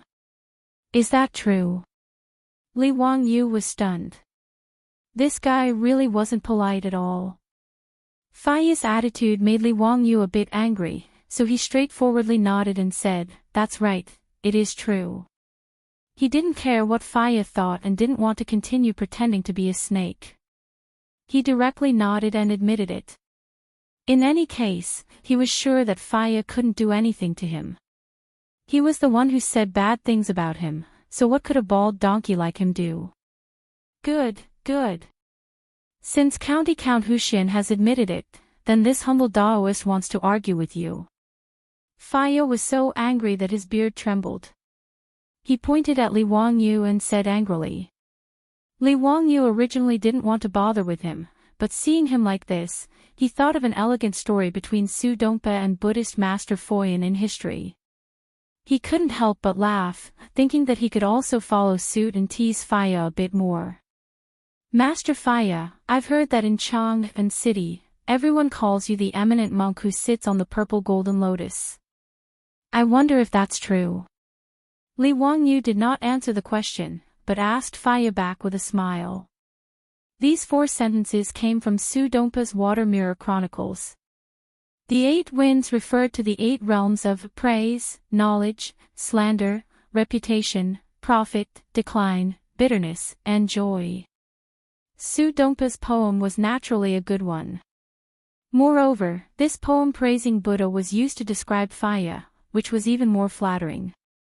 When Pei Ji and Xiao Yu heard Li Wangyu say this, they thought that he was admitting his mistake and couldn't help but smile. When Faya heard this, his face was also filled with joy. He nodded slightly and said, Amitabha, it's just the world's wrong praise. Ah, you are indeed not an ordinary person, but... Li Wangyu's smile disappeared and he said expressionlessly, it's just bullshit. When he said this, everyone was shocked. Not only did Pei Ji and Xiao Yu not expect Li Wangyu to swear, but even Ma Zhou and the others were dumbfounded. No matter what, Faya was still a famous eminent monk in Chang'an city. Li Wangyu's comment about him fishing for fame had already caused a lot of trouble. Now, he actually scolded him with bullshit. If this matter spread out, it would probably cause even more trouble. Faya, who had been proud of Li Wangyu's poem, was so angry that his whole body trembled. He pointed at Li Wangyu and couldn't say anything for a long time. When had he ever been insulted like this to his face? Since you are unmoved by the 8 winds, why is it that my casual comment about fishing for fame blew you from Mercy Temple to my residence? What kind of logic is this? Aren't these words bullshit? Faya froze when he heard this and his old face turned red. If Faya was really a cultivator of the Tao, he naturally shouldn't say anything more. Leaving obediently was the right thing to do. People of Buddhism naturally had to avoid anger, arrogance, and rashness. Faya, on the other hand, had come to denounce Li Wangyu just because of a comment. Naturally, he couldn't be called a cultivator of the Tao. Faya flew into a rage out of humiliation and stood up. He pointed at Li Wangyu and scolded, County Count who has such a sharp tongue. Poor monk has learned a lot. However, County Count who has gone too far and insulted poor monk so wantonly. Aren't you afraid of the world's gossip? Chapter 787. Li Wangyu's previous words made Pei Ji and Xiao Yu's faces twitch. They didn't know what to say. Faya's angry rebuke made the two of them feel even more awkward. Now, not to mention Xiao Yu, even Pei Ji was filled with regret. He didn't understand why he accompanied this monk to County Count whose residence to be humiliated. Li Wangyu didn't even bother to lift his eyelids in the face of Faya's angry rebuke. He found Faya's words even more hilarious. This idiotic monk actually thought that he represented Buddha. That he represented all living beings in the world. Ha, what a long-winded mouth. What does Great Master Faya think of me? Li Wangyu suddenly asked. Ma Zhou and the others couldn't help but be stunned. What did their master mean? You've already scolded Faya for farting, yet you're still asking Faya how he thinks of you. What good words could there be? As expected, Faya's face was ashen. He didn't have the demeanor of an eminent monk. He flung his robe and said angrily, "Humph, poor monk county count who is just an arrogant brat with glib words. He's not human." These words completely shed all pretense of cordiality. Since Li Wangyu had already scolded him for farting, Faya naturally had to scold him back, angrily saying that Li Wangyu wasn't human. Ma Zhou and the others heard this and glared at Faya. With Faya's status, it was too arrogant for him to say such words. Even Pei Ji and Xiao Yu had ugly expressions. They felt that Great Master Faya really didn't know when to back down. Pei Ji was still thinking that he had to persuade the retired emperor not to come into contact with a monk like Faya in the future. Li Wangyu didn't get angry at all. Instead, he laughed loudly. "Ha, I think Great Master Faya is like a Buddha." Everyone was stunned again. They didn't understand what Li Wangyu meant. Great Master Faya had already scolded you for being inhuman, yet Li Wangyu still said that Great Master Faya was like a Buddha. Could it be that he felt that saying farting was too much and wanted to say something nice to salvage their relationship? Ma Zhou was displeased and asked directly, "Teacher, what do you mean by that?" Li Wangyu winked at his disciple and said with a smile, "Bin Wang, do you know what is the most important thing for those who practice Zen?" Ma Zhou did not understand. He looked at Yan Liben, Lu Ringue, and Sheng Wanyi beside him. The four of them did not understand what Li Wangyu meant. "Disciple does not know. Please answer my question, teacher." Li Wangyu said with a laugh, "See your nature clearly, point straight to your heart. What you have in your heart is what you have in your eyes. Therefore, in my opinion, Master Faya is a Buddha, while in Master Faya's opinion, I am an arrogant and inhuman person." As soon as he said this, everyone in the hall was shocked. Faya, who had just been unable to restrain his anger, had his face flushed red. He opened his mouth but was unable to say anything. As for Pei Ji and Xiao Yu, their gazes towards Faya were even stranger. After a long while, it was Pei Ji who coughed softly and cupped his hands towards Li Wangyu, county count who, today's matter was abrupt. "Ah, I am ashamed. I still have other matters to attend to and will not stay any longer. Farewell." Xiao Yu naturally stood up and bowed towards Li Wangyu to bid farewell. Accompanying Faya on this trip today, he felt that he had lost all his face. At this moment, Faya did not dare to say anything more and could only leave with Pei Ji and Xiao Yu. When Pei Ji and the others left, Ma Zhou, Yan Liben, and the others almost laughed out loud. As for Li Wangyu, this little division commander, he was filled with even more admiration. Their teacher's mouth was really unforgiving. He actually used Buddhist etiquette and beat around the bush to scold Faya, the famous senior monk of Chang'an city. It was really satisfying to the extreme. However, while it was satisfying, Ma Zhou and the others were still faintly worried. After all, Faya's influence in Chang'an city was not small. Many nobles were believers of Faya. Previously, their teacher had only said that he was fishing for fame, and it had already caused quite a stir. Today, their teacher had scolded him again. It would probably cause even more trouble. On the other hand, Faya had come to denounce him but had been rendered speechless by Li Wangyu. This made Faya feel even more resentful. He silently returned to the Mercy Temple and kept thinking about how to take revenge on Li Wangyu. However, Ma Zhou and the others did not expect that before Faya could make things difficult for Li Wangyu again, Pai Lupi had found out about his private conversation with Li Yuan. In his fury, Pai Lupi immediately issued a decree forbidding Faya of the Mercy Temple from entering the Forbidden Palace. Faya was actually forbidden from entering the Forbidden Palace by the saint. This matter immediately exploded in Chang'an city. Those nobles who were prepared to make things difficult for Li Wangyu because Li Wangyu had humiliated Faya all kept their mouths shut. The censor who wanted to impeach Li Wangyu directly tore the memorial he had written to pieces. No one was a fool. At this moment, they could all see that Faya of the Mercy Temple was in big trouble this time. However, different from the original history, the officials and nobles all connected the matter of Faya being forbidden from entering the palace to the retired emperor. In the eyes of the nobles, this was purely the saint standing up for his nephew, Li Wangyu, the Count of Huxian. Not only did the officials think so, but Faya also thought so. This made Faya even more furious, and he became jealous of both Pai Lupi and Li Wangyu. As the saying goes, one can defy the evils of heaven, but one cannot survive the evils of one's own making. The brainless Faya took bigger and bigger steps on the road to death. After that, he caused all kinds of waves. Not only did he drag Pei Ji down, but he also dragged many people down with him. This was also a variable that Li Wangyu did not expect. However, this was all for later. Let's not talk about it for now. After Li Wangyu sent Faya away, he did not take this person to heart. After all, he still had many things to do. How could he have the time to care about what Faya was thinking?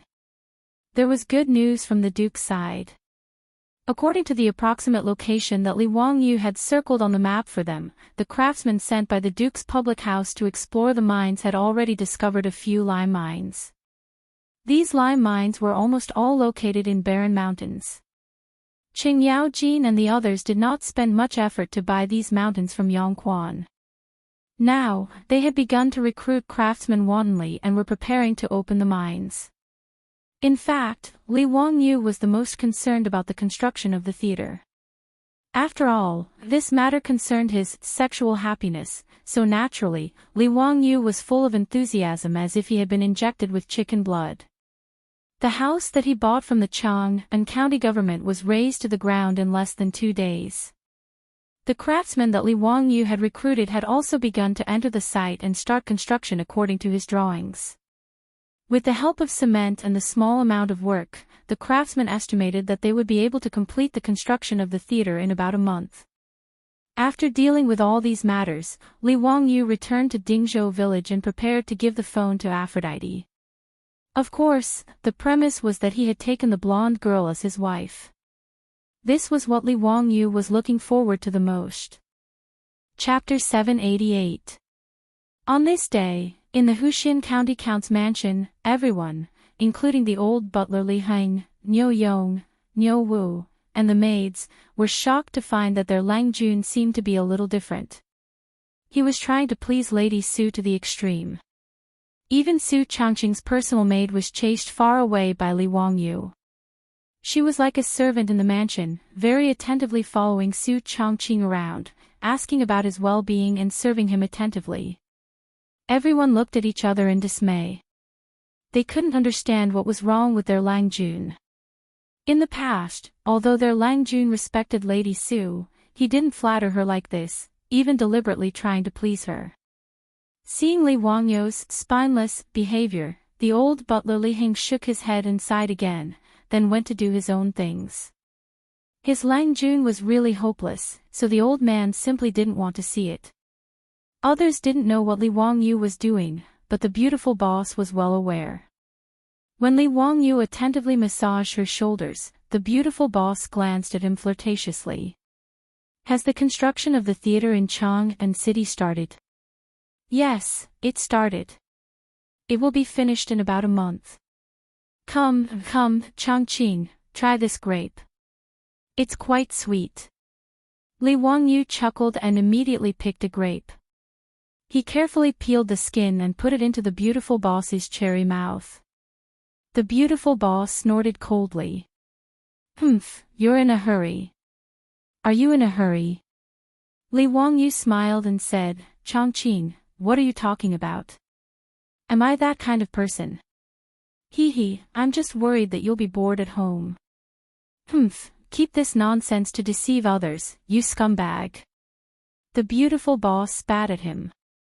Li Wangyu touched his nose awkwardly, but he couldn't refute. Speaking of this matter, he really was a scumbag. He slept with a goddess like the beautiful boss, but he still ate from the bowl and looked at the pot. If it was in the future, he naturally wouldn't dare to have such thoughts. If he could have a girlfriend like his beautiful boss, he would definitely treat her like an ancestor. He would hold her in his hands, afraid that she would fall, and afraid that she would melt in his mouth. How would he dare to have any improper thoughts? If he was too timing, his third leg would be broken.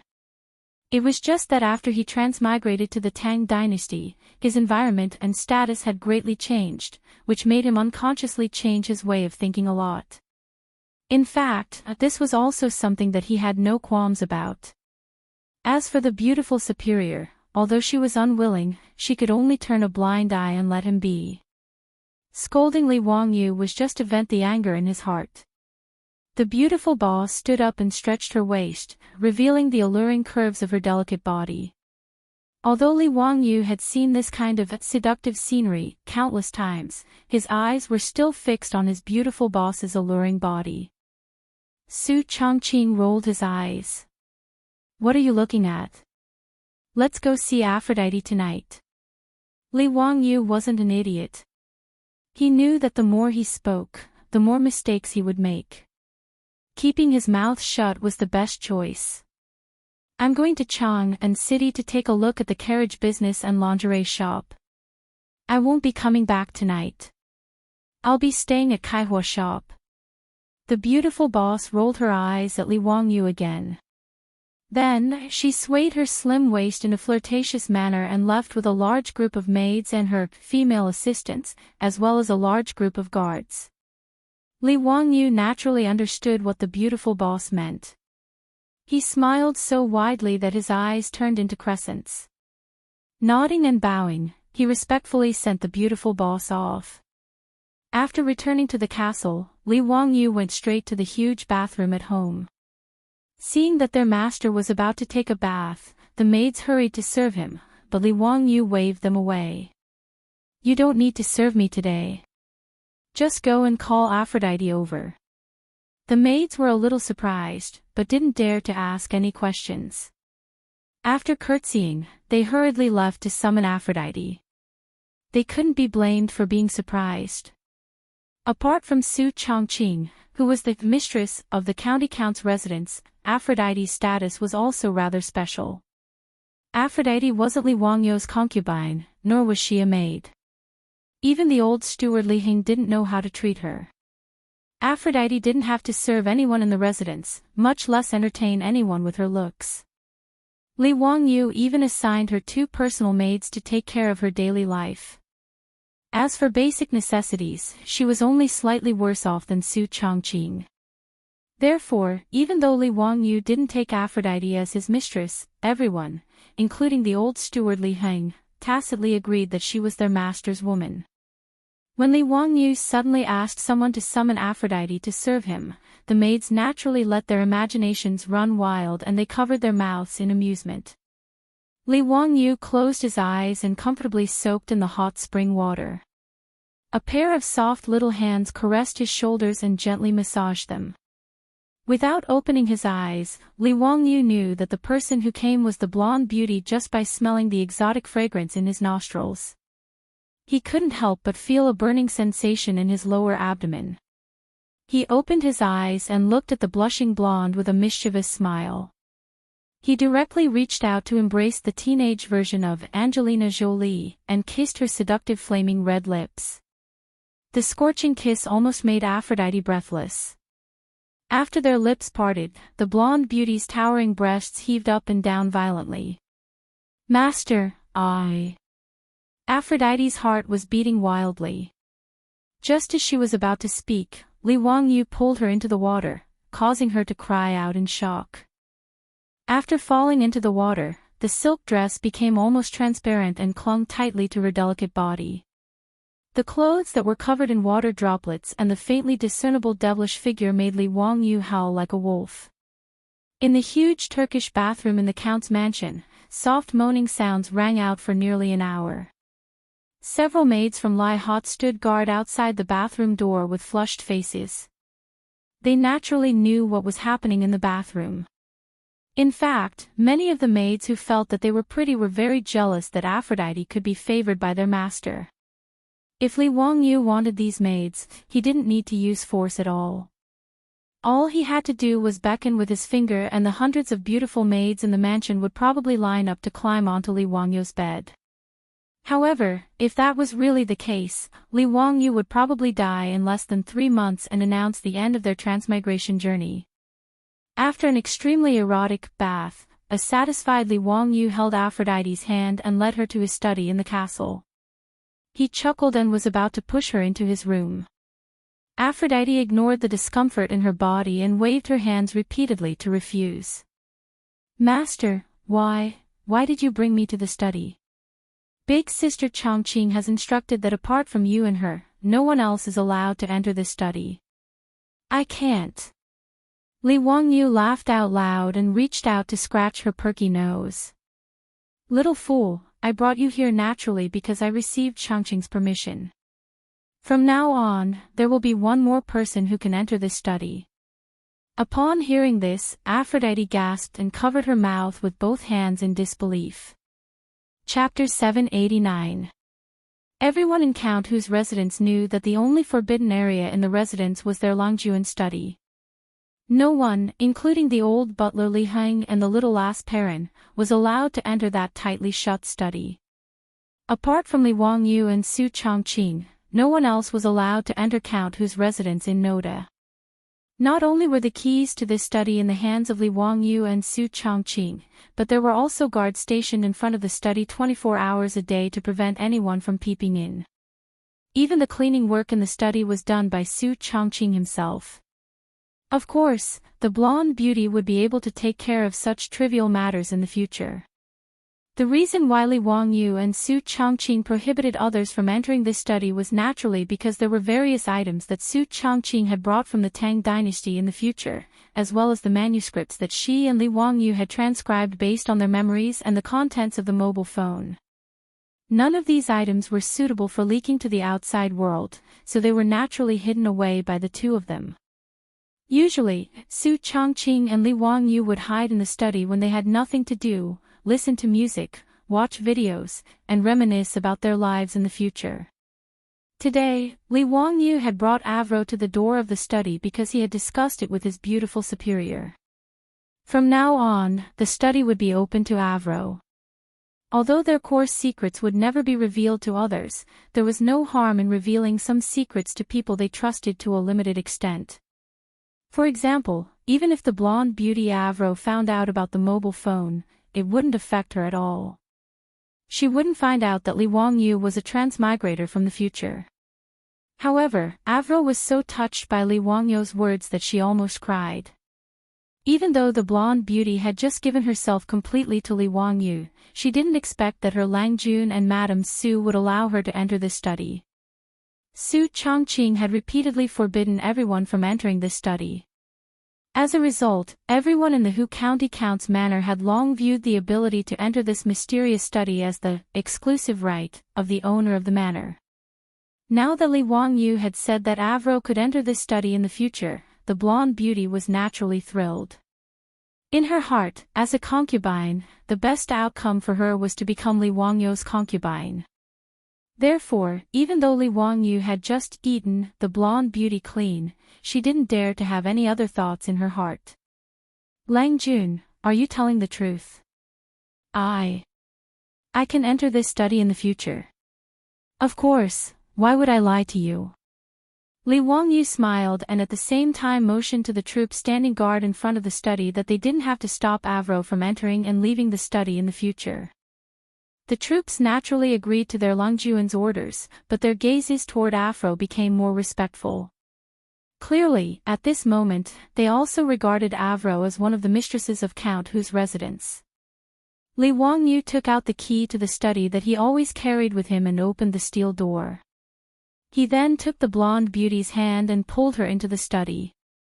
In fact, there wasn't anything special about the layout of this study without the modern items. Li Wangyu pulled Avro to sit on the sofa and placed her on his lap. He then hugged the blonde beauty's soft and delicate body and said, "Avro, I brought you to this study to show you a treasure. However, you must remember that everything you see or hear in this study must be kept strictly confidential. Apart from me and Chang'an, no one else is to be revealed. Can you do that? Avro nodded fervently when she heard this. Yes.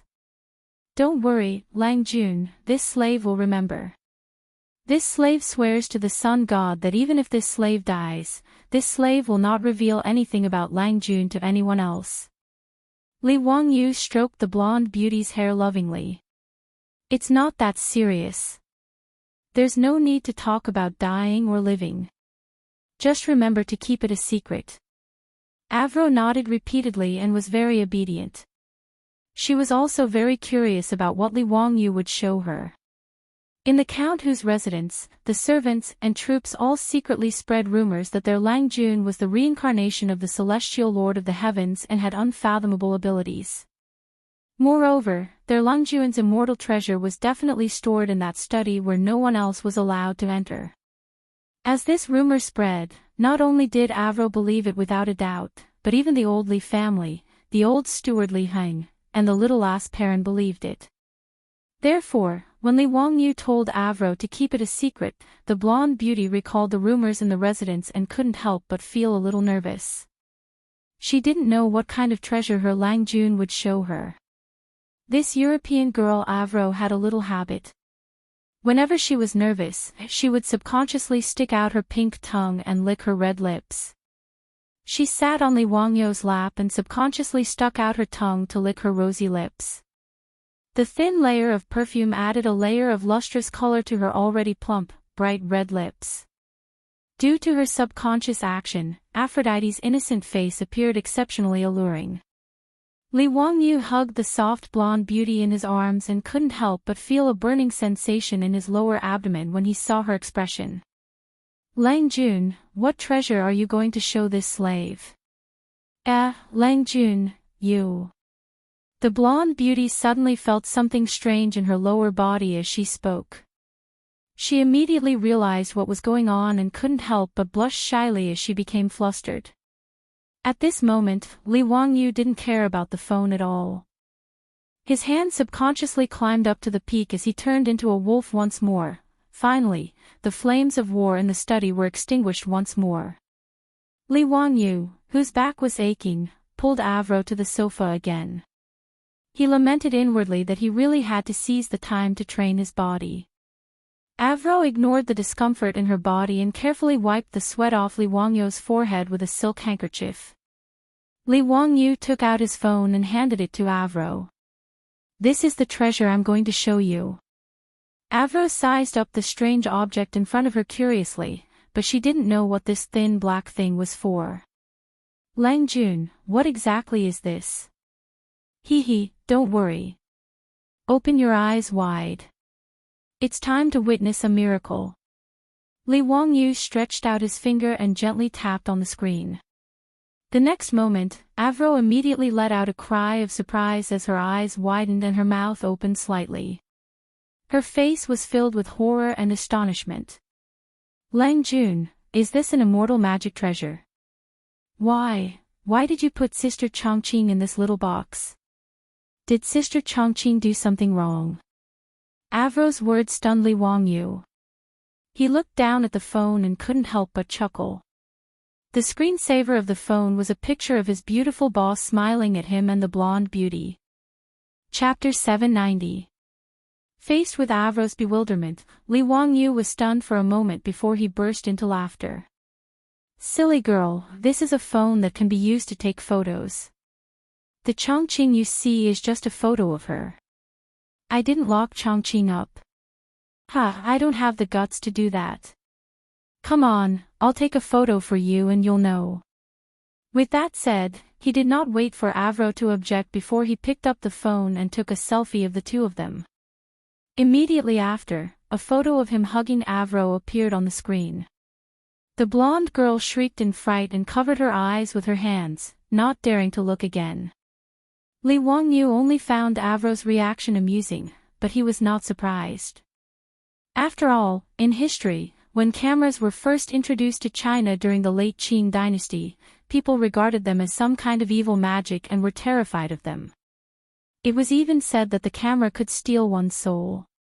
People were still like this more than 1,000 years later, so it was not surprising that Avro, the blonde girl, was frightened by the phone's camera function. Before he showed the phone to Avro, he was already mentally prepared for this. Avro, look, I'm in the photo too. It's okay, don't be scared. The photo is just an image of us. Li Wangyu gently pulled down Avro's hands that were covering her eyes and explained with a smile. Only then did Avro carefully peek at the phone screen again. Staring at the screen, she saw her husband smiling at her and her frightened self. Li Wangyu explained for a long time before Avro, the blonde girl, finally accepted the fact that the phone was taking photos. Is this an immortal treasure, Lang Jun? Lang Jun, are you really the reincarnation of Lord Taibai Jinxing? You even have such a treasure. After Avro let go of her fear, she regained her girlish nature and kept swinging Li Wangyu's arm coquettishly as she asked questions. Li Wangyu enjoyed it very much as his arm kept rubbing against the blonde girl's chest. He did not explain whether he was the reincarnation of the so-called Lord Taibai Jinxing, nor did he explain what the phone was. For some things, it was better to continue to keep a sense of mystery. As for Aphrodite's misunderstanding, it wouldn't hurt anyone to let her continue to misunderstand. What made Li Wangyu speechless was that after he taught the blonde how to use the phone to take selfies, the girl actually held the phone tightly and began to pose for selfies in all kinds of poses. Oh my God, is it the nature of every woman to love taking selfies? Li Wangyu silently rolled his eyes, but he was too lazy to say anything, allowing the blonde beauty to take photos of him with her phone. It wasn't until Aphrodite was done playing that he picked up the phone again and said seriously, Aphrodite, do you still remember the stage performance I told you about before? Confused, Aphrodite nodded and blinked her blue eyes, looking at Li Wangyu adorably. I remember.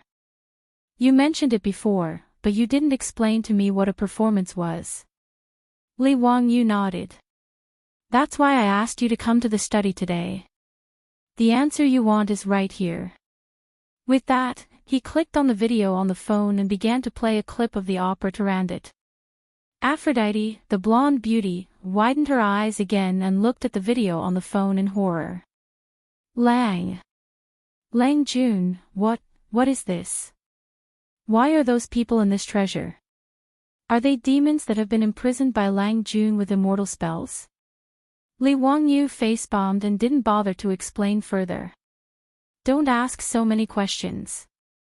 Just watch carefully. This is the stage performance I told you about. Those people in it are actors. They are performing an opera called Turandot. It's about a princess named Turandot who wants to avenge her ancestor who was kidnapped in the Dark Night. He roughly told the plot of the opera Turandot to Aphrodite so that the blonde beauty could understand the story. After Aphrodite recovered from her shock, she was soon attracted by the video that was being played on her cell phone and watched it with rapt attention.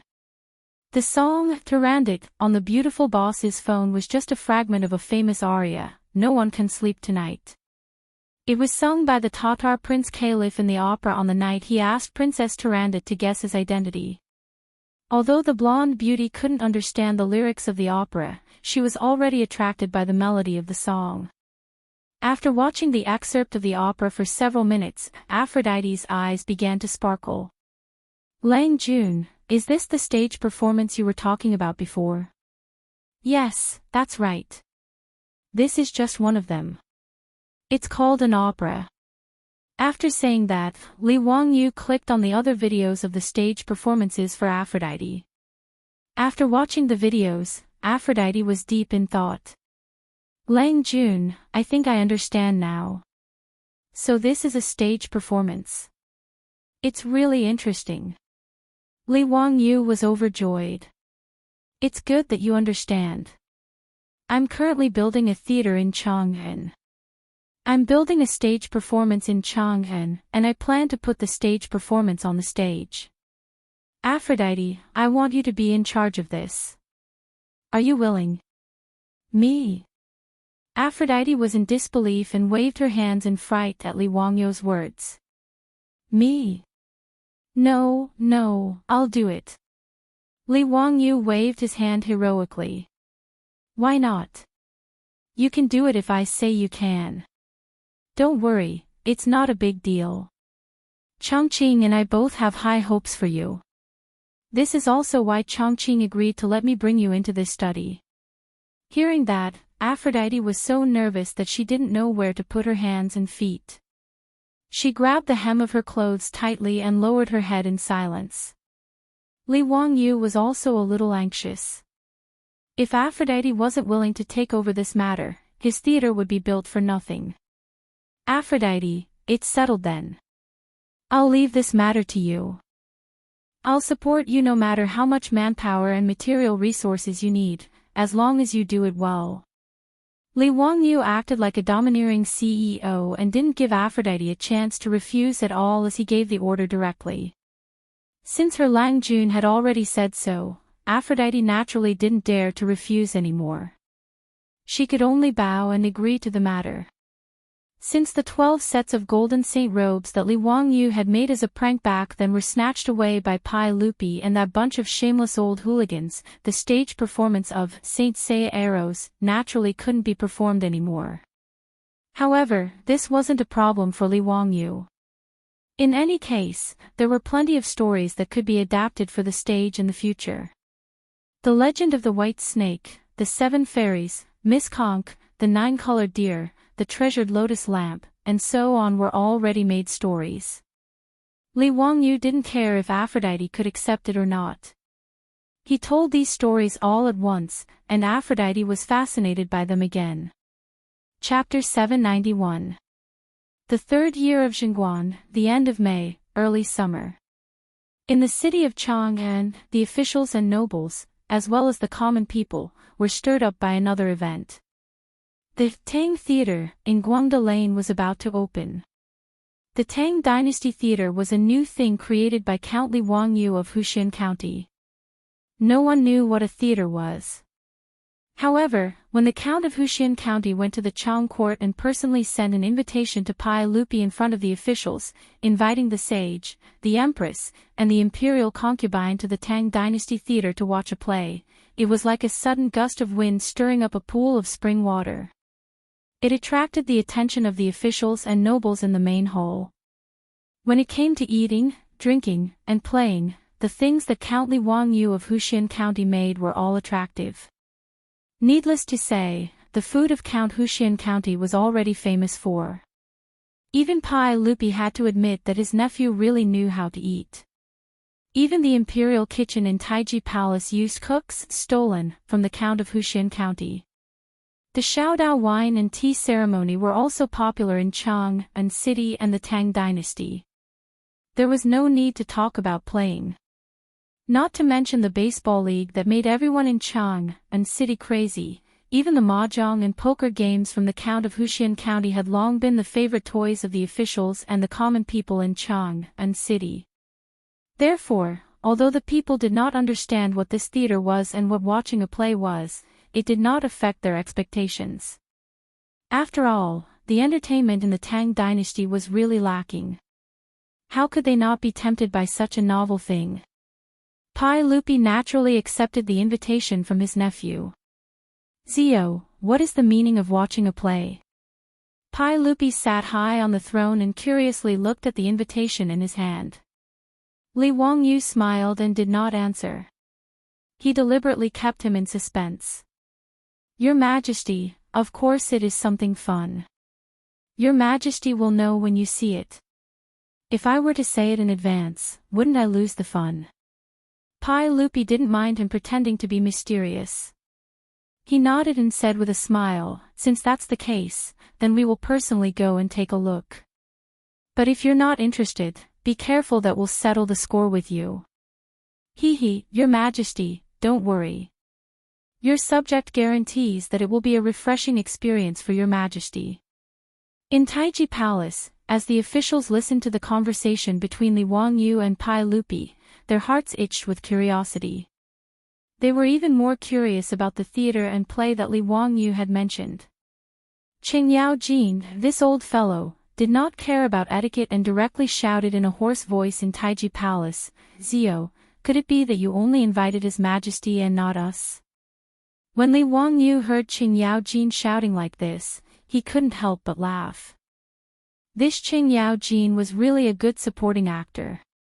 Wasn't the reason why he came to attend the Chang court meeting and sent an invitation to Pai Lupi in front of the officials and nobles all for the sake of advertising? Li Wangyu was the only one in the entire Tang dynasty who could advertise in Taiji Palace. Cheng Yaojin's question gave Li Wangyu an opportunity to continue advertising. He laughed loudly and said, "Uncle Cheng, please don't be impatient. How could this nephew dare to forget Uncle Cheng? This nephew will naturally send the invitation to Uncle Cheng's residence later."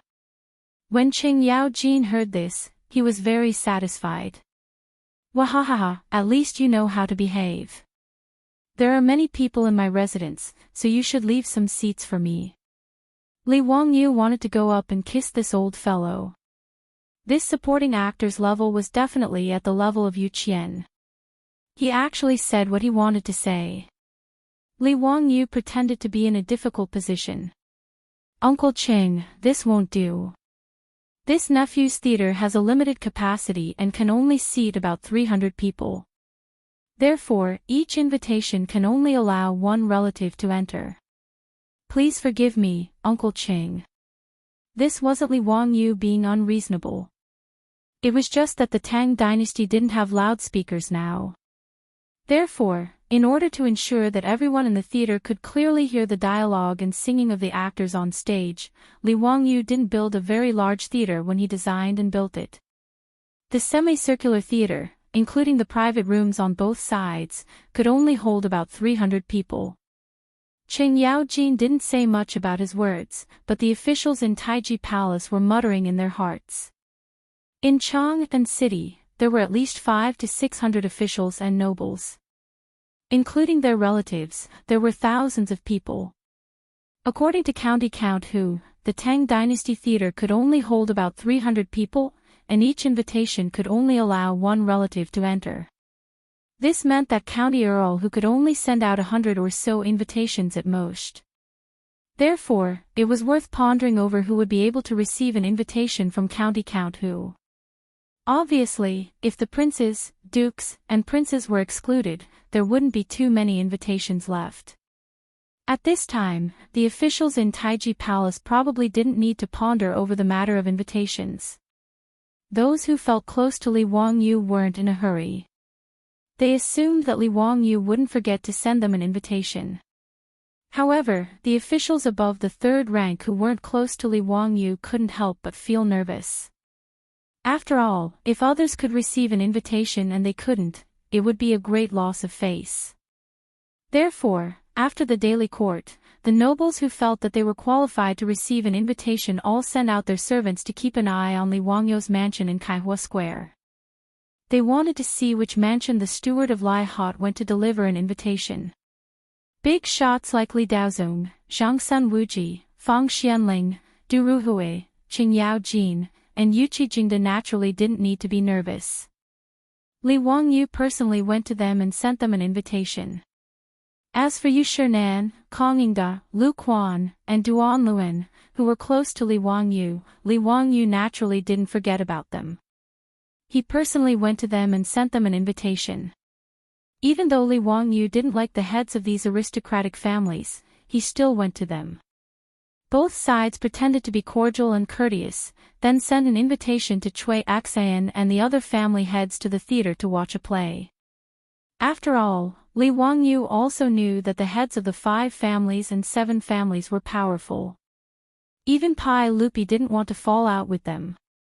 When it was time to give them face, Li Wangyu still had to give them face. Moreover, he had previously colluded with Pai Lupi and the others to swindle so much gold from the aristocratic families. Now, he gave them face and sent an invitation. In Li Wangyu's eyes, it was only right. These invitations had to be sent by Li Wangyu personally, so the nobles in Chang'an city knew in their hearts. Everyone made a rough estimate. After removing 50 to 60 invitations, there were less than 100 left. In the following days, Li Heng, the old housekeeper of the Huxian County Count's mansion, led the officials in the mansion, shuttling through Chang'an City to respectfully send invitations to the various mansions. And the officials who received the invitations were all very enthusiastic, even though Li Heng's status was far below theirs. If it were in the past, these nobles wouldn't even look at the old housekeeper of the Huxian County Count.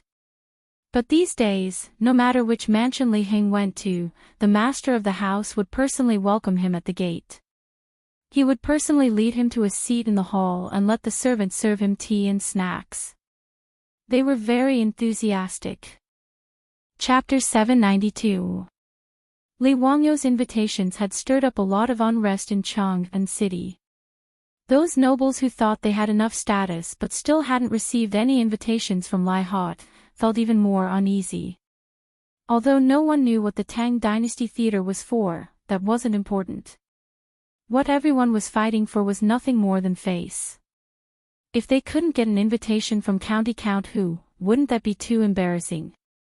How would they be able to raise their heads in front of their colleagues in the future? Thus, the nobles who weren't familiar with Li Wangyou all started to think of ways to get closer to County Count Hu. Huaxia had always been like this since ancient times. The network of relationships was very complicated. Not familiar with County Count Hu? That didn't matter. He could always find someone close to Li Wangyou in the network of the nobles. They didn't want to go directly to County Count Hu and ask for an invitation, so they had to ask someone else. As a result, Li Wangyou's residence was very lively these days. Yu Shinan, Kong Yingda, and the others couldn't refuse the requests of their old friends, so they could only shamelessly go to Li Wangyou and ask for an invitation. Even the group of playboys didn't hesitate to ask for an invitation. Zio, Big Brother doesn't want much. Just give me 10 invitations. Wahahaha, I want 15. If you don't give it to us, Big Brothers won't leave. The playboys surrounded Li Wangyou and clamored. They were so noisy that Li Wangyou felt like his head was about to explode. He really wanted to kick them for asking such an exorbitant price. These bastards, what did they think his invitations were? They still had the nerve to ask for 10 or 20 invitations. They were too shameless. Li Wangyou angrily raised a finger. One for each person. Take it or leave it. Zio, how can one be enough?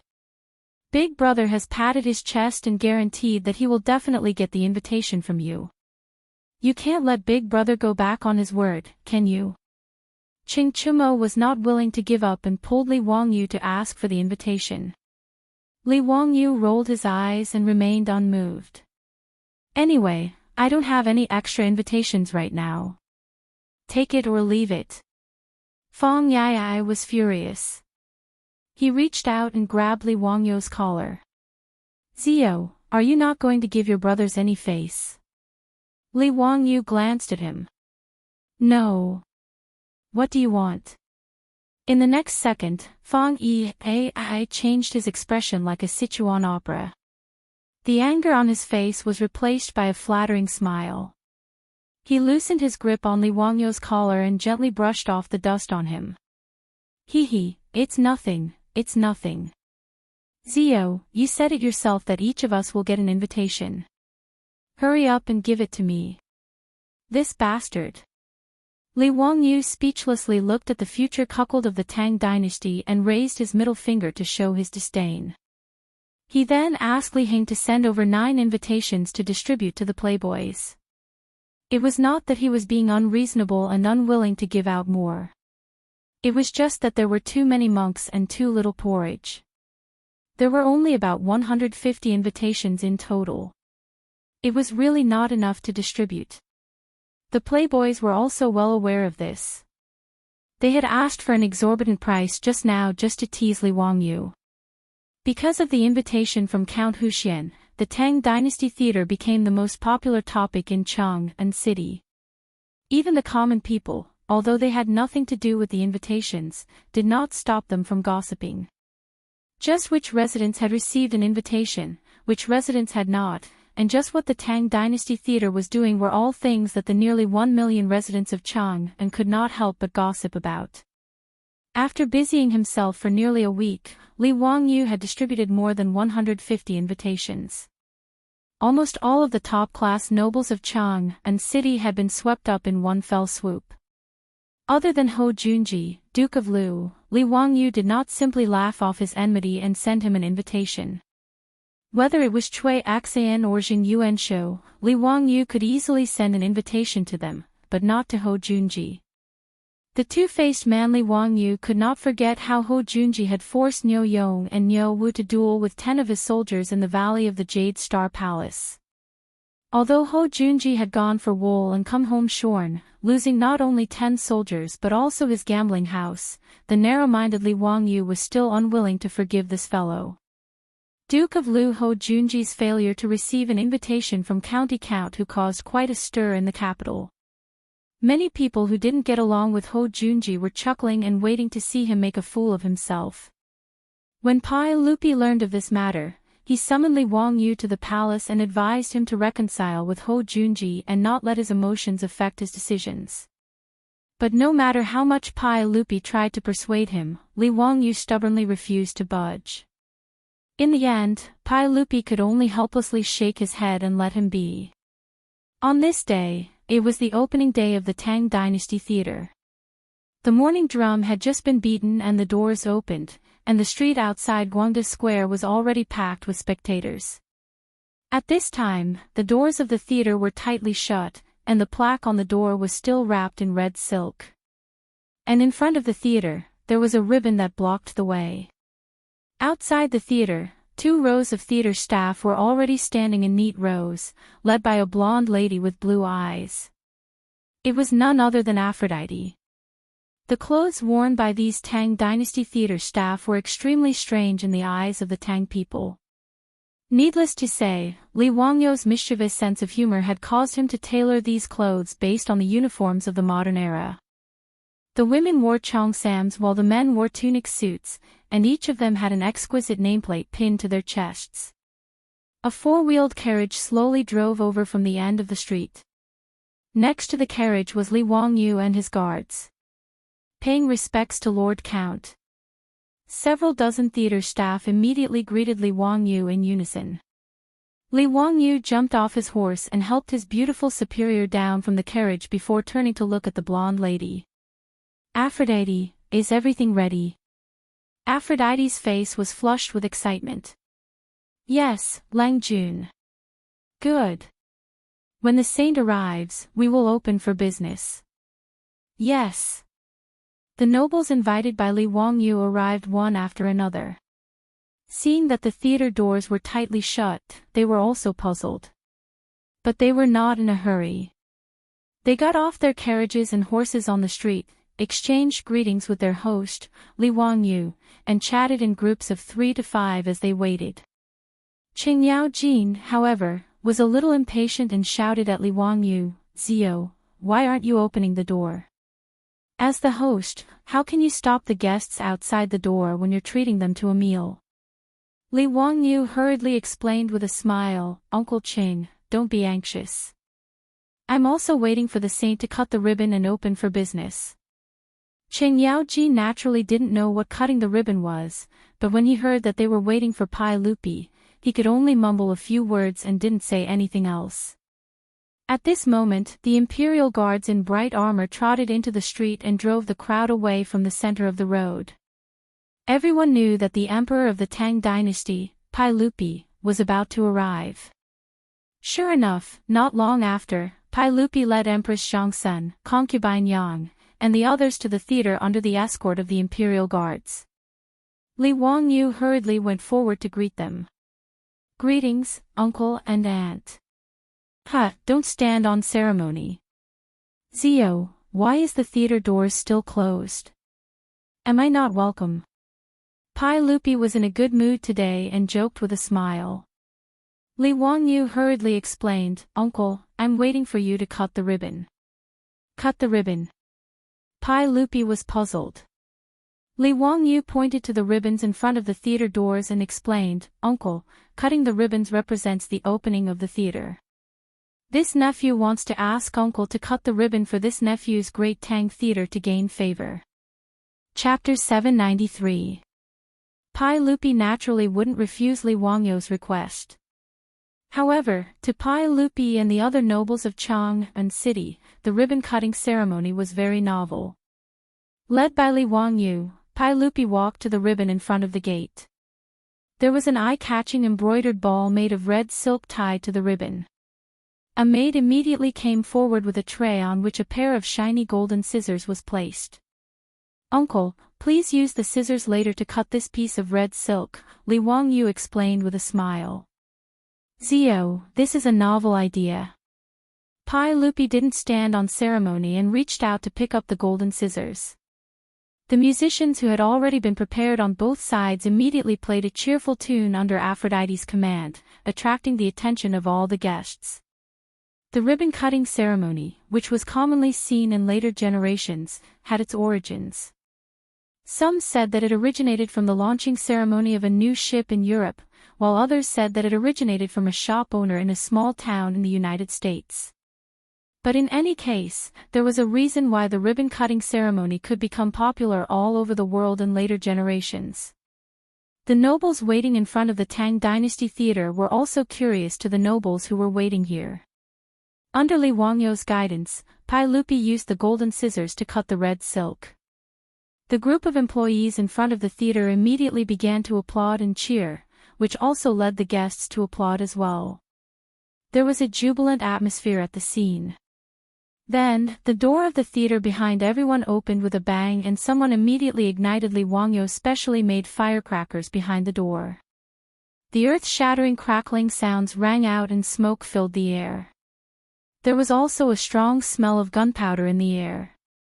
Pai Lupi and the nobles were naturally not surprised by Li Wangyu's specially made firecrackers, but it was different when the crowd outside the theater heard the commotion. The continuous explosion of firecrackers frightened the people of Chang'an city who were watching the commotion. The crowd kept retreating, causing some disturbances. The sky is clear and the sun is bright. Why is there still the sound of thunder? It seems to be coming from the Tang Dynasty Theater of County Count Hu. What is this count up to now?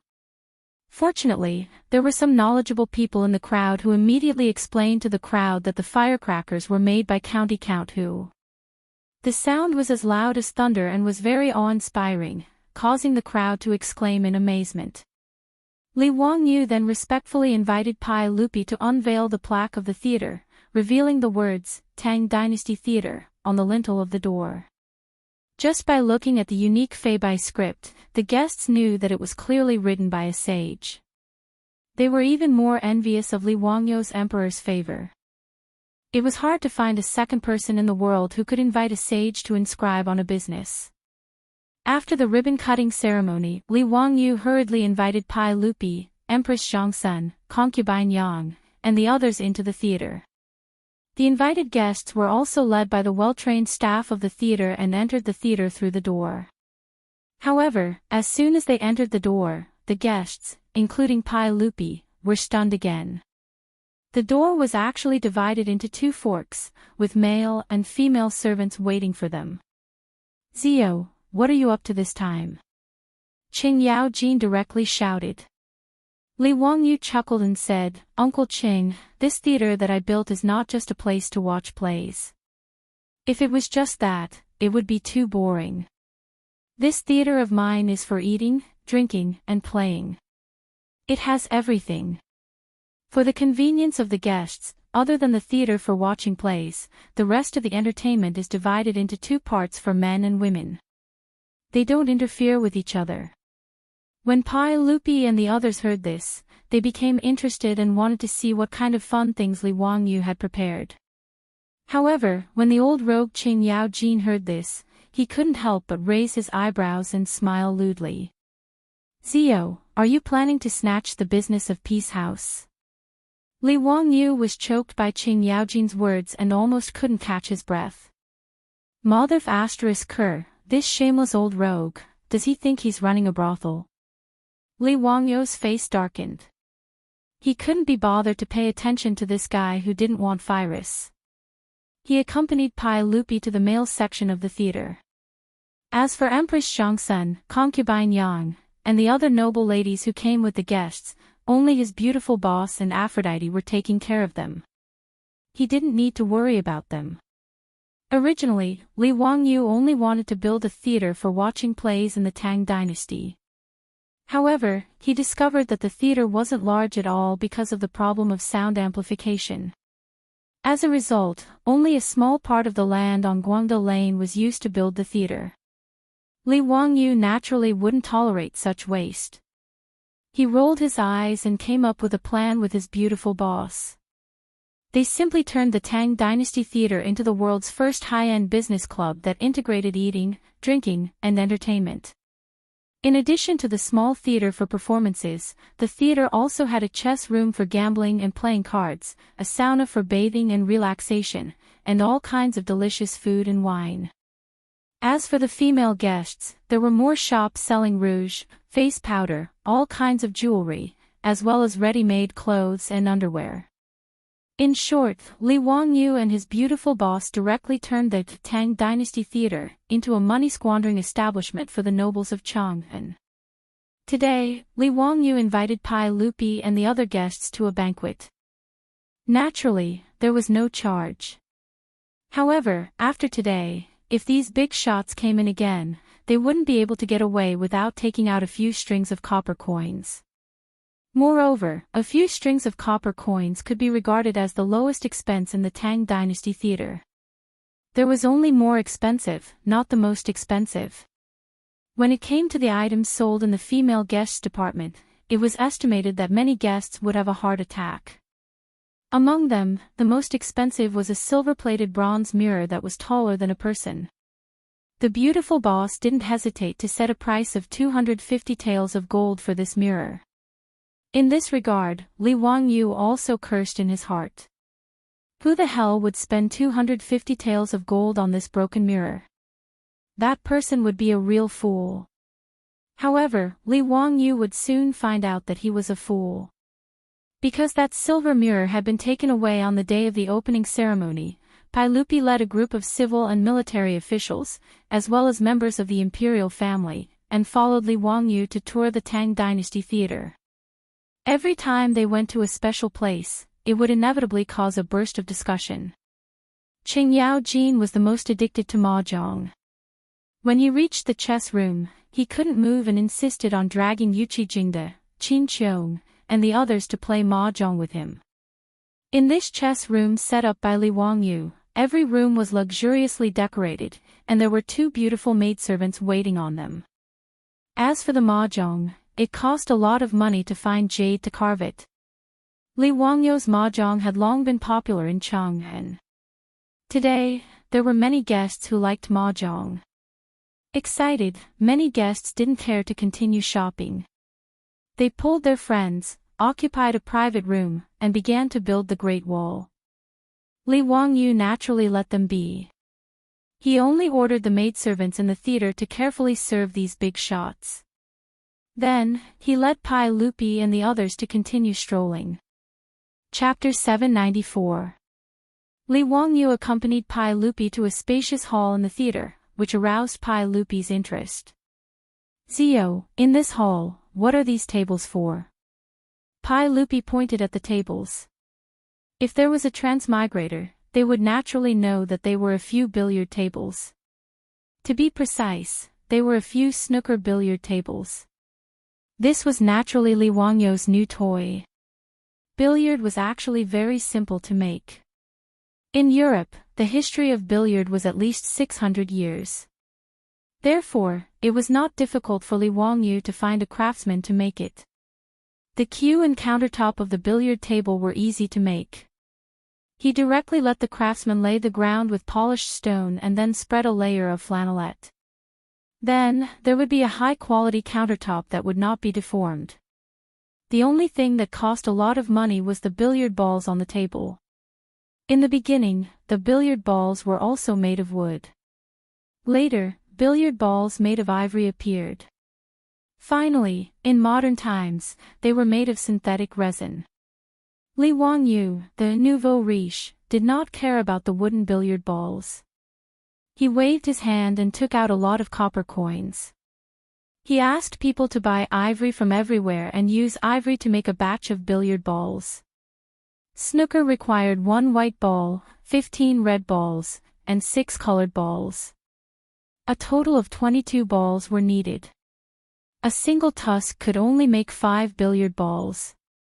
Just one snooker machine required at least 3 elephant tusks to make. Moreover, the quality of the billiard balls was high. The roundness had to be round and the weight of each ball had to be the same. Therefore, for this batch of ivory billiard balls, Li Wangyu spent a lot of money.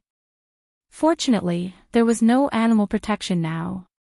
Otherwise, Li Wangyu's extravagant practice would be criticized by many people.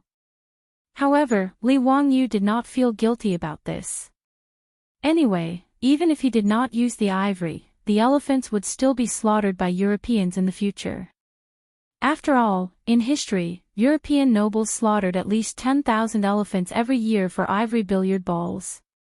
Compared to this, the ivory that Li Wangyu used paled in comparison.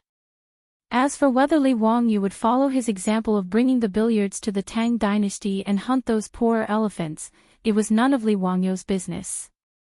In fact, Li Wangyu was not very proficient in billiards, but he was bored in the Tang dynasty, so he naturally wanted to find some fun for himself.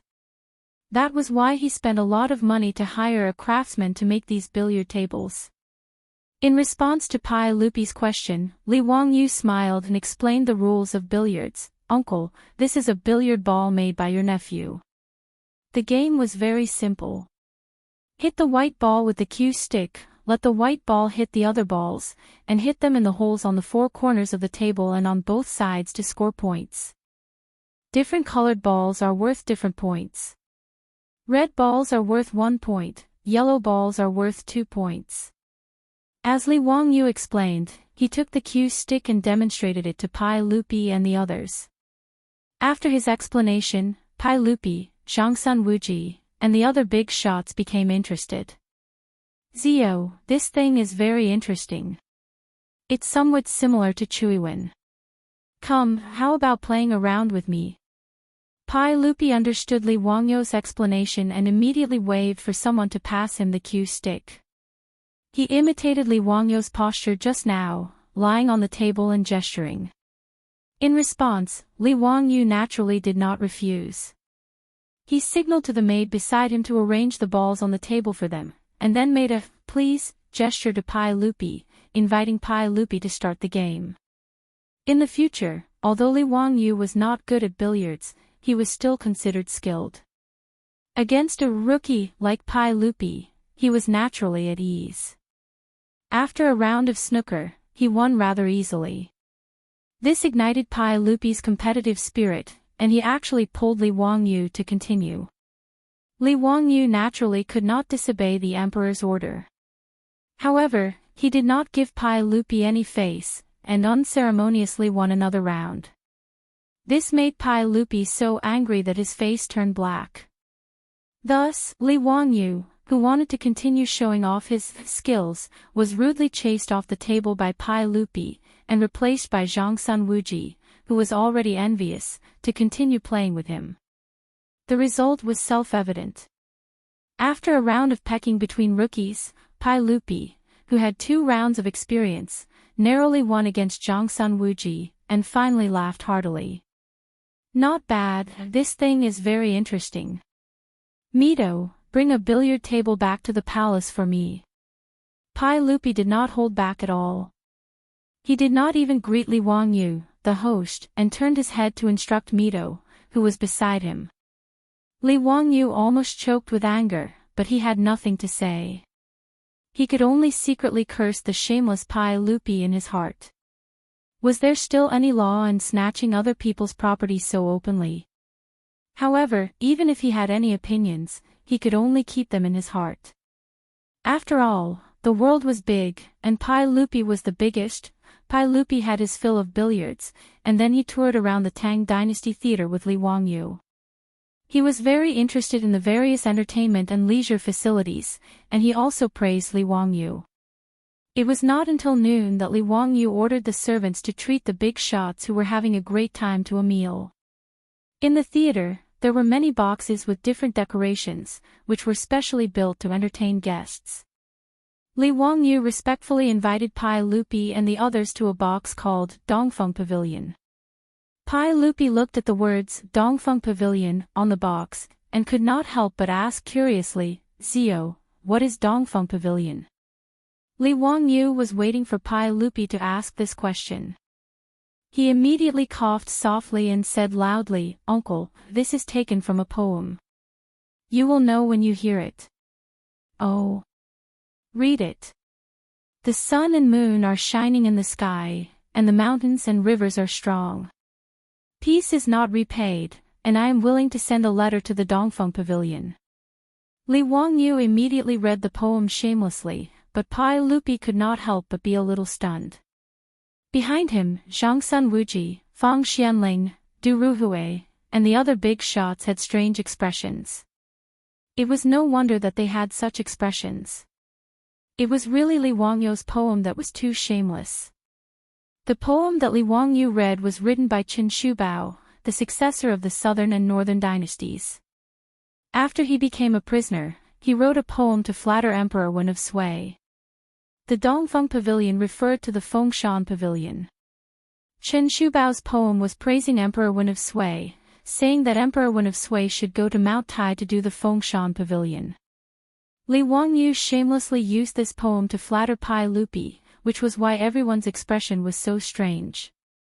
"Uncle, the world is peaceful now, and it is all because of Uncle Saint Aura. At present, my great Tang is undergoing a new era and is thriving. The common people all sincerely bow to Uncle. Uncle is the son of heaven, and your achievements surpass the 3 sovereigns and 5 emperors.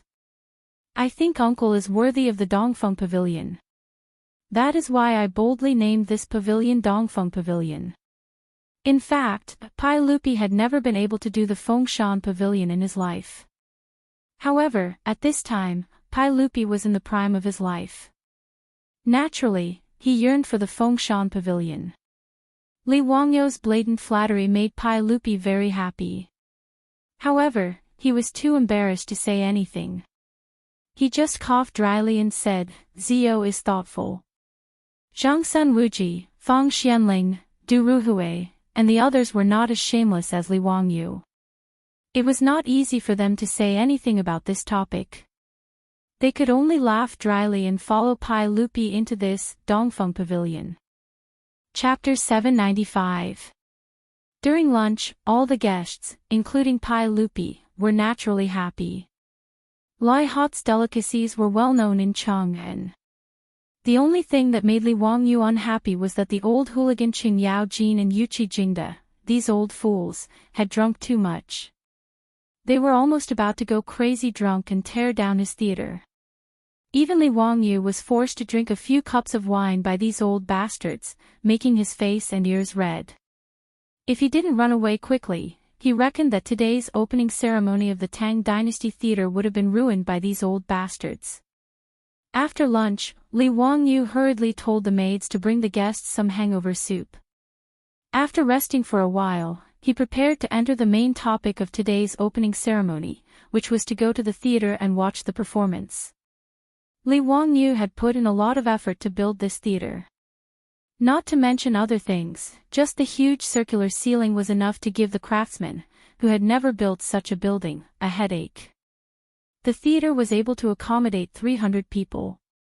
The stage was about 2 meters high and was completely made of wood and stone. The bottom of the stage was empty, which could hide all kinds of mechanisms, props, and actors. The curtains behind the stage could move and change according to different plots. What gave Li Wangyu the most headache were the 2 problems of sound amplification and lighting. After several discussions with his beautiful boss, in addition to using the semicircular theater to amplify sound, he also ordered the craftsmen to make many sound amplifiers with copper sheets. The principle of this kind of copper sound amplifiers was actually the same as Chinese clocks. Using the hollow metal material to produce resonance, it played the role of amplifying the sound. After experimenting, Lee Wang-yu confirmed that even if he was sitting in the last row of the theater, he could still clearly hear the music and dialogue on the stage. Only then was he satisfied. However, this was also the reason why the theater could only accommodate 300 people. No matter how big the theater was, the sound amplification effect couldn't be guaranteed. As for the stage lighting, because there were no light bulbs, Lee Wang-yu could only make do with what was available. He ordered the craftsmen to make a concave copper mirror to be plated with silver, and a large oil lamp to illuminate the middle. This was basically a replica of the story of Edison using a mirror to reflect the light of a candle to illuminate the doctor so that he could perform surgery on his mother. Although the story about Edison was fake, it didn't affect Lee Wang-yu's ability to use the concave mirror to illuminate the stage. The effect of this simple lighting setup was not bad. The characteristic of the concave mirror was that it could actually project the effect of a spotlight on the stage. Lee Wang-yu even used the gunpowder he created to design a lot of fireworks for the stage. Lee Wang-yu was sure that today's performance would definitely shock Pai Lupi and the other country bumpkins of the Tang dynasty. The seats in the theater were all made by Lee Wang-yu according to the seats in the movie theaters of the future. The only difference was that each seat was very wide and soft. There were also wide armrests, making it very comfortable to sit on. Between every 2 chairs, there was a tea table for tea and snacks. Lee Wang-yu's target customers were the nobles in Chang'an. If he wanted to take money out of these people's pockets, he naturally had to give them the best enjoyment. The actors in the theater were all singers that Lee Wang-yu bought from Taichung Temple after spending a lot of money and pestering Pai Lupi for a long time. They were given to Aphrodite to train for more than a month. Fortunately, these singers had already undergone professional training in Taichung Temple. Although the rehearsal time was short, Lee Wang-yu was very satisfied after watching their performance. He didn't consider that these singers were all trained by Taichung Temple with a lot of effort, but they were almost all taken away by Lee Wang-yu. Because of this, the chief of Taichung Temple had complained to Pai Lupi many times. There were no male actors in the theater because Lee Wang-yu didn't want to get into trouble. After all, love stories were unavoidable in a stage play. If he let the male and female actors act lovey-dovey on stage, Lee Wang-yu was afraid that he would be scolded to death by those pedantic people. In this way, Lee Wang-yu would rather let a woman play the male role than cause trouble. This wasn't a big deal. Anyway, he didn't want to see men perform on stage. In the orchestra pit in front of the stage, dozens of musicians were busy adjusting the instruments in their hands. In an era without tape recorders, these musicians had to perform the dubbing needed to be done live. Needless to say, these musicians were naturally robbed by Lee Wang-yu from Taichung Temple. Thinking about it this way, he didn't seem to be in a position to say those words when he complained that Pai Lupi robbed his billiard table. The group of guests, under the attentive guidance of the servant girls serving in the theater, entered the theater one after another and took their seats. Immediately, a servant girl brought them tea, snacks, and fruits and placed them on the tea table between the seats. Most of the guests were very curious after entering the theater. They looked around like curious babies. Even the wide seats under their buttocks were new to these nobles of Chang'an. They kept getting up and sitting down. They were full of country bumpkins, and were no different from Granny Lu when she first entered the Grand View Garden. As for Pai Lupi and those old men, they didn't show their cowardice in front of the crowd because they had their own private rooms. Lee Wang-yu imitated the design of the European theaters of the future. On the second floor of the theater, there were all kinds of private rooms. It was to make it convenient for Li Heir and the other princes and dukes to watch the show. In each private room, there were specially selected beautiful servant girls to serve them. It was luxurious to the bone. After Pai Lupi followed Lee Wang-yu into the private room, he looked around and was very satisfied. He walked to the railing and looked down. Looking at the stage with thick curtains, he couldn't help but ask curiously, "Zio, what kind of performance is this? What is the meaning of this? Are there singers performing? He guessed like this because Li Wangyu took away so many singers from Taichung Temple. Li Wangyu didn't explain. He just smiled and said, "Uncle, you will know when you see it with your own eyes. I can only guarantee that you and Aunt will have a worthwhile trip." Empress Chang'an glared at him and said, "Humph, if it's boring, be careful that I will settle accounts with Chongqing." Li Wangyu was speechless. Empress Chang'an acted like a motherly model in front of others. How could she be so stingy to him?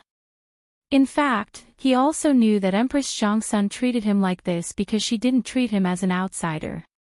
After chatting for a while, it was time for the performance to start. Immediately, the servants in the theater filed in and extinguished the oil lamps that were used to illuminate the theater. Soon, the entire theater fell into darkness. This caused the guests who had never seen a performance before to burst into a clamor. They did not understand what had happened. In the orchestra pit, music sounded, and the noise in the theater below slowly subsided. On the stage, the curtains were slowly opened. Chapter 796. Of the many stories that Li Wangyu had told her, the blonde's favorite were love stories like The Cowherd and the Weaver Girl and Liang Shanbua and Zhuang Tai. Regarding this, Li Wangyu was also very speechless. Sure enough, regardless of ancient times or modern times, women loved these kinds of love stories. No wonder the Korean TV series in the future could earn so many women's tears and money. Because of Avlo's insistence, the first performance in the Tang Dynasty Theater was The Cowherd and the Weaver Girl. Everyone knew the story of The Cowherd and the Weaver Girl. It was about a hooligan who peeped on a girl bathing and shamelessly stole her clothes, threatening her to marry him. After the girl was forced into marriage, she gave birth to a son and a daughter. Later, when the girl's mother found out about this, she took the girl home and magnanimously didn't pursue the responsibility of the hooligan youth. Who would have thought that the hooligan youth wouldn't let it go and chased after the girl? In the end, the girl's mother had no choice but to allow the hooligan youth to see the girl once a year on Chinese Valentine's Day. This was Li Wangyu's understanding of the beautiful love story of the Cowherd and the Weaver Girl. He couldn't understand why a hooligan youth who forced a wife into marriage would become a love classic in the future and even turn Chinese Valentine's Day into Chinese Valentine's Day. Fortunately, Li Wangyu didn't dare to say this out loud. Otherwise, if his beautiful boss heard it, it might turn into domestic violence. The curtain slowly opened and the singer who played the role of the cowherd appeared amidst the music. The development of the plot soon attracted the attention of everyone in the theater. There was no more noise, and everyone, including Pai Lupi and Empress Chang'an, stared intently at the performance on the stage. Li Wangyu and his beautiful boss hadn't misjudged her. Avlo really was a genius. She had merely watched the performance videos on her phone and listened to Li Wangyu's story, so she could choreograph the entire performance to perfection. The performance that Avlo choreographed was similar to the songs and dances of the future, but the dialogue was also like a play. However, Li Wangyu had to admit that the performance was very exciting and enjoyable. Moreover, the musicians and singers who had been robbed from Taichung Temple were indeed professionals trained by Taichung Temple over the years. Even though they had only rehearsed for a short month, the singers on stage were all professionals in terms of dancing and singing. They definitely weren't something that a regular troupe could compare to. Even he and his beautiful boss were enjoying the performance in the theater, let alone the country bumpkins from the Tang Dynasty in the theater. More than 300 guests, including Li Er, were all immersed in the plot on stage. But when the stage came to the scene of a kind and hard-working male prostitute being chased out of the house by his mean brother and sister-in-law after the death of his parents, there was a sudden situation off stage. Someone suddenly stood up and glared at the singer who was playing the role of a brother and sister-in-law on the stage. He scolded her angrily, "How dare you? Killing your own kind is a heinous crime. How dare you dare? Guards, come." Take these two people down and put them in prison to investigate their crimes. Li Wangyu didn't know whether to laugh or cry when he saw the agitated Wei Jing. Was this old man crazy? Did he actually take the performance seriously? Before he could say anything, Empress Chang'an also stood up angrily.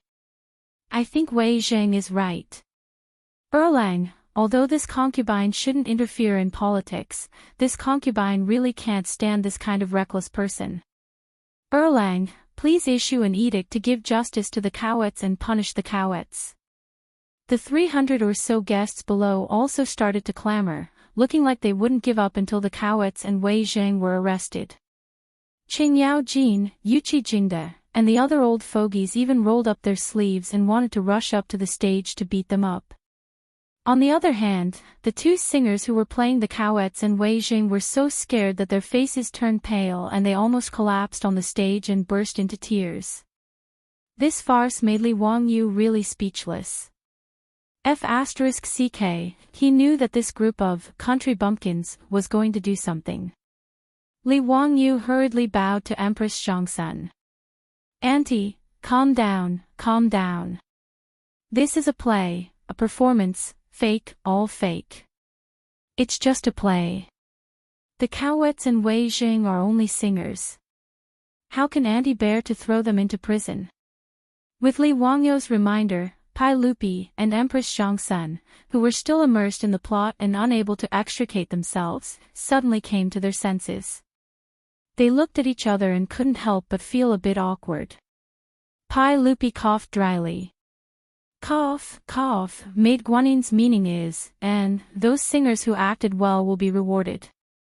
He turned his head and waved at Mitua, pointing at Qing Yao Jin and the others who were cursing non-stop. Go, tell these bastards not to cause trouble and not to disturb me from watching the performance. Look at what they're like, scaring those girls so much they're about to cry. This group of old men, they're not human. Mitua secretly wiped away his cold sweat. He didn't dare to be negligent. He hurriedly turned and led the palace guards away, jogging to dissuade Wei Jing and the others. In reality, Mitua, who had been behind Pai Lupi, was also entranced by the performance and almost shouted along with him.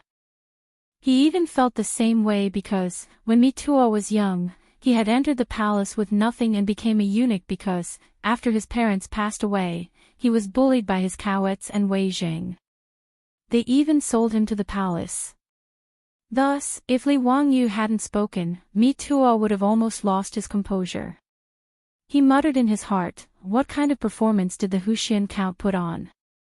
It was really bewitching, but Mitua couldn't help but admit that it was beautiful, really beautiful. In addition to Pai Lupi's orders, he had jogged all the way because he wanted to quell the commotion as soon as possible and let the performance continue. He couldn't wait to find out what happened next. Wei Jing and the others, who had been stomping their feet and cursing, came back to their senses after Mitua led the palace guards over. After an explanation, they couldn't help but blush. If it weren't for the fact that he was concerned about the development of the plot, Wei Jing would have covered his face and left. Embarrassing, it was really too embarrassing. However, there were many guests present like Wei Jing, so no one laughed at each other. After a long while, the theater quieted down again. Li Wangyu hurriedly signaled Aphrodite to let the performance continue. However, affected by this farce, the cowards acting as the cowards were trembling with fear, making Li Wangyu feel very uncomfortable. Fortunately, the plot progressed quickly and didn't involve the cowards. Otherwise, Li Wangyu would really be worried that today's performance would be ruined. The plot quickly reached the climax. The 7 fairies descended to the mortal world to take a bath. The old bull suddenly spoke human language and told the cowherd to take away the weaver girl's clothes. When the 7 fairies acting as the 7 fairies hid behind props and pretended to take a bath and threw out the clothes one by one, the scene became noisy again. Chapter 797. What a disgrace! What a disgrace! How dare you put on such a filthy show in broad daylight? An old man with white hair and beard stood up angrily, pointing at the performance on the stage and scolding loudly. Li Wangyu was speechless again and put his hand to his forehead. *CK, what he was afraid of really happened. This kind of pedantic old man really gave him a headache. In fact, Li Wangyu also thought about whether to simplify the scene of the 7 fairies bathing. However, thinking about the atmosphere of the Tang dynasty, which was much more open than the Ming and Qing dynasties, he felt that it shouldn't be a big problem. In fact, after the scene of the 7 fairies bathing began, Li Wangyu stole a glance at the expressions of Pai Lupi, Empress Zhangsun, Concubine Yang, and the others, but he didn't see anything unusual.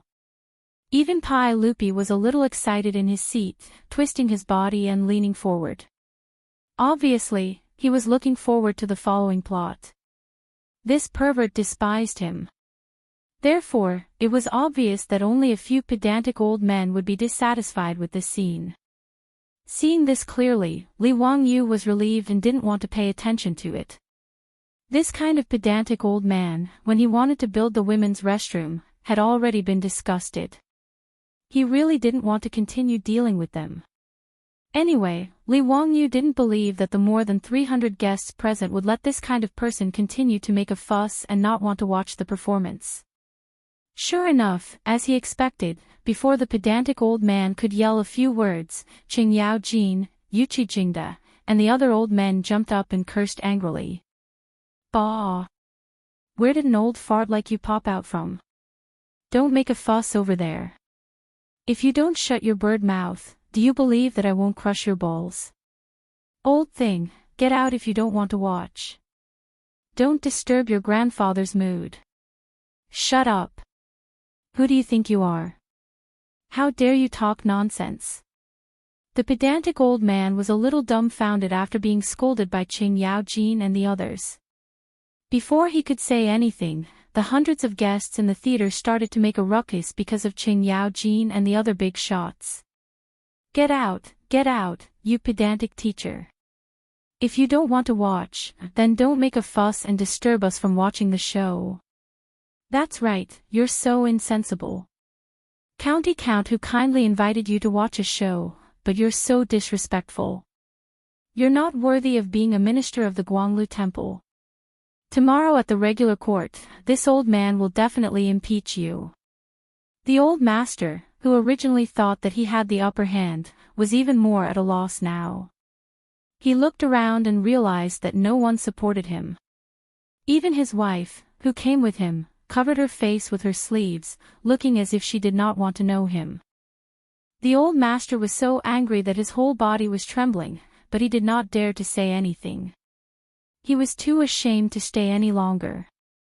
He could only fling his robe fiercely and turn to leave. This pedantic old man was the minister of Guanglu Temple, a third-rank official in the imperial court. He was usually in charge of offering sacrifices, court meetings, and banquets. But he had never expected that on the second day of court, several people would step forward and impeach Pai Lupi. Even more unexpected was that Pai Lupi would actually use his lack of manners as an excuse to reprimand him, causing the old man to lose a great deal of face. These are all stories for later, so let's not talk about them for now. After the old man was driven out of the theater, the crowd once again turned their attention to the stage, all of them entranced. Time passed, and the plot reached the point where the Heavenly Queen Mother discovered that the hoodlum young man had taken her daughter for himself. She sent out heavenly soldiers and heavenly generals to rescue the kidnapped woman. The curtains rolled back, and the stage scenery and props changed again and again. Amidst the beautiful musical accompaniment and singing, there was a boom. In the center of the stage, a ball of fire exploded, and blue smoke billowed into the air. Several musicians playing the roles of heavenly soldiers and heavenly generals appeared on stage, wearing dazzling golden armor. However, this sound gave the guests quite a fright. The ladies among the guests were all scared out of their wits and screamed. The timid ladies were so scared that they fell to the ground and covered their heads with their sleeves, crying for help. Li Er, Qing Yao Jin, and the other big shots laughed out loud when they saw this. They didn't feel any sympathy at all. Li Wangyu couldn't be bothered to pay any attention to this continuous farce, and he let this group of country bumpkins do as they please. After nearly 4 hours of performance, it was finally coming to an end. The cowherd and the weaver girl were separated by the Milky Way, and could only meet on the Magpie Bridge every year on the Qixi festival. The ladies of Chang'an were all teary-eyed, and the handkerchiefs they used to wipe their tears were wet. In fact, the story of the cowherd and the weaver girl was not a rare story. There were records of the cowherd and the weaver girl in the Book of Songs, and there were legends of the cowherd and the weaver girl in the northern and southern dynasties. But reading the stiff words in the books was not as touching as watching the story performed by the musicians on the stage. The musicians playing the roles of the cowherd and the weaver girl sang the lyrics on the stage. Hand in hand, line up in groups, build the Magpie Bridge across the Milky Way, and let the cowherd and the weaver girl meet on the Qixi festival. What match, the shackles from millions of years ago, still can't be broken today. No matter who comes to oppose it, we'll never regret it. Empress Chang'an, concubine Yang, and the others in the box started to wipe their tears at this sad scene. Li Wangyu noticed Empress Chang'an's tears, and couldn't help but shudder. Damn it, wasn't this the best time for him to convince Empress Chang'an to marry his beautiful superior? It was said that women were emotional, and he and his beautiful superior were so in love, so what match was there for them? Was Empress Chang'an going to be that hateful queen mother who could bear to break him and his beautiful superior apart?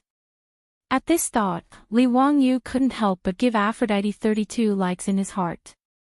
This performance of the cowherd and the weaver girl was well arranged.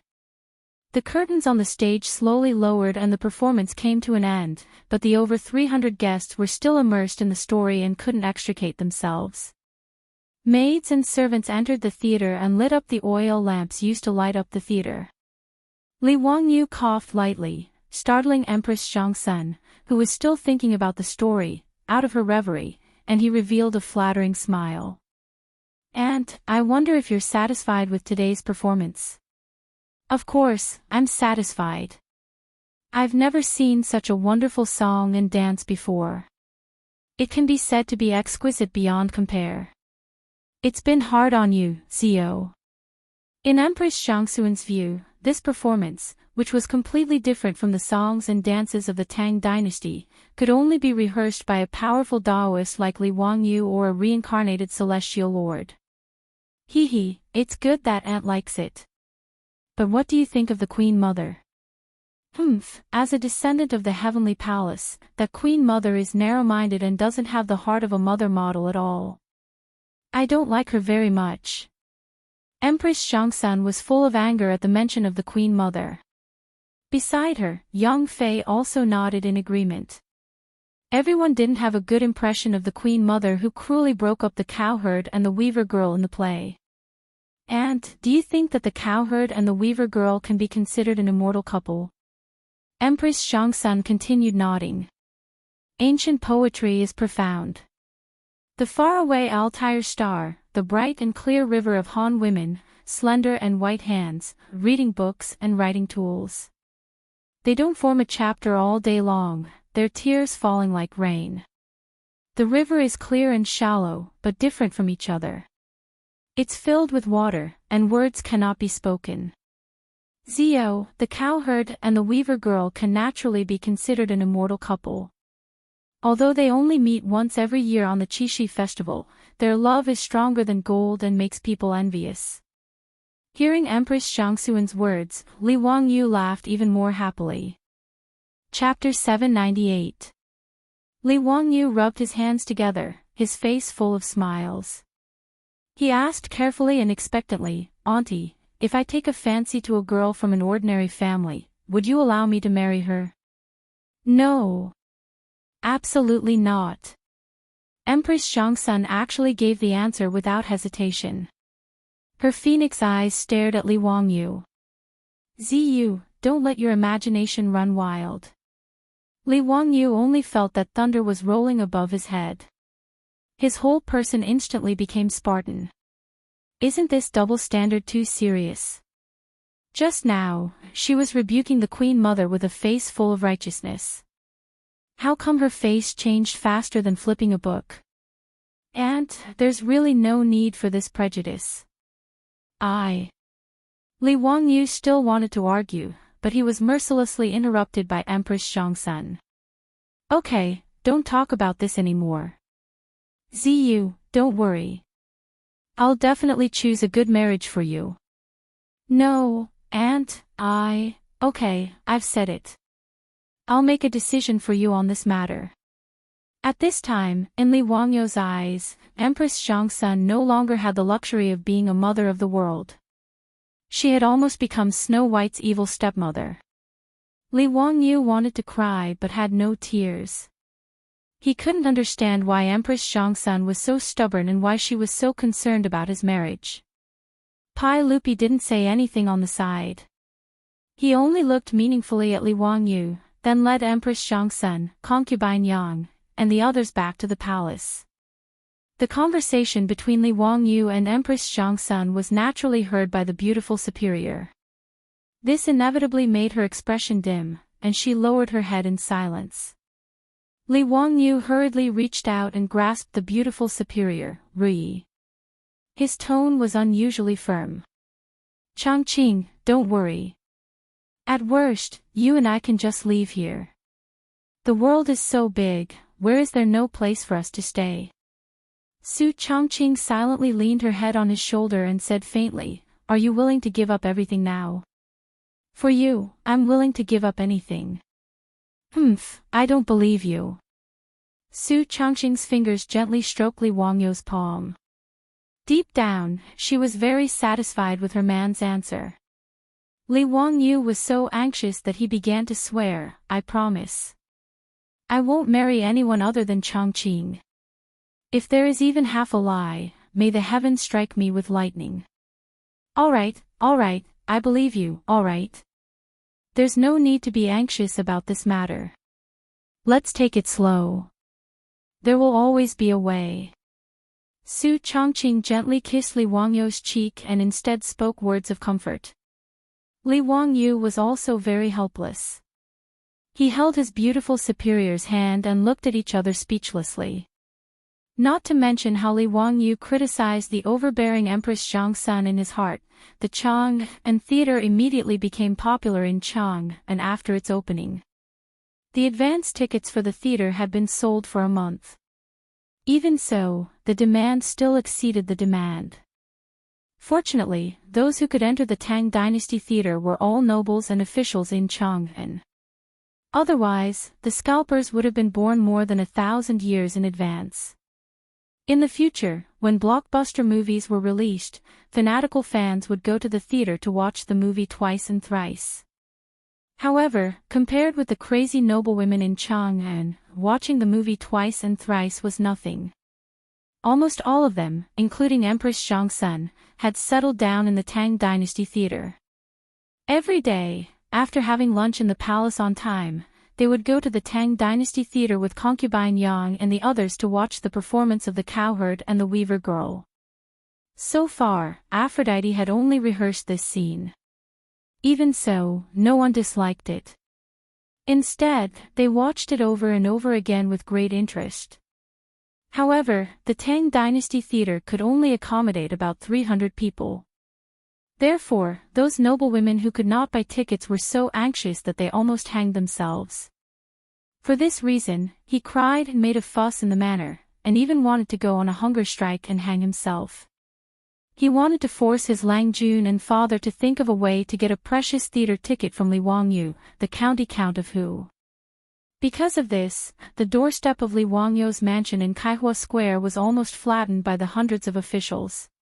He was so scared that he ran back to Dingzhou village in Huxian County in the middle of the night and shut himself in, refusing to see any guests. He also underestimated the charm of this play.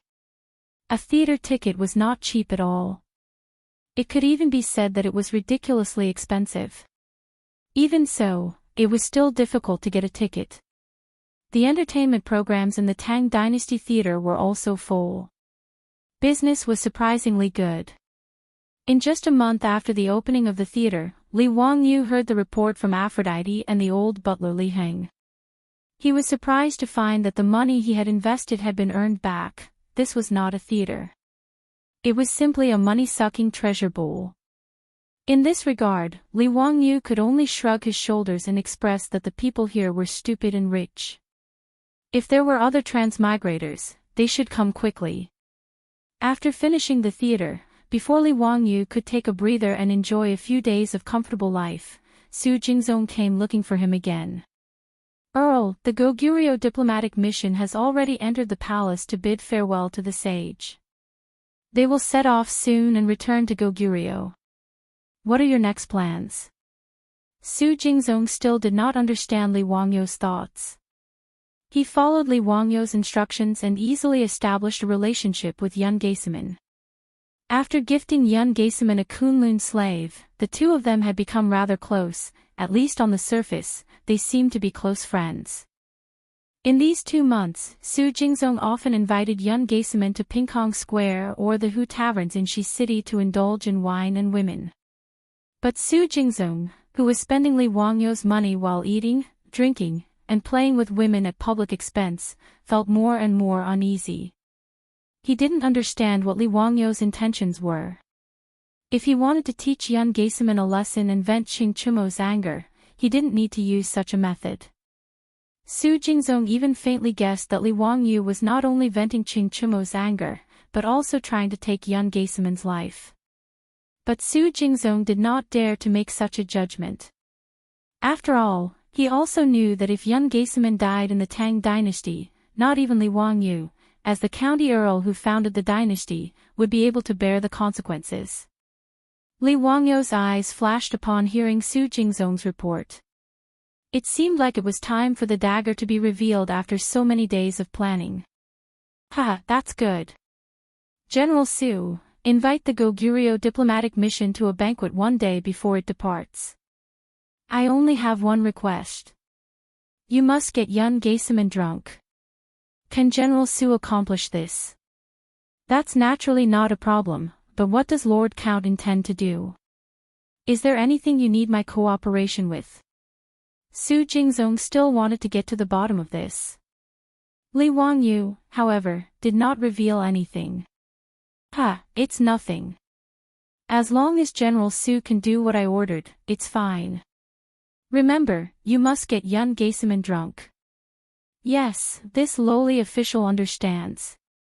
Su Jingzong knew that Li Wangyu wouldn't tell him the truth, so he didn't ask any more questions and nodded. Chapter 799. After Su Jingzong left with a head full of confusion, Li Wangyu immediately went to find Niu Wu. Niu Wu, have you prepared the things I asked you to find? Lang Jun, I've prepared them long ago. But why did you ask me to prepare those things? They look quite frightening. Niu Wu nodded, but he was also confused. Of course I have a use for them. Let's go. Take me to them. Li Wangyu did not explain. The less others knew about this, the better. It was not that he did not trust Niu Wu. Li Wangyu had absolute trust in this loyal Guangzhou man. But it was better to be safe than sorry. If Niu Wu knew the truth and accidentally let it slip, that would not be good. Thus, although Li Wangyu needed Niu Wu to help him carry out some things, he did not plan on explaining the cause and effect of the matter clearly. Niu Wu was curious about this, but he was smart enough to know what to ask and what not to ask. Thus, he did not say much. Li Wangyu did not lead the other troops of the manor. He followed Niu Wu through the manor of Noda, turning here and there until they came to a remote wooden house. This was originally where Li Wangyu had led the Niu brothers to make gunpowder. Because he was afraid that something would happen, he had moved this wooden house to a remote corner of the manor and forbade other people from the manor from coming here. Niu Wu came forward and pulled open the door of the wooden house. Immediately, a wave of fierce barking came out. There were several large metal cages placed in the wooden house, each containing a crazed dog. The eyes of these dogs were completely red, and disgusting saliva dripped from the corners of their mouths. When they saw Li Wangyu and Niu Wu, they constantly thrashed about in the cages, looking like they were going to eat someone. The dogs in the metal cages would occasionally twitch and spasm, appearing rather manic. Li Wangyu knew very well that these were classic dogs that had been infected with rabies. He had asked Niu Wu to secretly collect rabid dogs. His goal was naturally to use the saliva of these rabid dogs to go to Yin Death Abyss and Geisamen. Niu Wu, I have something I need you to do for me. Li Wangyu whispered to Niu Wu after observing the rabid dogs. Although there was no one else around the wooden house, he subconsciously lowered his voice. Niu Wu's single eye flashed. Lang Jun, just give me your orders. I dare not disobey. Li Wangyu waved his hand. It's not that serious. We just need to keep it a secret. Tomorrow, you. His voice grew softer and softer. Niu Wu listened carefully. Although he still didn't understand, he didn't ask. He only nodded vigorously to show that he understood. After instructing Niu Wu, Li Wangyu walked out of the wooden house with his hands clasped behind his back. He looked up in the direction of Chang'an, and with a confused expression, the next day, after the drum of dusk sounded, the doors of the markets in Chang'an slowly closed with squeaking sounds. Most of them slowly fell into a deep sleep. Peace Square was the only place that was still brightly lit. There was light singing and dancing, and it was very lively. The Chamberlain of Dependencies of the Tang Dynasty had actually been established in Peace Square. It was hard to say which big shot had come up with this genius idea. Because the Goguryeo diplomatic mission would be leaving Chang'an tomorrow and returning to Goguryeo, the entire mission was celebrating in Peace Square tonight. Yun Geisamen had been invited by his new good friend, the vice principal of the Tang Dynasty's academy, Su Jingzong, to a familiar brothel so that he could send him off with wine. Worthy little brother Suan, after this farewell, who knows when we'll meet again. Come, let's drink. This elder brother can only use this cup of wine to send you off. I wish you great success in Goguryeo. Su Jingzong raised his cup in a toast to Yun Geisamen. In a private room, 5 or 6 beautiful courtesans dressed in thin clothing that revealed their cleavage were attentively attending to the two of them, constantly filling their cups with food and wine. Yun Geisamen drank all the wine in his cup and then buried his face in the bosom of the courtesan next to him, greedily breathing in the fragrance of her perfume. After a long while, he finally raised his head. Brother Yen, this little brother really doesn't want to leave Chang'an. The women of the Tang Dynasty are much better than the women of our Goguryeo. TSK, they're so tender that you can squeeze water out of them. Haha, that's only natural. I don't dare to speak about anything else in Chang'an, but the brothel of Peace Square is unparalleled in the world. Come, let's drink. Today, the two of us must get drunk. Cheers. Yun Geisamen boldly raised his cup and drained it in one gulp. The courtesans in the private room had already received Su Jingzong's orders and were pouring cup after cup of wine for Yun Geisamen. They were not drinking the rice wine or wine that the Tang often drank, but the highly concentrated Xiaodao wine from Li Wangyu's Xiaodao winery. Thus, after 2 hours of drinking, Yun Geisamen was so drunk that he couldn't even speak properly. No, enough, little brother, tomorrow, we still have to set out. Today, we can't drink anymore. Yun Geisamen still had a sliver of consciousness left, and he stopped Su Jingzong from pouring more wine. Su Jingzong naturally wouldn't let him do as he wished. He had promised Li Wangyu that he would get Yun Geisamen drunk today. Although Yun Geisamen was already drunk, Su Jingzong was afraid that he would ruin Li Wangyu's plans, so he naturally had to continue pouring wine for him. Little brother Su Wen, what are you saying? Have you heard of a poem written by the famous county count Hu of Chang'an? Laughing in the spring breeze, dancing in gauze clothes, how will the gentleman return in peace if he is not drunk? Today, we brothers will part, but we don't know when or where we will meet again. How will he return in peace if he is not drunk? Come, fill little brother Su Wen's cup with wine. Drink. Under Su Jingzong's constant urging to drink, young Gaesaman finally failed to resist the assault of alcohol. He was so drunk that he collapsed into a pile of mush and fell unconscious in the arms of a courtesan. Young Gaesaman's bodyguard saw that his master was drunk and could only helplessly apologize to Su Jingzong. He then carefully helped young Gaesaman out of the brothel and toward the nearby Chamberlain of Dependencies. Su Jingzong stood by the window of the brothel, watching young Gaesaman's party gradually disappear into the distance. He shook his head, too lazy to think about what Li Wangyu was planning. In any case, his mission had been completed. Su Jingzong felt his entire body relax. In order to persuade young Gaesaman to drink, he had drunk quite a bit. Now that he was relaxed, he felt the alcohol rush to his head. Su Jingzong waved his hand at the young and beautiful courtesans in the room, a lewd smile on his face. Young ladies, it's getting late. Help this one to rest. Today, this one is going to sleep under the same blanket and enjoy the happiness of having multiple partners. After saying this, he pounced on the courtesans, causing them to burst into laughter. Putting aside how Su Jingzong was indulging in wine and pleasure in the brothel, young Gaesaman was being supported by 2 bodyguards, one on the left and one on the right, toward the Chamberlain of Dependencies. In an alley not far away from the Chamberlain of Dependencies, a figure flashed out and directly bumped into them. Chapter 800. Young Gaesaman's 2 guards saw that this silhouette seemed to be drunk and wanted to get out of the way. But the 2 of them were struggling to support the drunk young Gaesaman and couldn't move, so how could they get out of the way? As the silhouette stumbled over, it crashed into the 3 of them. The silhouette was a brawny man, and he reeked of alcohol. His strength was not small, and he knocked young Gaesaman's group to the ground.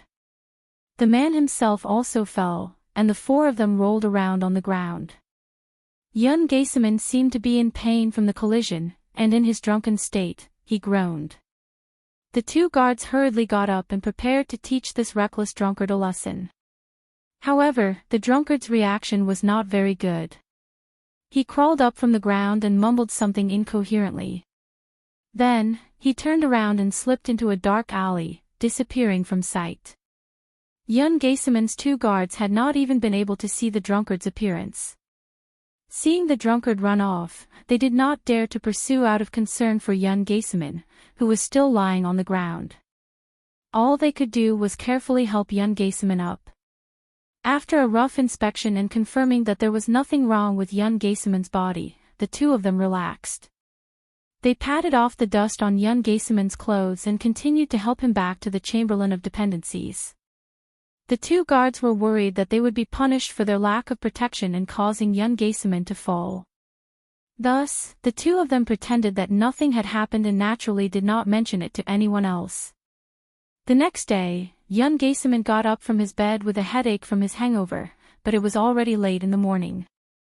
The Gogrian envoy had already packed their luggage, and they were just waiting for the arrival of the vice envoy.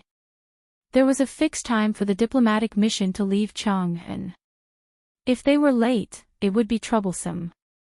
The officials from the Chamberlain of Dependencies who had come to send them off were already waiting in front of the Chamberlain of Dependencies.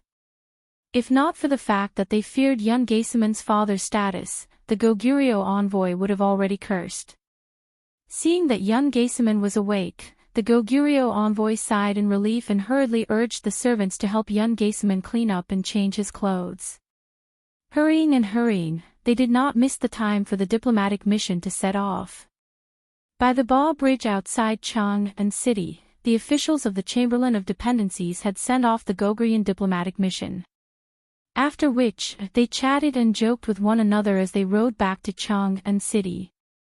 On the other hand, the Gogrian envoy slowly headed northeast, preparing to report back to Goguryeo. No one noticed that outside the pavilion of Ba Chiao, a burly man wearing a bamboo hat was resting on the side of the road, watching the diplomatic mission leave. If the 2 guards of young Gaesaman were here, they might have been able to recognize that this was the reckless drunkard from last night. Seeing the diplomatic mission gradually disappear into the distance, the muscular man with the bamboo hat also stood up and took off his bamboo hat. If it wasn't Niu Wu, who else could it be? Niu Wu casually patted the dust off his body and jumped onto the horse's back. He bypassed Chang'an city and galloped towards the south. In Dingzhou village, Li Wangyu seemed particularly anxious today. Since yesterday, he had been restless. But whether it was his beautiful boss or Aphrodite, when they asked him what had happened, Li Wangyu would smile and shake his head, indicating that he was fine. Li Wangyu wouldn't reveal to anyone that Niu Wu had gone to assassinate Yun Geiseman, so he naturally wouldn't tell Su Chongqing and the others the truth. But he was extremely anxious. He didn't know if Niu Wu had succeeded or not yesterday, or if some accident had occurred. This was the first time in his life that Li Wangyu had planned a murder, and the target was a rather important figure in history. He couldn't help but be nervous. He hated the fact that there were no mobile phones in this era, and he couldn't get in touch with Niu Wu. Thus, he could only suppress his anxiety and continue to wait. It wasn't until noon that Niu Wu rushed back to the mansion, covered in dust, and secretly gave him a sign of success. Only then did Li Wangyu's hanging heart finally relax. Ignoring everything else, he pulled Niu Wu to that small wooden hut in the middle of nowhere. In the wooden house, the iron cage was still there, but the mad dogs that had been locked up in it had disappeared without a trace. Niu Wu, how was it? Is it done? Li Wangyu impatiently asked as he closed the door to the hut. Niu Wu nodded and gruffly replied, Lang Jun, it's all done. No one suspected anything. No. Last night, I followed your orders and followed Principal Su's group, keeping watch outside the painting pavilion. Principal Su really did manage to get Yun Geiseman drunk, so I pretended to be a drunkard with them and used the opportunity to give Yun Geiseman a needle. As Niu Wu spoke, he took out a needle made of bamboo from his bosom. Li Wangyu hurriedly had him light a fire and carefully tossed the needle into it. Only when the fire engulfed the needle did Li Wangyu relax. And after that, did everything go smoothly? Niu Wu nodded. I followed Lang Jun's orders and waited outside the Chamberlain of Dependencies for the night. As expected, I saw the Gogrian diplomatic mission return with my own eyes. Yun Geiseman was among them. Good. That's great. Niu Wu, it's been hard on you. Go back and rest. But remember to keep this matter a secret. Don't reveal it to anyone. Niu Wu naturally knew this and immediately replied, Lang Jun, be at ease. Even if I die, I won't say a single word.